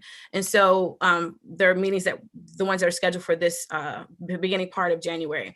Middle part of January. So what I'm saying is, should they have theirs done and Hope will be the only locality that does not have theirs done, we will not get certification as a region. So it's equitable responsibility to have this done. And so what I'm stressing is if the other two that don't have theirs done, get theirs done at their meetings that they have scheduled to do that. And Hope was the only member jurisdiction that does not have it. Hope will be the reason why we lose our standing. And so again, as I reiterate, this is a requirement just to have one business member. As I stated previously, This does not negate adding additional members to this. I will send the nomination form again for everyone, but this is just to meet the contractual obligations. And I will also remind council that we voted on the memorandum of understanding, which requires us to do this. And so we are already behind the state guidelines. We have asked for an extension, and that extension ends on January 31st. Okay, so thank you, Councilor Gore. However, I did support you to remain on this board, even though the appointed mayors should be on this board. My only question to you is, given you this opportunity, I would like better clarification, better communication prior to us sitting here and talking about it. I can't make a decision because I don't know everything that's involved right now. So at this time, I will definitely have to say no. You can call a special meeting, but I will touch base with you offline because I really would like to be brought up to speed with what's going on with the Creative Workforce Development.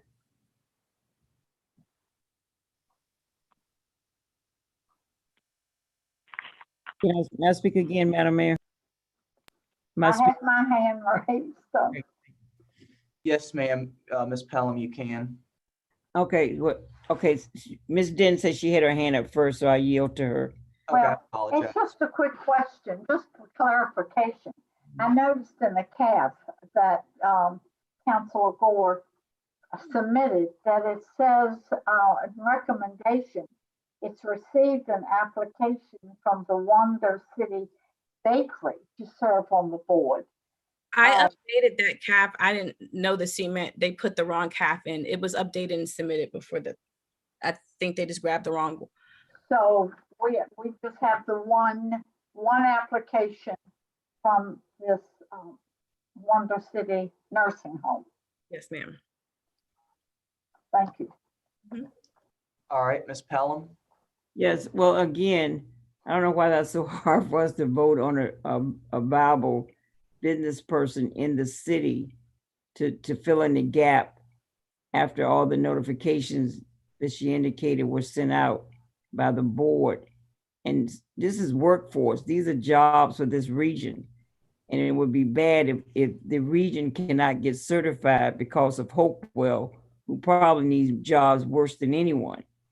So, I mean, you need to think about that. I think evidently the businesses and whoever wanted to fill out an application to be a part of that workforce had an opportunity. You have one viable organization, again, that said they want to do that. And I don't understand why this could be a no vote and we have to have a special meeting just to do that when we can go ahead and vote in the business that has volunteered this effort. And you can find out all the information you want after that, but it shouldn't take away from you making a decision for this company to fill in the gap for the city of Hopewell. Thank you. All right. Okay, they're all moving. Councilor Gore, you have your hand up again. Yes. So I'll share that the information for everyone to be made aware of this prior to now has been submitted in prior agenda packets. I've done my duty of trying to relay the information to City Council. I can't control if the decision is made to hear the item on the agenda or not. But for public record, given the comments received, I did my duty by submitting on the agenda well in advance of when it was due. I did my duty of communicating to council to have inclusive participation to help recruit businesses. I'm saying right now, I will share the information again. And also when there was other issues pertaining to the region, I did communicate that to City Council and ask for your help in giving me the tools to be able to assist the region. At that time, those were denied. And so the record is there, emails, agendas are not, other items that I did communicate regarding the Workforce Investment Board in the region. With the feedback that I'm hearing tonight, I will definitely ask for, I'm going to submit it right now on the record to be added to our next public meeting as a presentation under C9 for the Workforce Board. and I will contact my state partners for them to join me in the presentation, for everyone to have a full public discussion regarding where we are. I will share that Mayor Shornack was on the board prior to me, and I had to bring myself up to speed, and that was some of the information I relayed to council via email in regards to the comments made about Petersburg. Our region has about 9 localities included in that. And last year I was appointed, during the summer, I was appointed chair to help get us out of a difficult situation. And that appointment has been supported by the states to continue to serve to help bring us out of the hole that we're in. And so I will share that just briefly for that presentation. I will bring you up to speed from what I now know from incidents that occurred from 2016 and 17 when I was not on the board that we're addressing now. And so one of these things is getting our board full and whole. And so Ms. Robinson, Mr. Altman, Mayor Bennett, I'm submitting for C9 a Creative Workforce Board presentation for City Council, and I will reach out to the state to make that happen. And as we adjourn, I will send out the nomination form and the information that we gave to our partners in regards to how to participate. For public record, for anyone watching this who may be a business owner or a resource provider or someone who might want to get involved, the Workforce Board meets quarterly in the morning. And you help to execute the strategic plan for the region in terms of workforce development. And so that is it right now. If council would like, I can repeat what we did in December in regards to our partners. I can ask the staff if they will be willing to do a webinar specific to the City of Hopewell businesses to answer questions in regards to how they can get involved in the Workforce Board and answer questions for additional appointments to the board. As I mentioned, we are not limited to the one, but the ones that we have to meet our agreements.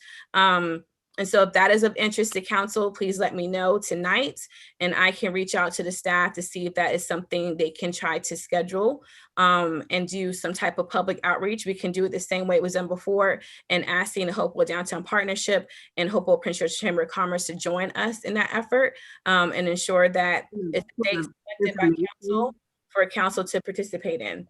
So with that, I'm in favor of still supporting this because we do have to meet our obligation.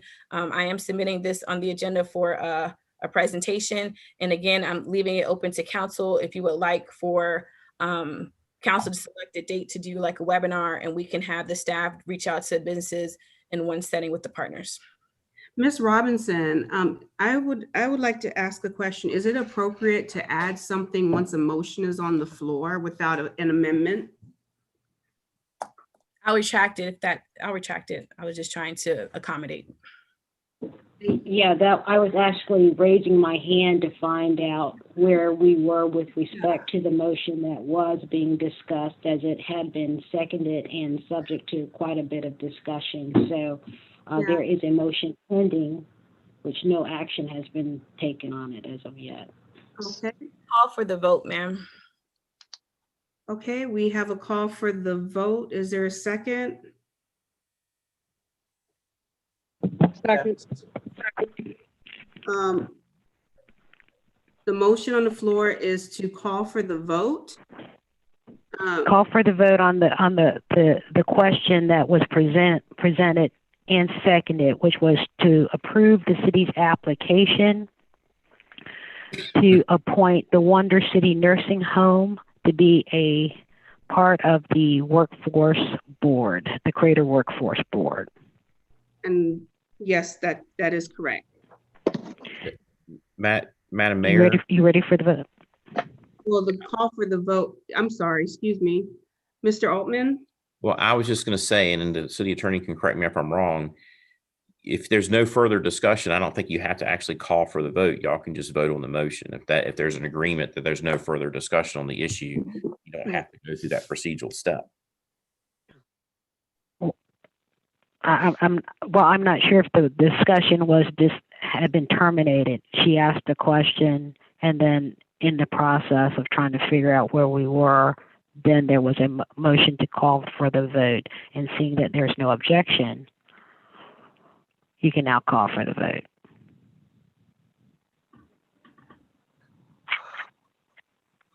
Roll call, please. Vice Mayor Parton, No. Councilor Gore, Yes. Councilor Denton, No. Councilor Pelham, Yes. Mayor Bennett, No. Councilor Randolph, No. Councilor Holloway, Yes. Mayor Bennett, you have 3 votes yes, 4 votes no.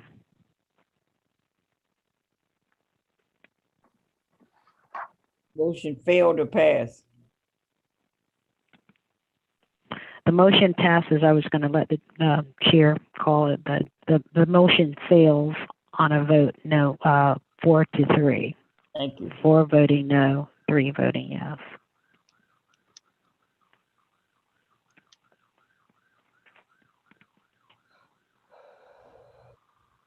Next.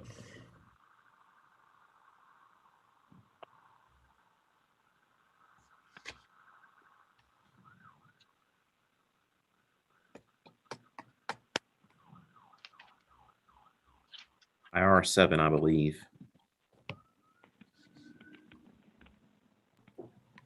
Okay, do you want me to just move forward? Okay, I can't hear you, but I think you're saying yes. Okay, so Red Book minute backlog. Again, this has been on the agenda. So when I came into the position as chair, I supervised the clerk's office for 2 years prior to that. However, since I wasn't the mayor, I did not track the minutes or the ordinances or resolutions because that is really up to the mayor because the mayor signs them. So I supervised the clerk in other aspects. So when I became the chair and I did research about where we were, at the time it was discovered that the minutes starting from 2015-16 were not done. Also, some of the ordinances and resolutions, which are like our legal documents, were not completed as well or posted in our public online system, Unicode. So one of the issues I tried to have resolved was to bring us current because there are state requirements in regards to public inspection of those types of documents. And also besides that, for the public, we have what's called the Red Book, which is why this is on the agenda. The Red Book is our hard copy of our minutes, resolutions, and those things, our legal documents, and they are signed and put in fireproof pages in a fireproof book and put in a vault in case the world ends and our records are still there. That too was not done, and even the indexing. Indexing means that there's a quick reference to find when certain items or tasks were taken by the governing body. That too was not done at the time when I became chair for a number of years prior to. And so that was clearly one of the issues of the disagreements within the clerk office and date that has not been resolved. So when I became chair, I asked for that to be remedied. Councilor Pelham is aware, council is aware because I talked about this on several occasions. She came in to sign the minutes that were not completed when at the end of her mayorship, those are brought up to speed. And we managed to get through 2018 before the supervision changed. And so I've had this on the agenda since last year because my entire term as chair, I did not sign any minutes. The ordinances and resolutions were not printed and signed, or not all of them, but when Ms. Robinson came on board in June, that's when it started being done. So for council, we voted for me to sign the minutes from Mayor Shornack's term. That was when we had City Attorney Kalos present. That is in the record to help us get current. So I was to sign that, and then to sign, obviously, the records for when I became mayor. Again, this issue has not been addressed my entire term. And so I know we are still without a clerk. Well, not still, we were without a clerk as of the end of December. So right now this is a moot point because there's no one here to address it, but that just goes to speak to how long items have been on the agenda. So this is just a presentation, I guess, to share that whenever we get a clerk in office, I need to sign the old minutes, resolutions, ordinances, that term to be uploaded to the city's website. We can move on to the next item. Moving on to IR9.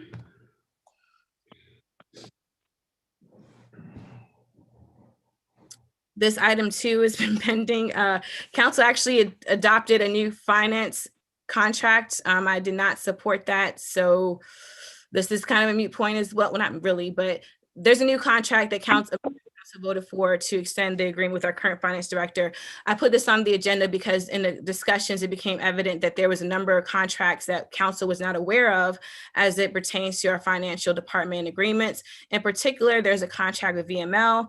We asked for those details of all the contracts being utilized by the finance department, the costs and the terms.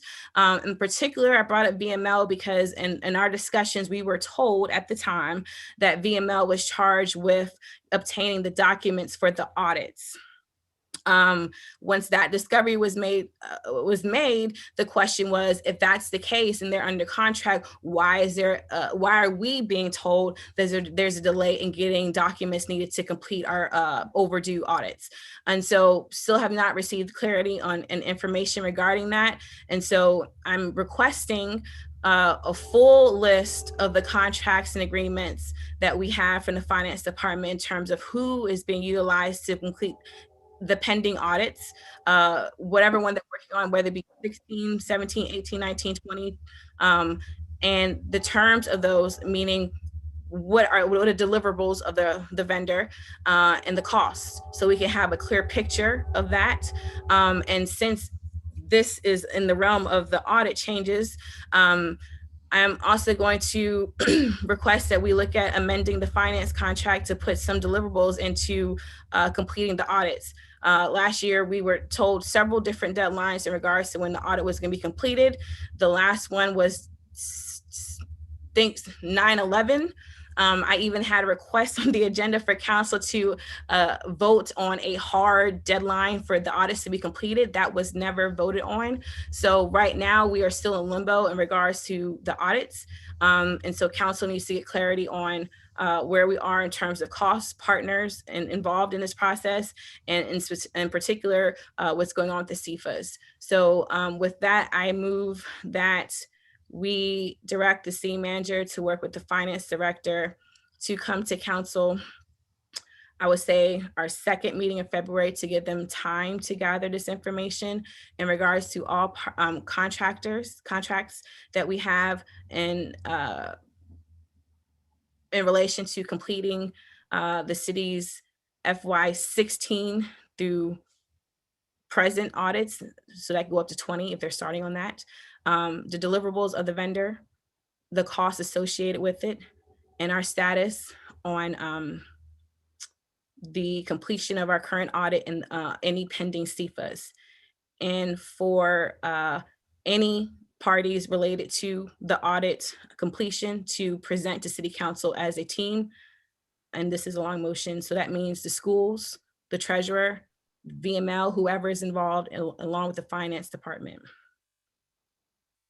Second. Madam City Attorney, Ms. Robinson, did you have a clear, is the motion clear? I will prematurely answer your question, and it's no, ma'am. I do need to have that motion restated. I got as far as direct the city manager to work with the finance director to come back to council and identify all of the contractors, and then it just contractors. I lost track at that point. Deliverables from the contracts, cost of the contracts,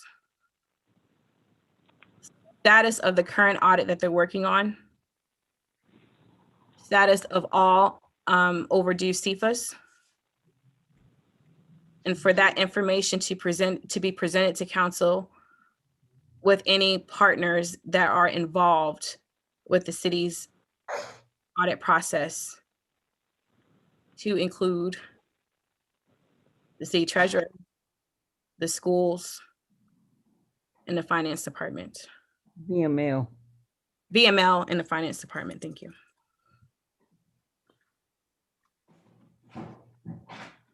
Okay, the floor is open for discussion. Councilor Randolph. Thank you, Madam Mayor. I guess my question would be that Councilor Gore, you and Councilor Pelham for the last 2 years have been on the Finance Committee and have met very little with the city manager and the finance director, to my knowledge, at least in bringing anything back to the city council. I certainly would like to see the information you're requesting, so I will vote for this. But I guess in addition to putting it on the agenda for all this period of time, however long that's been, I would indicate that now that the mayor and I are the new finance committee, we will be having regular meetings and bringing back additional information to council. And so I had one question in before approving or voting in approval of this, and that is the VML piece that you added. Could you expound on that a little bit, please? And in regards to what?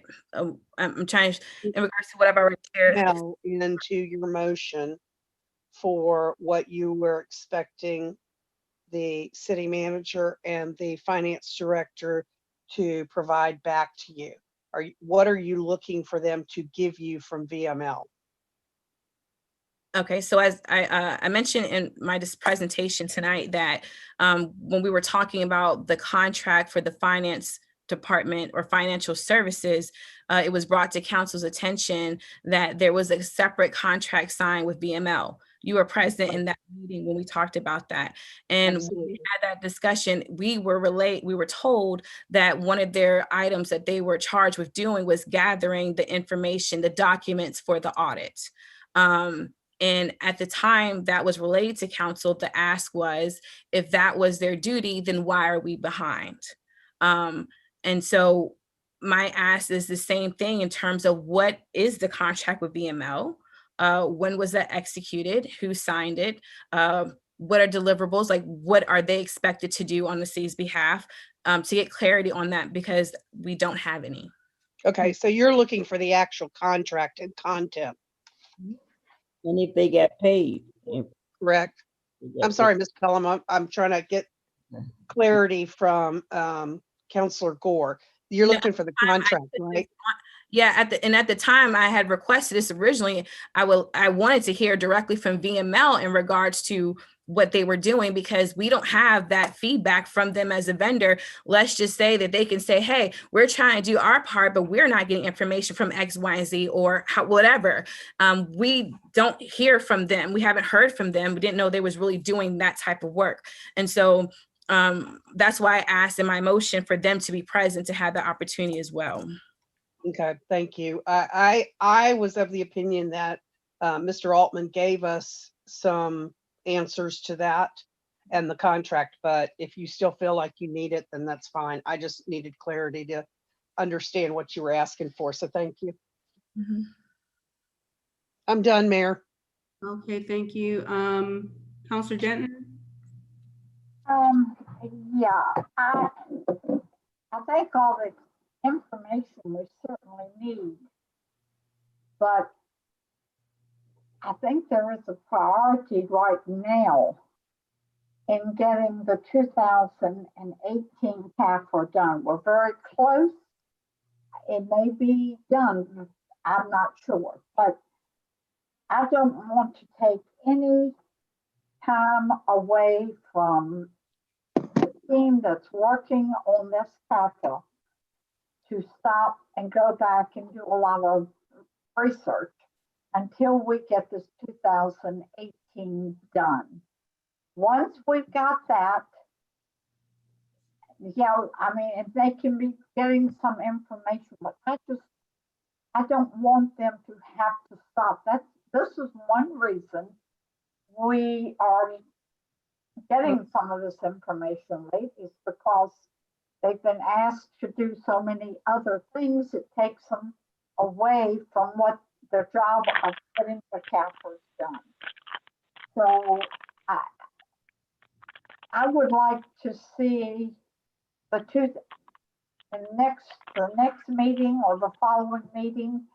I just want to know when the 2018 CAFRA will be completed and turned over to the auditors. Orders are complete. Are you asking for a friendly amendment or? And yeah, I can see Mayor Gore shaking her head. Confused because I don't know if you're speaking against the motion or just making I'm comments. not speaking against the motion, but I want to put priority on the 2018 CAFRA. I would like to know exactly where we are, what the cost is involved. Let us get that much done, and then we'll have time to go back and get the other things. And maybe they have some of this other information, but I'm just asking to put 2018 as a priority. 2018 CAFRA.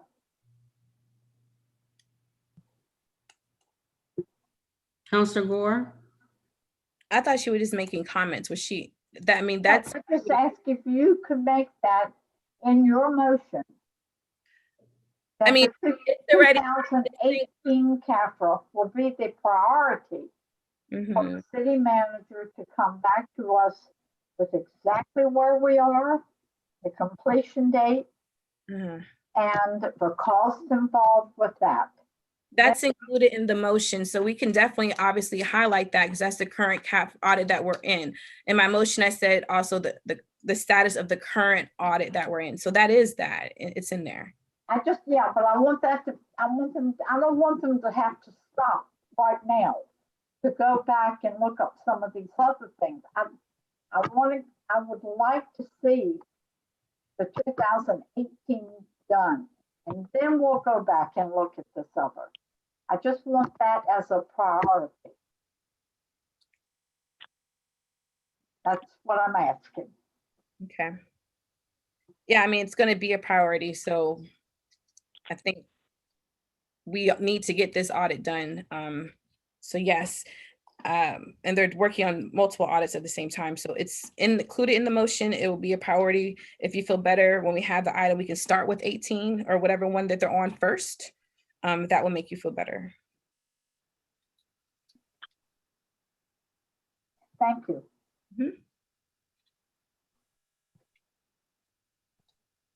Don't have any more hands. Councilor Pelham? Yes, well, let me make a comment.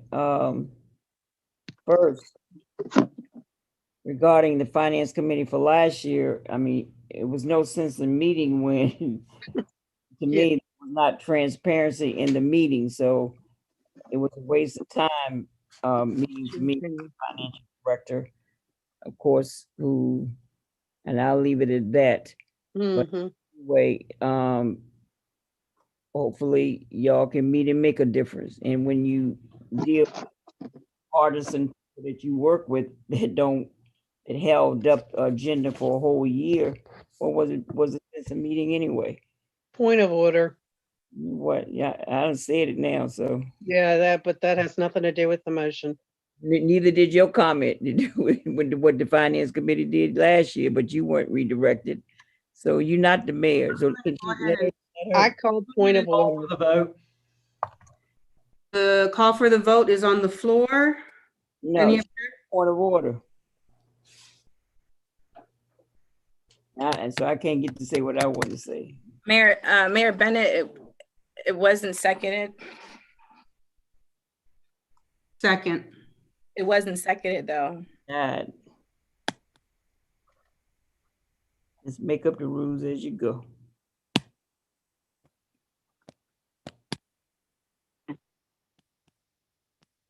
The call for the vote is on the floor, made by Vice Mayor Parton, seconded by Mayor Bennett. Point of order, please.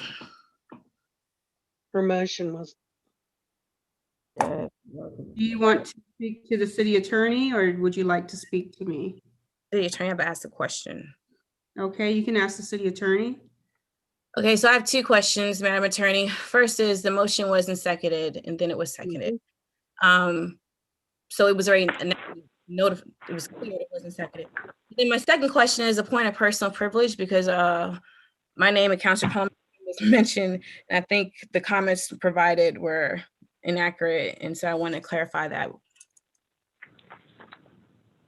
Relative to your point of order in terms of the second, I have Councilor Pelham as seconding that.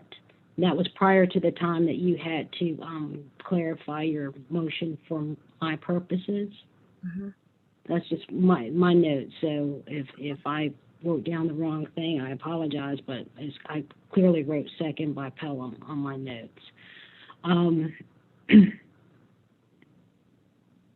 your second point?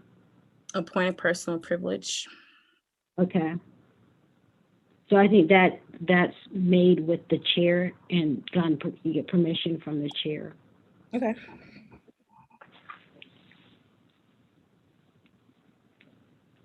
So at this time, we have a vote on the floor for a call for the vote. Can you address my point of personal privilege to clarify the record of a statement that was made against me? Won't take long. Statement that was made against you. What was the statement? Councilor ran up in the finance committee made. She mentioned my name directly and made some comments I feel like were personal in nature. So I'm looking for a minute for a point of personal privilege. Give me 1 second. Councilor Gore. What was the comment? Can you recess and go back and play the tape so I can give you the exact verbiage? But you want me to give you the overview? I'm sorry, Councilor Gore. At this time, the personal privilege is, I'm not going to argue tonight. No, I was trying to get clarity if you wanted me to give you verbatim or the gist of it. I was asking you a question. I wasn't being. Gist. What was the comment? The comment was made regarding the finance committee and us not meeting and causing the situation. So I feel like that violated one of our rules in terms, I think it's 306 or 306. Never said you caused the situation. I still have to. Give me 1 second. Councilor Randolph. I never said they caused the situation. Never. Okay, so she just clarified she never stated that she caused the situation. Oh, God. I mean, that's fine, but I still am asking for a point of personal privilege because I feel like there's a. At this time, I'm going to ask you to please calm down. It's going to be okay. I'm just asking for respected treatment. I mean, it's not okay to sit here and make personal comments. So I'm asking you, California. Councilor Randolph, the floor right now to state what she said or what she meant, so we can get clarity. So go ahead, Councilor Randolph. No point. So you're yielding the floor when I'm just asking for clarity. I'm not trying to argue. So I'm asking you for a point of personal privilege to clear the record from a comment, and you're yielding the floor for her to readdress what she stated. When you're stating what you stated was, he made a comment that you weren't able to, that it wasn't successful, right? He's saying that she did not say that. You're asking to do a personal privilege. For the record, there's nothing to clear. It is something to clear, but if you want to yield to her during this time. Yielding to her. I'm just wanting to, look. Okay. We're going to move forward. The vote is on the floor. To call for the vote. I know what we voted for. Or can you repeat the vote, the motion? Ms. Robinson? Yes, ma'am. You state the vote. The That's vote- The vote is on the motion to direct the city manager to work with the finance director to come back to council and identify deliverables from contractors, the cost of contractors, cost of contracts, and the status of FY16 to present audits, and to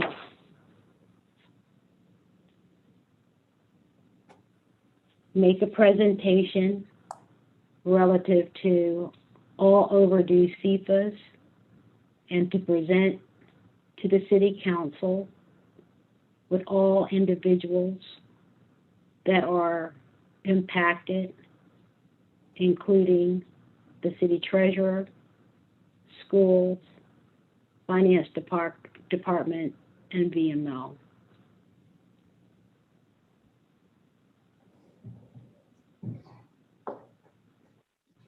roll call, please.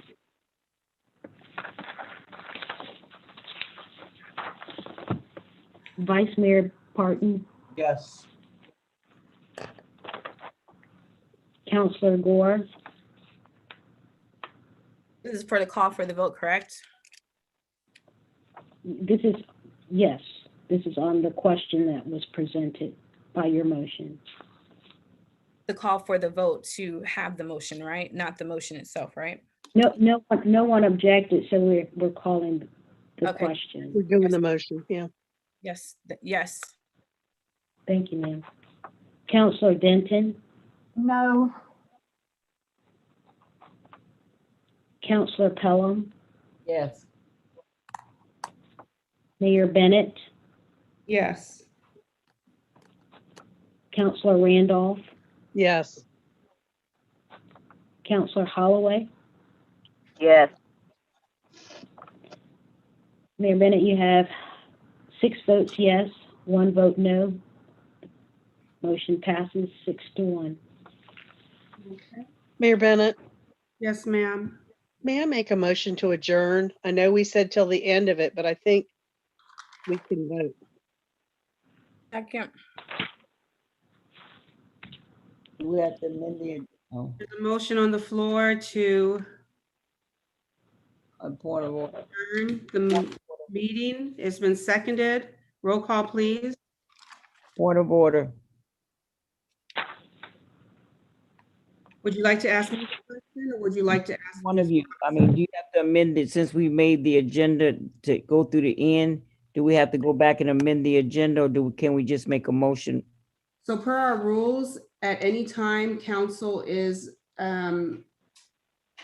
allowed to change or adjourn. Reading from the rule right now, you just, No, I'm getting it right now for you. And Ms. Robinson, you can pull that as well. Give me 1 second.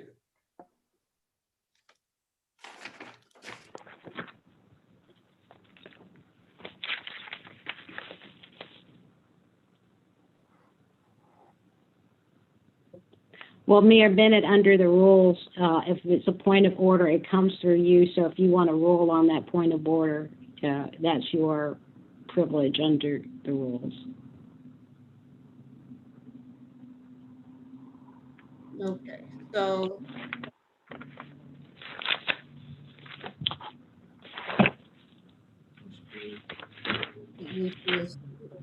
And.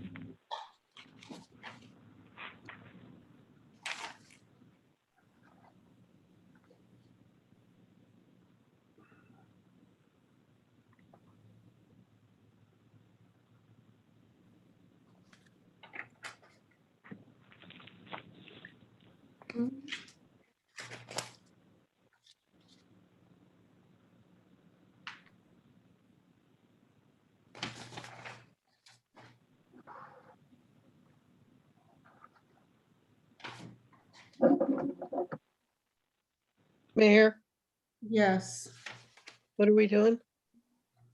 we're going to vote on the adjournment. Roll call, please.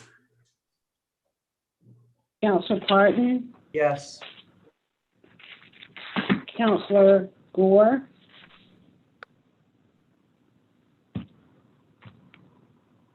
Counselor Gore, Yes. Okay.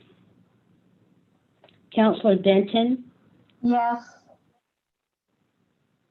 Counselor Pelham, No.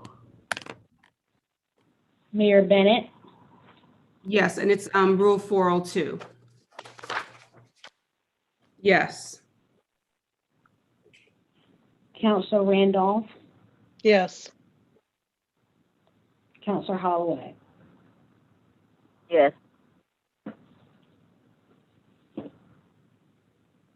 Meeting is adjourned. Thank you.